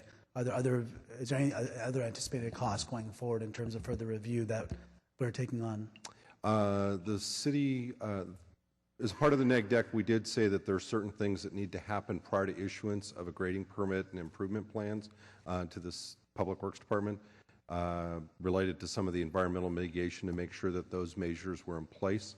That really is the extent of our staff work. I wanted to also add that for the joint use areas that will be part of the future park, Rocket Ship will be going through our Public Works Department and paying the appropriate fees for them to do the design review and inspection to make sure they're built per city standards. And on to that point, in terms of the joint use of the parks, so that's also, my understanding, that's the maintenance, at least of the joint use area, will be done by Rocket Ship. Correct. And the construction will be done by Rocket Ship in working with Public Works, having them to do the appropriate fees and what have you? Correct. I looked on page 6. It indicates that there's a prevailing wage exemption based upon the fact that there's no cost to the city in the actual construction of the park, but it also says the other criteria are met. What are the other criteria that are met here that allow for them to be exempt from prevailing wage? If you have that detail. The key criteria that I recall is that there's no city money that it's going into the construction or the design review and inspection of the joint use areas. That's the major criteria, and that's a major criteria for that. And I'm going to see if anybody else has any other. That's the major criteria for a construction project. And then the ongoing maintenance also does not have to be at prevailing wage because it's the responsibility of a third party, of Rocket Ship in this case? Correct. And there's no city money involved in that. Okay. Now, but that, I mean, how much more money do we need to raise if this plan's approved in order for the soccer field to be built out? Thank you. We would have about, I'm going to go on the green area there with the walkway around it is about 2.1 acres that is remaining that we would need to build out. This would provide us $1.5 million towards that. We still have to finish the master plan with the community. So a rough estimate that we include in the memo is that it would cost us anywhere from $2.5 to $3.5 million to build out the rest of this site, probably closer to 2.5. And so anywhere from $1 to $2 million is what we would still need to raise in order to fully construct this site. We do plan on continuing with the master plan and starting to design it to get it shovel ready so that when we get that construction money, we will be ready to go. Okay, thank you. This is not one of those easy ones. I think that certainly, as indicated by others up here, it's not a reflection of rocket ship. It's just that this is a tight fit here, and it's going to be a challenge, I think, going forward. So it's really, if this is approved today, it's really going to require continual commitment from the neighbors in the surrounding area as well as rocket ship to make sure that it works and that it's in the best interest of the surrounding neighborhood. And we want to make sure that the park and the park space that's of joint use is truly open and accessible to the public and the neighborhood at all times, other than the very clearly designated times that, and my understanding is just the school days until 4:30 p.m. Correct. And other than that, it's completely open for public use? Yes. Okay, yeah. And so that's certainly a benefit for the community. We want to make sure that that any other issues regarding traffic and loading that I think will have the greatest immediate impact on the neighbors that live there are dealt with very carefully, because I think, again, like I said, we only have a limited number of places I know where we can put schools in general. So I think here on out, especially near the downtown, they're always going to be a tight fit, but it doesn't mean that we abdicate our responsibility to ensure that we do the best we can to make sure the quality of life is not it's not overly impacted to the best of our ability. Councilmember Rocha. Thank you, Vice Mayor. I also, too, want to join the thanks to all the folks that showed up and gave their input. Really appreciate them taking time out of their day, especially during the day. And one of my questions I had actually later in my list of items that I was going to ask about was this item ended up on a council day where there's no evening session. How did that come about? Not allowing the opportunity of the community to come for those who have job obligations, so to speak. I think it is a part of a regular parks project coming forward. I mean, when we talk about community interest, there was, I think, schedule was a lot of driven by community Rocket interest here. That was looking for a school board Office of Education date, which was driving a lot of today's hearing. And I'd like to add that we've been pushing as hard as we can to get this to City Council as soon as we can. And unfortunately, with the aggressive schedule to try and open the school up the end of this calendar year, which is why we're here today. So it's Rocket Ship's schedule does drive this, not ours? Correct. Okay. I also want to disclose that I met with the representatives of Rocket Ship as well. It was brought up earlier by one of the speakers of using other schools as comparison and talking about impacts and, looking at whether it's Horace Mann or Harker as recent examples. We're talking about 600 students on a 1.4 acre site. And I understand there's a difference here. This is a 2-story building, if I understand it correctly. Is that right? Correct. Okay. Who negotiated the agreement? I'm assuming it was probably the OED side, or was it anybody here on this? The agreement was as a whole team, Nancy Klein's team, my team, the city attorney's office, planning department, so it was a whole group of us. Okay. And as far as the mitigation, I'm looking at those and, again, trying to compare my recent experience with Harker with this one, and I'm having a tough time, not believing is the right word, just seeing that this is going to function well, so to speak, for the surrounding neighborhood. I know you've done a supplemental and you addressed some of those issues, but if you could help reconcile a little bit in the short version and not in engineer's version, with all due respect, Harry, how we can talk about this small street and only one access point with much less stacking compared to Harker on a main arterial with a significant amount of stacking, and how we think that this is going to function well for the community.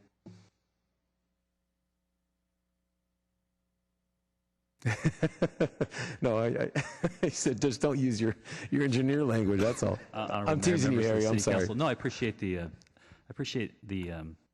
comment, because we've been doing traffic reports in the city of San Jose for a very long time, and it's important to take kind of a perspective on what traffic reports reflect. And a lot of you have experience with traffic reports in various contexts.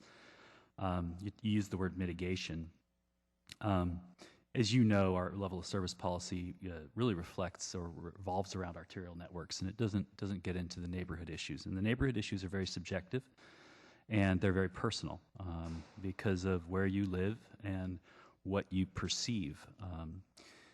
A 20-minute impact could be a grave impact, or it could be a minor irritation, depending on how late you sleep in the morning.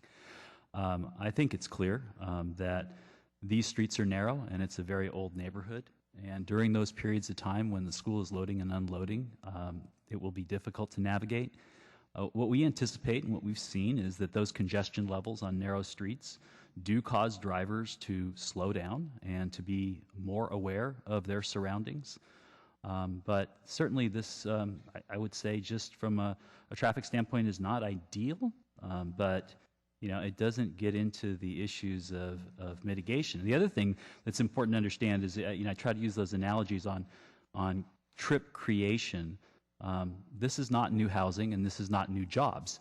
And housing and jobs are what create trips. These students, these children, they are alive and attending school today.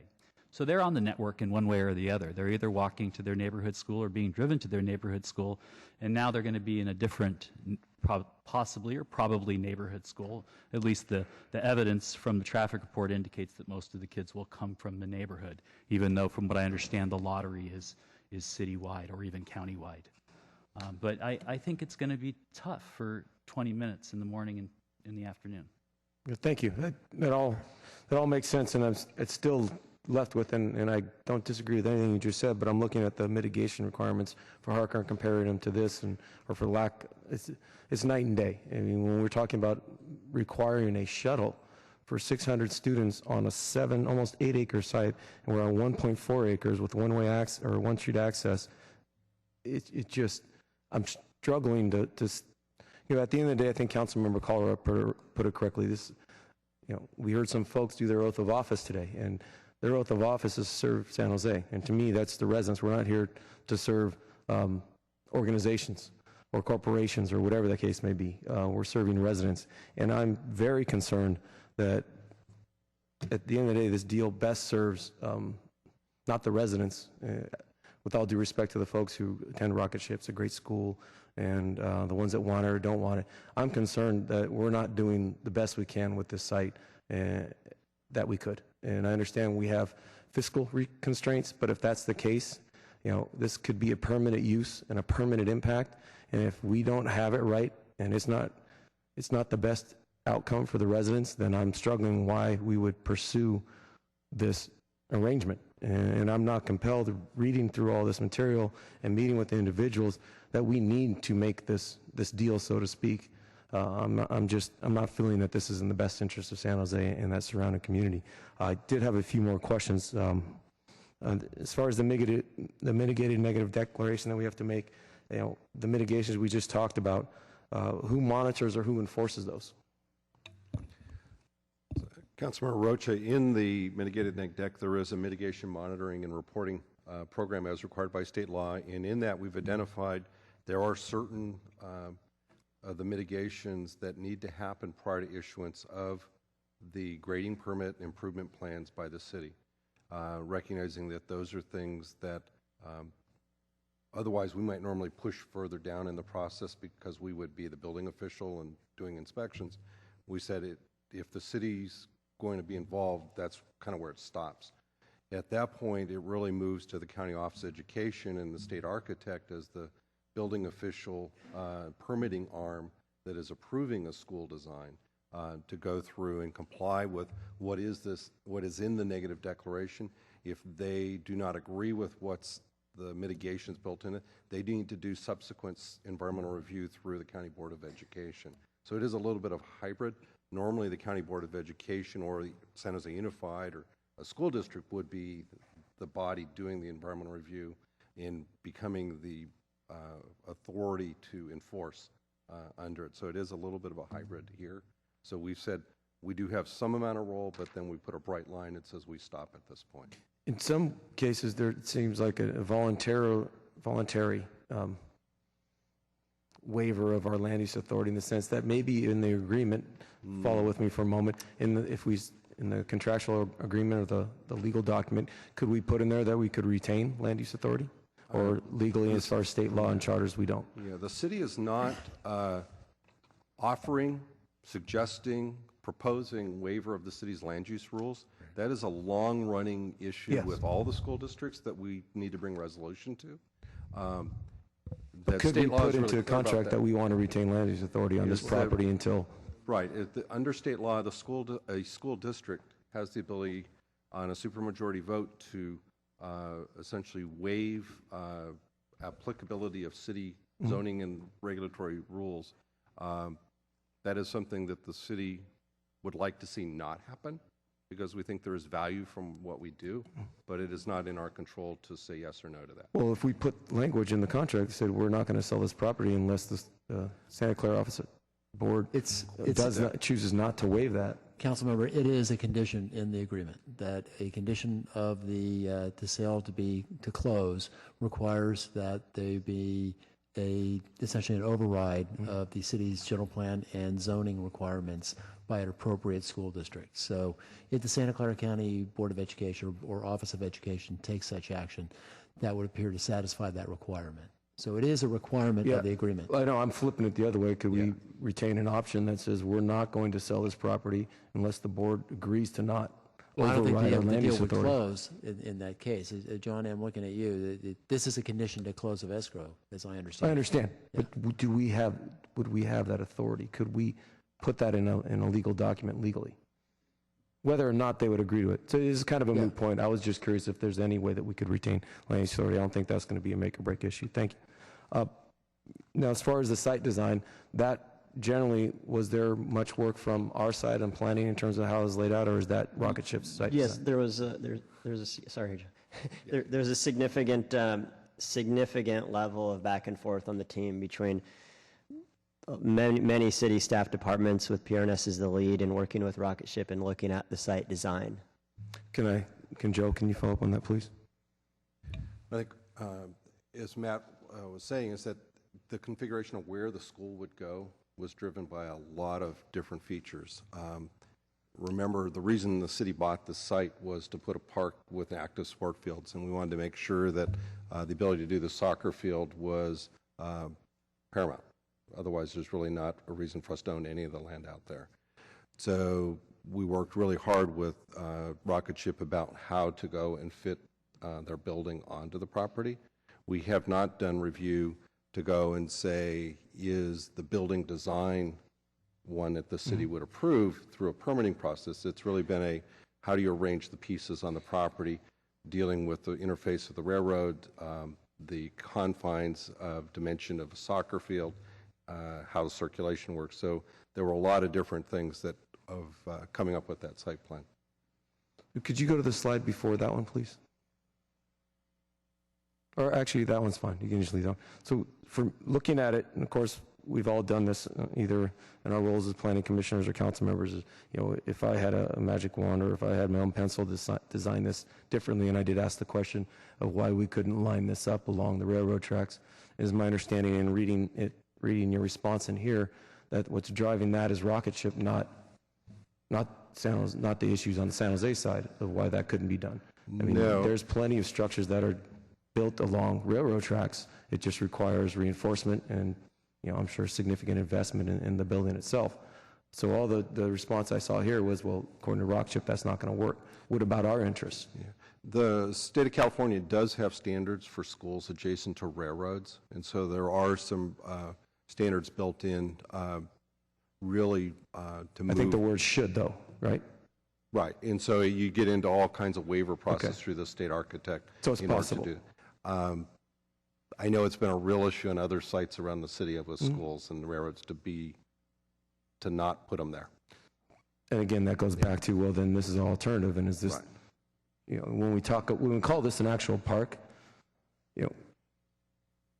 I'm struggling to see this as a park. I see a field, and I'm a big sports field youth guy here. I'm going to go play soccer tonight at 7 o'clock if I can make it, so I'm probably the only one on this council that truly continues to play soccer, so I'm a big advocate of this, but I'm not seeing this as a park. We've got a half basketball court, and we've got one tot lot that's the schools during the day, and any moms in the area that want to go to a park, they're not going to be able to go to a park with their kids because this isn't a park. There may be other parks in the other area, but that we can't keep calling this a park.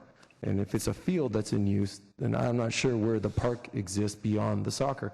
So again, is that the best outcome for the city of San Jose? Well, do we have the funds to do our own park right now? No. So then maybe we shouldn't be moving on this. And that's why I'm trying to understand what's driving us to move on this today if this is not the best deal for the residents. So my kids go to school, and everybody's kids go to school, and they've got, I think, 8 basketball courts. We're talking about half a basketball court. And so I don't see where 600 kids are going to play. And that's not an answer for you guys to respond to. And if the field's wet or whatever the case may be, it's a rainy day, where are these kids going to go? So I'm just struggling with all this, and it just doesn't feel like this is the right deal or the best deal that we could do. I feel like we could do better. And I'm not going to suggest to have a better alternative right now, but again, if there's nothing driving us as far as property owners on moving on this, then why are we moving on this? So I don't know, as far as our obligations with the land and related to VTA, is there anything that's driving us to move to develop this land on our side? I did want to add one driver is the value of the improvements. There's the improvements that are being constructed by Rocket Ship that will be part of the future park is about, we've estimated about a $1.1 million value to the city. And so that is helping us move this park forward quicker. In addition to that $1.1 million, this deal will be providing us $1.5 million that will fund a substantial amount of developing out the future site. So those are a few reasons why it is very why we're moving forward now. So any public school has fields, and any public school has bigger basketball courts, and any public school has usually jungle gyms. So this isn't really providing us anything more than another school would in terms of a city asset, in my opinion, the way I'm looking at this. So that's again where we go back to, I tried to get there, spent a lot of time reading all these documents. Now, as far as access, we can go round and round, and I'm not getting the sense that we're going to be able to come up with anything different, nor as I understand it, has been proposed by Rocket Ship. I guess you had a lot of going around on this. As far as OED, were they involved in the original purchase of this land? And when we bought this, no? Okay. And that when we rezoned this through the general plan update, why did we choose to change the designation to open space? Why wasn't another use considered, such as affordable housing or senior housing or TOD, something like that? The property originally had a residential designation, and the parking lot where VTA parks today was parkland. And as a part of an agreement with VTA when we did the Tamian Tower project, there was a large kind of three-way swap that happened.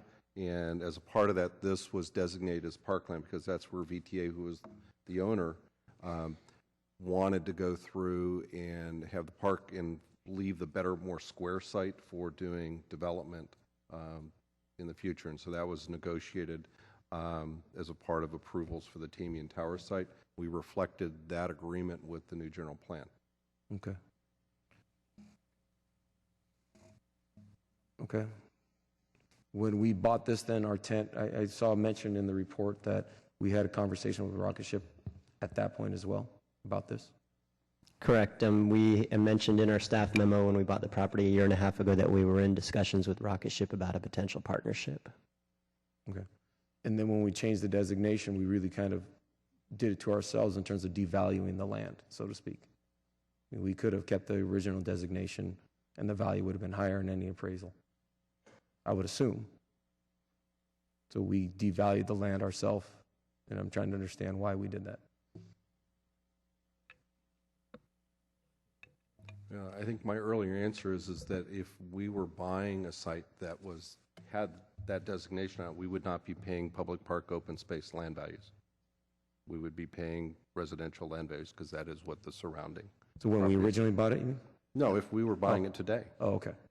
If we were standing in front of a jury through eminent domain, we would be not buying it for public park and open space because that would be considered a taking.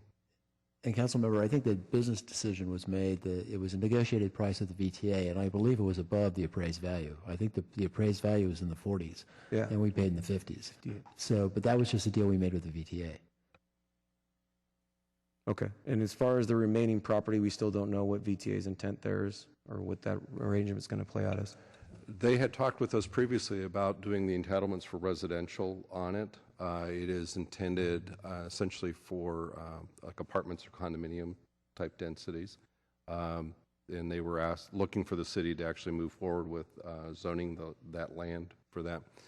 But the VTA has not been back to talk with us about proceeding with that. I think they've been working on other of their development sites, and this hasn't come back up again. So when we put the notice out about uses for land and any interest, it was with this current designation, and we didn't get any responses that, if that memory serves you correctly when I read that? No? I thought we noticed that there was an interest for this property. We do have to notice that it was surplus land in order to sell it, and we did not receive any other interest. Okay, thank you. And, is there any way for us to prompt VTA to make a decision on this in terms of what their interests are, or are they on their own timeline? And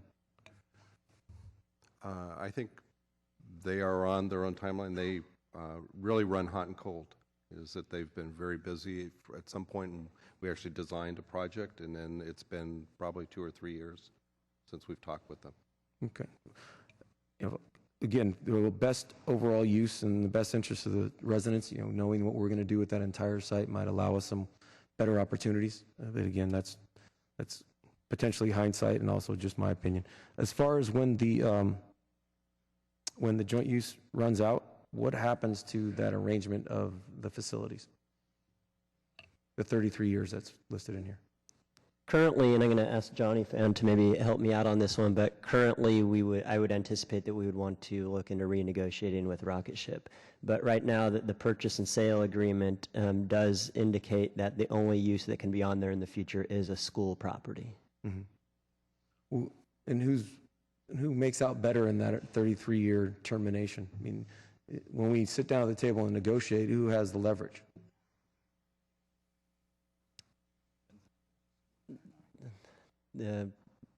We do own the joint use facilities that are adjacent to the school. Okay. So allowing them to continue to use it is in our negotiation? Well, we see a value in the partnership. We see a value in having the school and the park jointly moving together. Rocket Ship will be relieving us from maintenance responsibilities on an ongoing basis, and it'll be a great neighbor to have next to our park. And so I'm hoping that it is a cordial negotiation and discussions, and we can continue the relationship for a long, long time. I know I didn't yet, so. Yeah, no, I understand. It's a difficult question, and it's one that's been troubling me.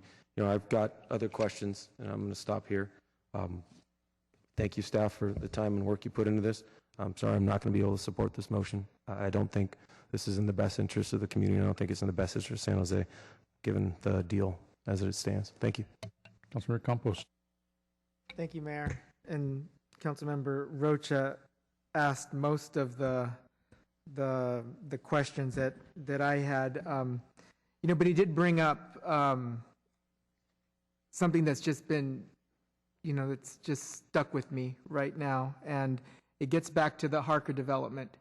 And when you look at where the Harker development, where the new Harker school is, and where this proposed school is going to go, you know, I can't help but looking at just the social equity of this, that there has been much more of a willingness, and maybe that's the wrong word, to listen to the neighborhood and try to fix or make it the best of you know, and I'm sure, you know, some of the neighbors in that Harker neighborhood didn't like the fact that more people are going to be coming to and from this school here, but, you know, they got a lot more out of the deal than this community is, and fundamentally, that doesn't feel good. It really doesn't. You know, and I get why, you know, one by one they kept coming down, and even and making it very clear, this isn't about whether, you know, our feelings about this school or that school. You know, they're so deprived of what they feel is in their best benefit. You know, they're asking for a school. It doesn't matter, you know, even though it's still going to bring the same impacts and we would have the same conversation, but they're asking for a school, just a different kind of school.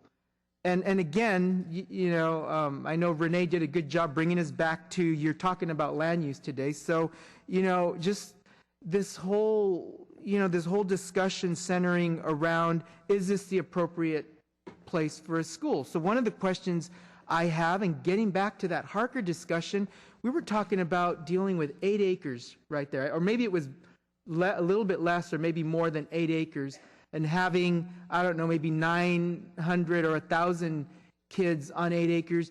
And here we're talking about an acre and 600 kids on an acre of land. And I don't know if CEQA analyzes that, but it should, because it certainly analyzes how many people we can put on an acre, how many residential units we can put on an acre of land, and what amenities we have to provide to make sure that their quality of life is good. But for some reason, at least it's not in the staff report, CEQA was not analyzing, is it a good idea to put 600 kids on an acre of land that includes their learning environment, plus, where they're going to run around and let off steam and eat lunch? And so that's what I'm struggling with, along with the traffic impacts and so forth. There certainly is more than an acre. There's, at least 3 acres there. And if we control 3 of the acres, which I'm assuming we do, why was that never in play? Why, as part of the land negotiation, why was that not in play? And then part of the negotiation be, okay, as a city, because we've done it with other schools, with other schools, we can help you with your open space, with your fields. And, if you do 3 acres, then you have all use of the facility. And, we can come in and help with some of the other things. I mean, I know we just did that at Shepherd, middle school, where we help with the field.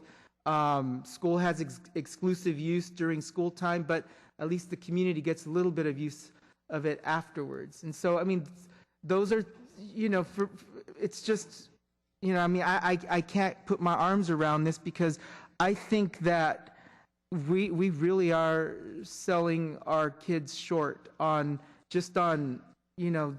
having that many kids on an acre of land. And I think the other thing is that, again, what do we get out of it? Because, as we were sitting here, we started this discussion around a little after 4, and if the joint use agreement is, we have access after 4:30, well, you could tell with the skylights, it was already getting dark. So a good significant amount of the year, that park's not available at all for public use, because it'll be dark. So really we only have use of it for half the year. And again, getting back to what do we get out of it, it just feels like we're getting a short end out of it, especially with folks coming in the audience saying, we want a school and we want a park. I know that there's CNC funding and, in all of our council budgets and so forth, and, we're restricted to use it for parks and, streetscapes and so forth. I couldn't imagine that, with the economy turning around and properties changing hands at, in 2 to 3 years or 4 to 5 years, there couldn't be enough CNC funding to be able to fully fund a 3-acre park, development of a 3-acre park. We just, park staff, we just sat and you gave me the update on the trail in District 5. We're putting $1.5 million into that for, open space and, that type of use. So again, we could do better is all I'm saying. I can't consciously live with approving something where I know there's going to be lasting impacts on this community just from an environmental impact, and still having 600 kids on an acre of land. And the neighborhood impacts, they're going to happen. On Doburn and Berkeley, those folks there, I get the phone calls, can't get out of my driveway. There's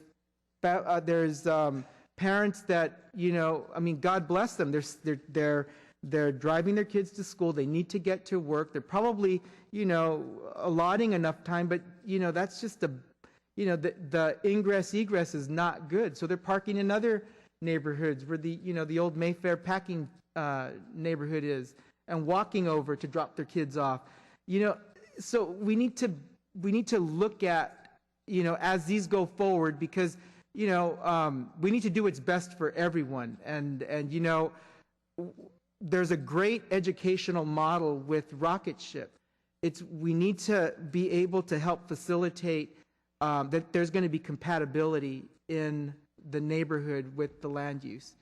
And so, you know, I just had to share that with you. And I know that, you know, I mean, what's going to happen is going to happen up here. But, you know, I can't support the motion. Thank you. Councilmember KHAMIS. I want to thank staff for their hard work. I want to disclose that I did meet with the Rocket Ship School folks, and I did, as a parent, I have had firsthand experiences with charter schools. I lived in an area of District 10 that didn't have exactly the top-rated schools, and I decided to move.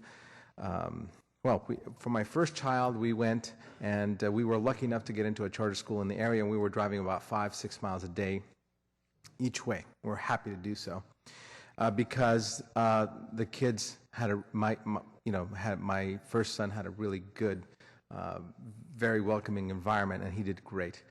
My second son wasn't so lucky to get into the charter school, so instead of sticking around and having only one child go to a good school, we actually moved to an area that had good schools.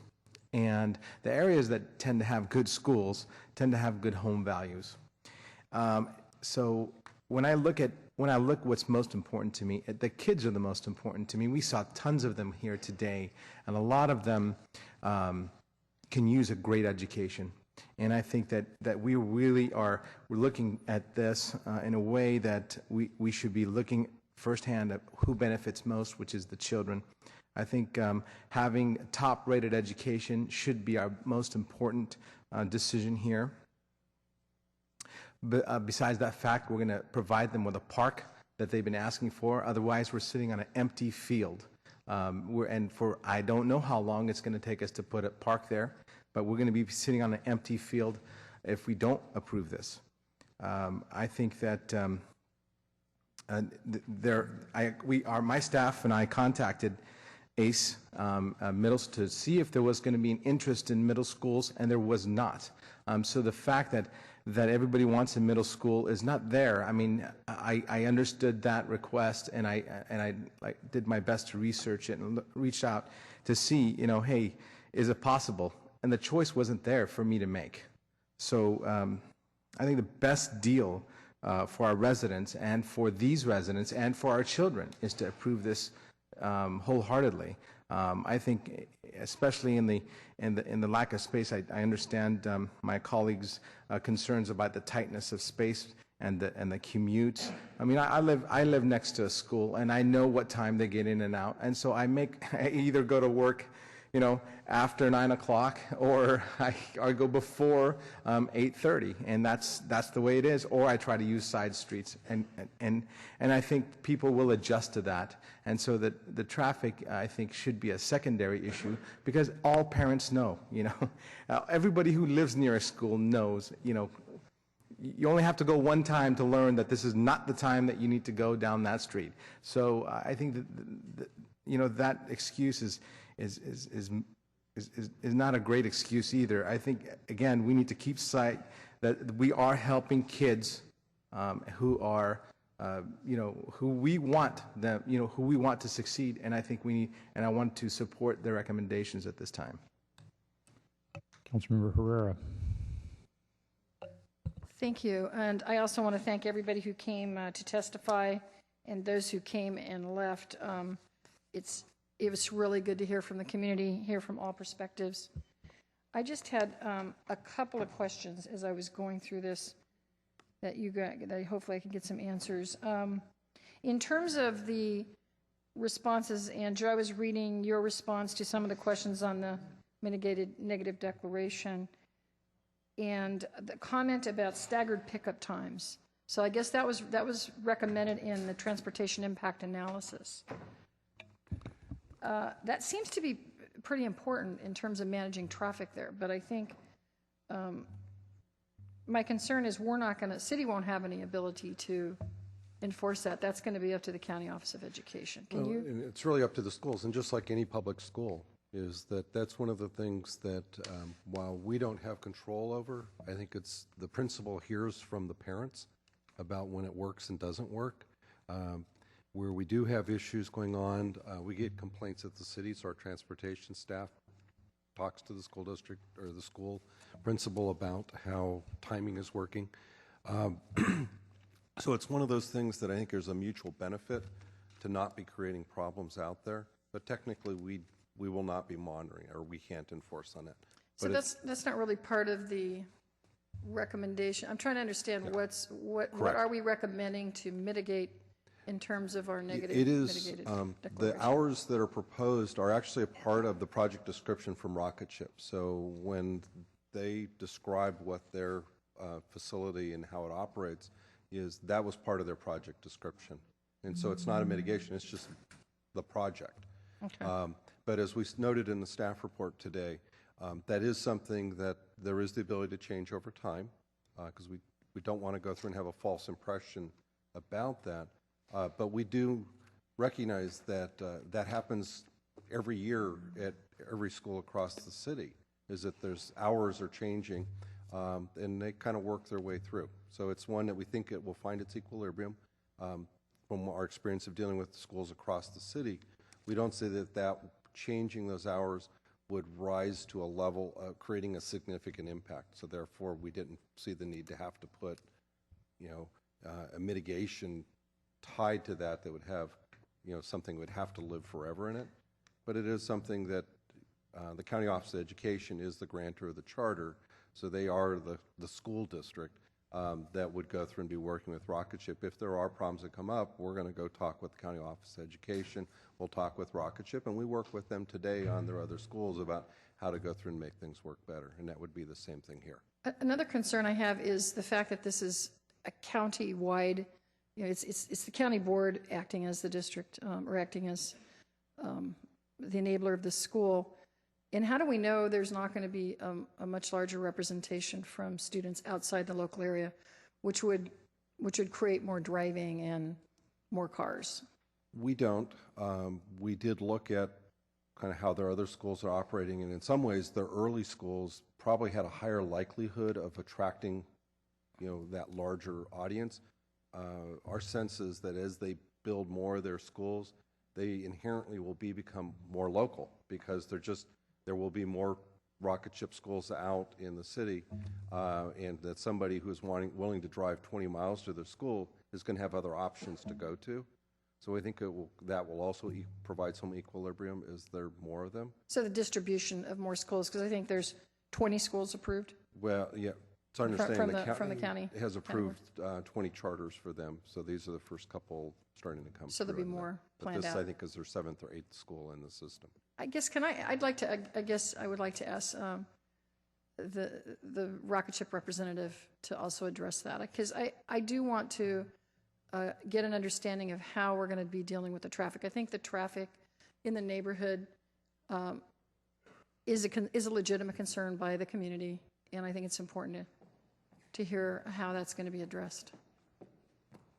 Thank you, Jessica. Yeah, no problem, Councilmember Herrera. Every school does have a traffic mitigation plan that will be devised before the school year starts. And so it's slightly different for every school, and this particular school has not devised their plan because the school has not been approved as of yet. But I can tell you, generally, we have had about 70% of our students coming from within a 2-mile radius. Now, that was when we only had 5 schools or less.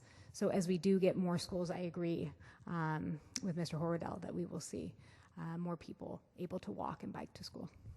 And I'm so glad to hear you talk about the walk and roll program. I've been involved in that in some of the elementary schools in my district, and it's very effective. We saw parking lots less than half full from people that were now walking and not driving. So it's really amazing what just some emphasis and some incentives to kids and getting teachers involved really does help get walking going. And I think I would like to see a lot more emphasis on walking in all the schools, because I think it's really important for our kids for a number of reasons, but traffic is one of them too. Thank you, Jessica. I have another question on liability, and I'm looking at in the city's liability. So I understand today, we're not boiling the ocean here. We're approving a sale. Is that right? And Correct. And authorizing the city manager to negotiate the joint use agreement and negotiate and execute the joint use agreement. And then after we do that, then we have the Planning Commission make a determination. The Planning Commission is going to render their decision on specifically the... Right, there's a requirement referral to the Planning Commission for review of the proposed school and how it fits with the comprehensive plans of the city. With our general plan. No, it doesn't actually say general plan. It says comprehensive planning of the community. So it's kind of a nebulous broad. So the Planning Commission will be looking at, does the school make sense at this location? And I think, as the Tamian specific plan identifies that schools were anticipated in the area, there's some procedural inconsistencies in that the property today is zoned light industrial. It does have a general plan designation that technically doesn't allow a school, but it's a procedural, it's kind of the thing. And, we could be in front of the council with the general plan amendment this spring or this summer when we do the rest of them to change it to public quasi-public. We could be rezoning it in 3 weeks. So they're really looking at how it conforms to the Tamian specific It's really plan. what is the goals for the Tamian area, yes. And we think overall it is something that belongs in that area as opposed to a heavy industrial area. Do they weigh in on whether it's a middle school or an elementary school, or that's not really their concern either? That's really not something we have in front of us either. Although I just want to say I'm very sympathetic to the folks that came and said we need another middle school. And I know that's not up to us, but if anybody has any thoughts on that in the staff, is there any thought of where that middle school could go? I know the mayor has written a supportive letter, and we've all heard some sympathy towards that. Is there actually another place for a middle school, though, if this school I is wrote built? a note to my staff for us to go do some brainstorming of where you would put a middle school in the Tamian, Washington, Spartan Keys area. Okay, and is Because that... there's not a lot of options that are obvious, so it's one that I think we'd be looking at some industrial conversions to do it. Yeah, I'm very sympathetic to the middle school. I think that is where we lose a lot of kids. The elementary school is important, pre-elementary schools and preschool is important. I mean, the education is important all along the way, but we definitely need middle schools because we lose them there. And I think that's really important. So I am sympathetic to that, although we don't have that in front of us today to approve. I am concerned, again, when I'm looking now at the supplemental this is, I guess, from Parks and Rec. This is from Julie Edmonds-Maris. And at the top of page 2, it talks about limited release. And usually we are looking to require full release of liability. And we're not getting it in this project. So help me understand why that's okay. I'm going to let Johnny Fan from my office address that because it's really more of a legal issue. So we're not getting we're not getting a full release. In fact, we're doing some mutual, I guess, agreements to indemnify. We typically get a full release, and here it's a limited release. But Johnny, you've been in the negotiation. Yeah, typically we require full release from when we sell surplus property. In this situation, because Rocket Ship is trying to get financing for the deal, they're saying it'll be difficult for them to get financing with some of the provisions that are generally required by the city. So we are just simply getting a limited release for any physical condition on the property, as opposed to a general release where they're unable to make any claim against the city after they purchase the property. So what risk are we running then by not getting the full release? But without getting the full release, Rocket Ship can make a claim against the city for anything that they haven't released us under the purchase and sale agreement. So what kinds of things could that be? So, for example, we're making certain representation under the purchase and sale agreement that we receive. We haven't received any notice of any condemnation action against the property. We're not in violation of any laws, and I think. And how does that work when we have the county or the San Jose Unified, I think, already suggesting that we might be violating something? Well, yeah, and I can address that issue because I know the question was going to come up then, and the mayor really alluded to it. What's on the table? The San Jose Unified letter of January 3rd talks about the city overriding its zoning laws. We're not doing that. We're merely taking CEQA action, the mitigated negative deck, and we're looking to sell surplus property and enter into a joint use agreement. The San Jose Unified is absolutely correct that it requires a school district to do an override of the city's zoning laws. And the Santa Clara County Office of Education is anticipated to be that body when I think that the date is later this month. The Rocket Ship folks are taking this matter to that Board of Education. Yeah, that's my understanding that it'll be up to the Board of Education to make that determination. But are we in any situation where we could be held liable since we don't have that complete release? So there is an indemnification provision that Rocket Ship is going to indemnify the city for any approvals in connection with the joint use agreement and purchase and sale agreement. So the answer is no. We have an indemnification from Rocket Ship in the purchase and sale agreement in the event that we get challenged on the CEQA or any approvals that the council is taking action on today. So we're covered.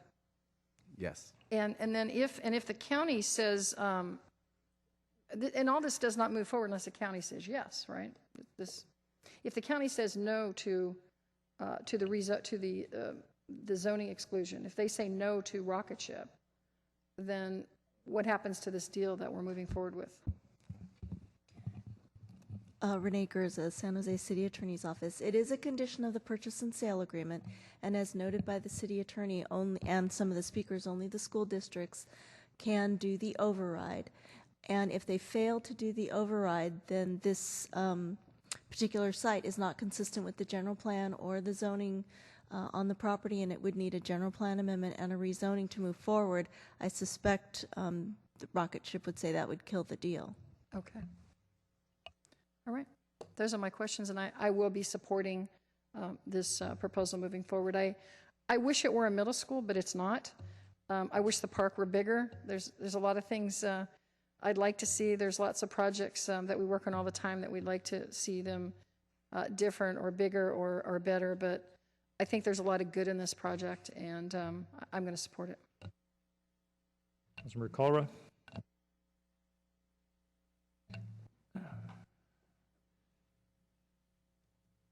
I don't know if he wanted to speak.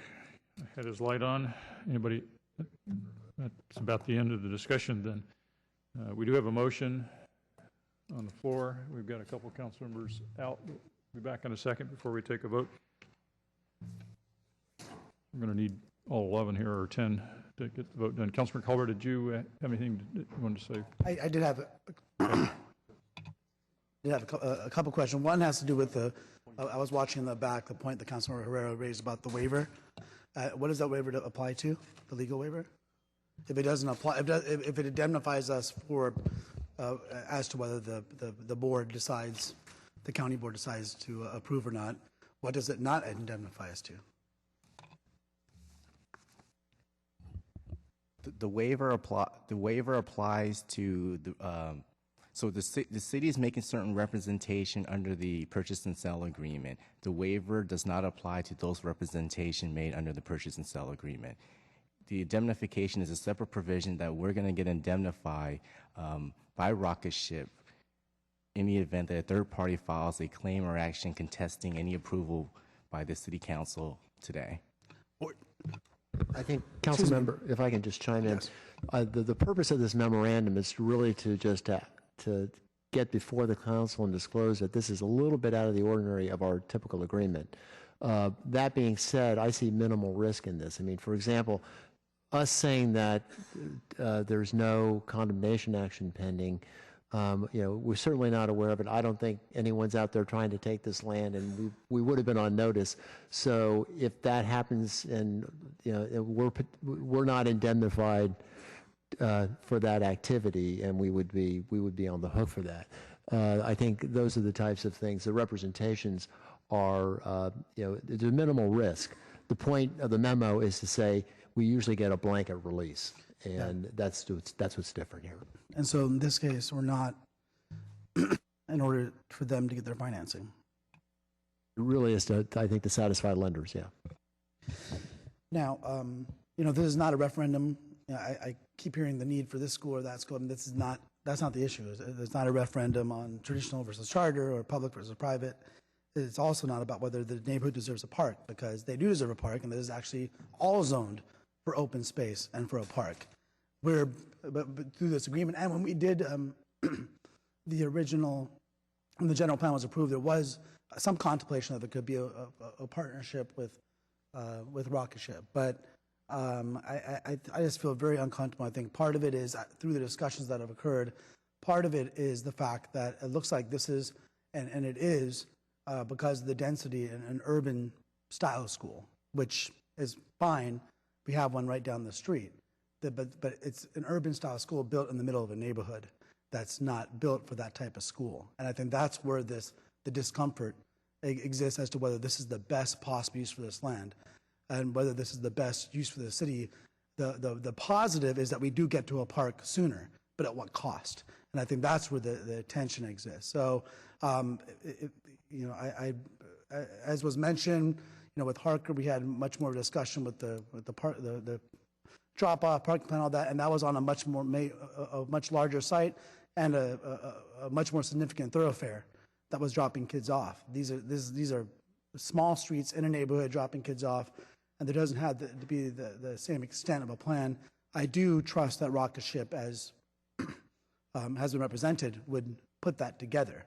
I do, but at the same time, I feel like we're being pushed through this because of timing that has nothing to do with the city's obligations. And that it feels very uncomfortable to have that kind of pressure when there are so many questions, that there's so many inconsistencies as to whether this particular project will fit here. And so my guess is that it will probably pass, the motion will likely pass with or without my support. However, my previous comments about the school working with the neighborhood to ensure that the parking flow works out, because I think that's going to be a major issue going forward. Like I have a school near me, but most of the kids that go to that school walk there, and there's still, parking issues and traffic issues. And so for a school that draws in people and I do have some of those in my district, like Valley Christian, but that's, that has its own street up and down and into, and it still causes a lot of issues. And so these are always perplexing issues that will never go away as long as we have schools in cities and schools in neighborhoods. But it's certainly something that I hope gets worked out for the benefit of the community before the school is built. Councilmember Chu.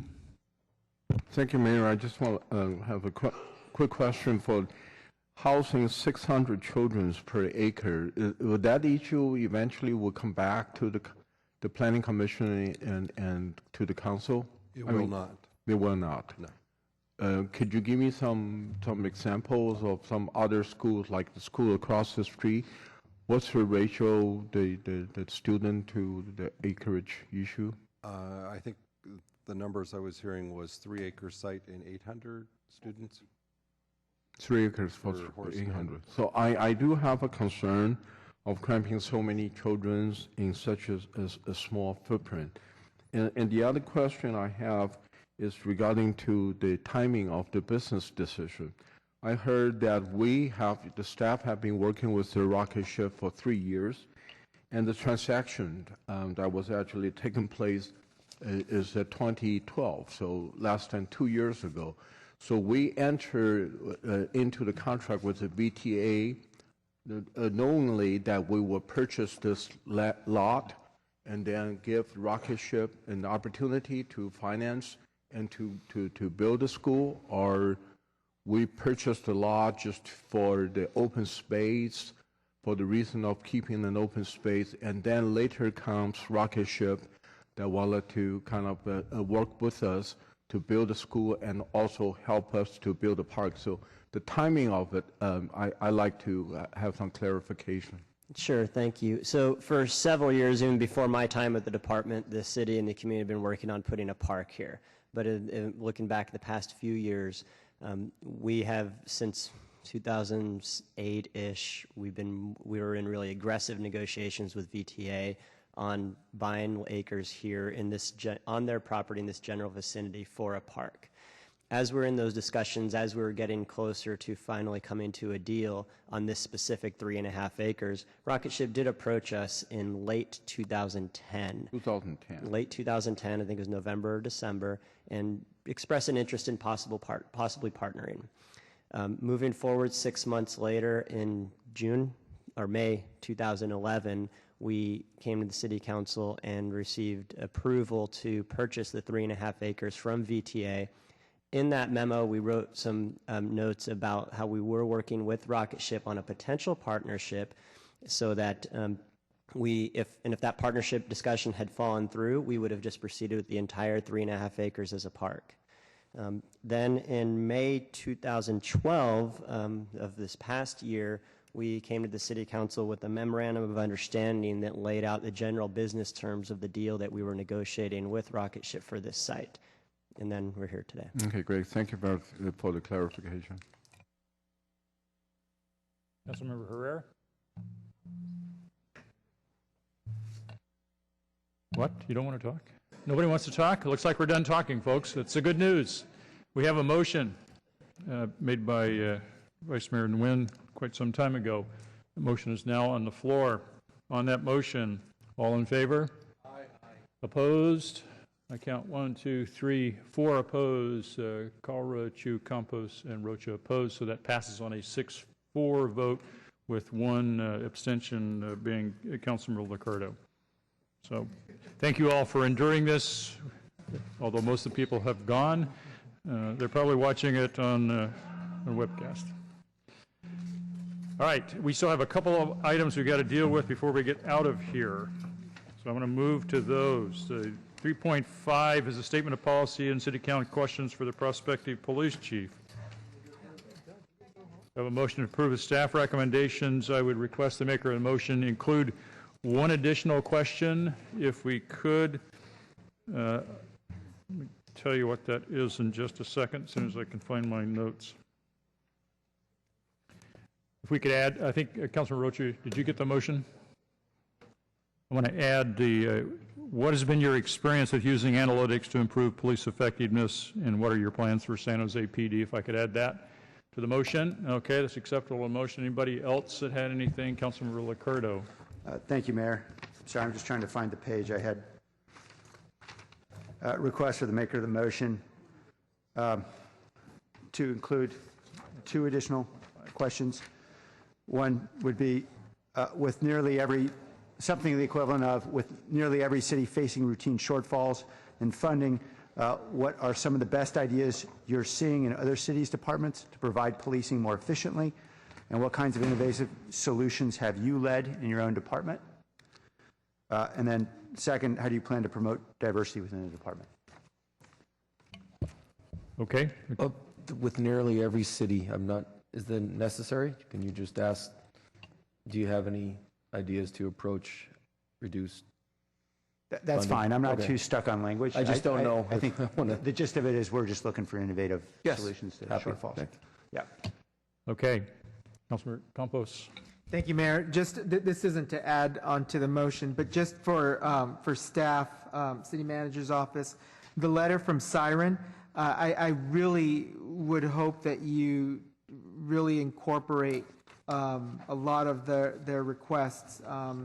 You know, San Jose has prided itself on diversity, and how our police department interacts with our diverse communities, and they certainly made some great recommendations, and I would certainly hope that these are taken into consideration as we do this search. Thank you. Okay. Anything else on that? We have a motion to approve the recommendations with the changes, additions here on the motion. All in favor? Opposed? None opposed. That's approved. 4.1, a lease agreement with Whispers Inc., DBA Whispers Cafe and Creperie.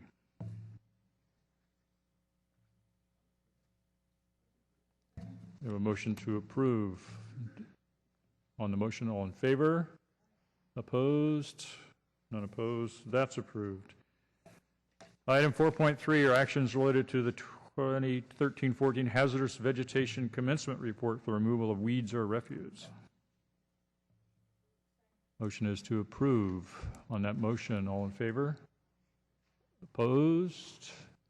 None opposed. That's approved. Item 6.1, actions related to the Curb Cafe Pilot Program. Mayor? Request to speak on it, I think. Yes, Councilmember Liccardo. Could I ask the maker of the motion that if Mr. Camps would be willing to incorporate my memorandum with an additional recommendation around consolidating the permitting requirements and fees?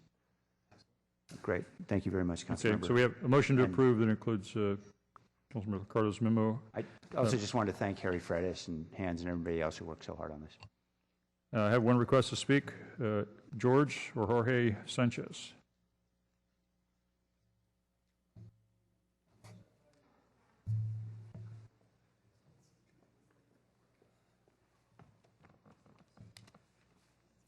Good evening, Council. George Sanchez from Chacho's Restaurant. I hope that this matter is approved, which I anticipate it should be. I'd like to thank Sam Liccardo, Harry Freitas, Javier Campos. The initiative that you guys are about to vote on is something that has taken some hard work and a lot of extensive idea making in the back, and I just wanted to express my thank yous to all those who participated and helped move this forward. I think it's about time that the city of San Jose followed what's going on in San Diego, San Francisco, Palo Alto, Mountain View, and I'm pretty sure almost in every other major city around the state. So thank you very much. That's the public testimony. Councilmember Constant. Just a question that I probably should ask before the meeting, but I didn't. So we have the pilot program to have these for within a year period, up to 5 cafes. But what I didn't see is, are we delineating this to one area? Because I noticed in the criteria section, one of the criteria is close proximity to another sidewalk curb cafe. So I'm just wondering how, I would assume the first one that opens ends up deciding where we're going to end up having the concentration. I'm just thinking about the different areas like in Willow Glen and the different business districts, how we're going to get any experience in those given the way the criteria is written. Councilmember Constant, Hans Larson, Director of Transportation. The way we've structured it is for the 5-location pilot, it could be done anywhere. Based on the interest that we have in the program thus far, we have 1 location downtown and 1 location on Lincoln Avenue in Willow Glen. So we do have some opportunities to learn in different parts of the city.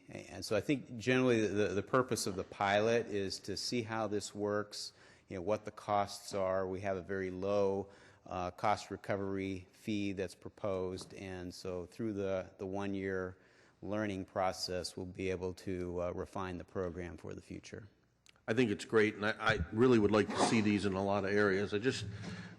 When you look at the appropriate locations and design parameters, it seems pretty tightly woven where it says curb cafes must meet all of the following requirements, and number 4 is proximity to other curb cafes. And I just worry that with the must and the proximity and only having 5, what's going to happen? Are we limiting ourselves too much in this pilot?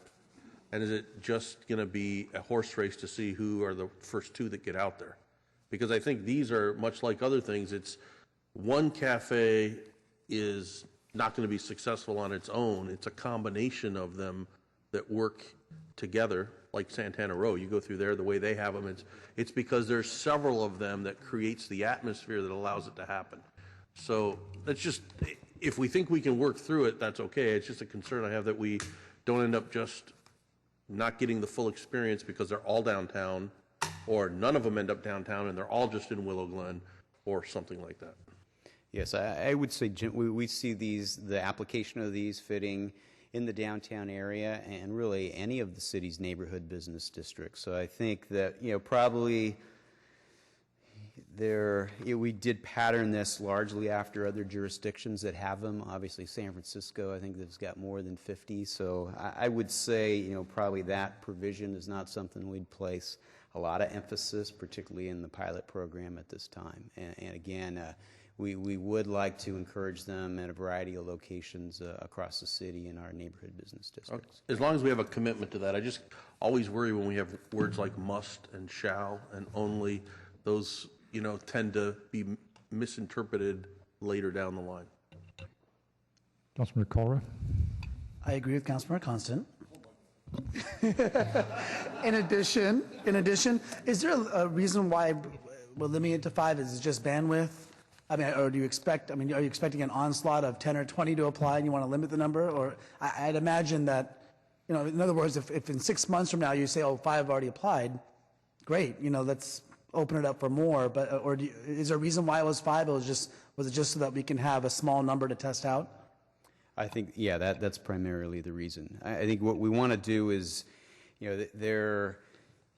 want to encourage good design, and so the experience on just how the process works. I think one of the things that is unique about San Jose's program compared to, say, San Francisco is their program. They call them parklets. It's essentially a public space that they're creating. Based on the input from our stakeholders, we think it serves best as being part of a sidewalk cafe environment. And so we wanted to make sure that works and operates well before we open it up to too large of a program. So the parklets they create are independent of any business? It's a city-created parklet? Yeah, so in San Francisco, anybody can create one as just an expansion of open space.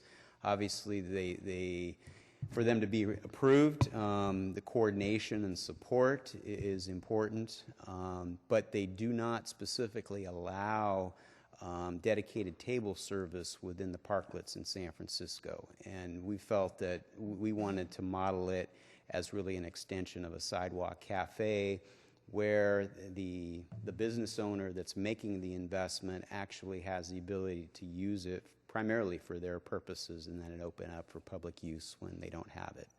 And so that's a different nuance to our program from what we've seen in other cities. No, I like it. I think that's something that you probably need to do to create an initial active use of the space. I mean, places like San Francisco, they probably are looking for opportunities to create open space. We fortunately have areas with a lot of open space, but we don't necessarily have this active sidewalk vibrancy that we're seeking. So I agree with the approach you're taking, and I look forward to it. And I suppose by limiting it to 5, you can put more energy into creating really nice ones and putting more energy into testing out different styles or different creativity with the different business owners. And going forward, maybe we can fine tune it even more based upon that experience. Thank you. Any other questions? I think not. We have a motion. On the motion, all in favor? Opposed? None opposed. Motion is approved. That completes the agenda. Open forum is the remaining item. Jose Maderos.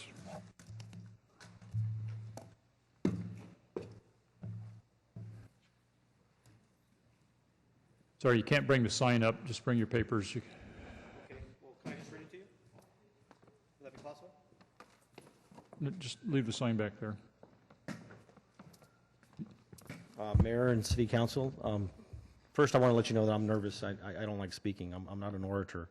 I want you to know that I've been homeless for 2 years living out of my car. This is no joke. I was a victim of fraud on my home foreclosure. My home sold in a trustee sale for $490,000. I only owed $216 on it with Wells Fargo. That's $280,000 that I received as a 1099 from the CEO of Wells Fargo stating that I made $280,000 profit in 2009. I've not received one penny of that money. I'm out of unemployment.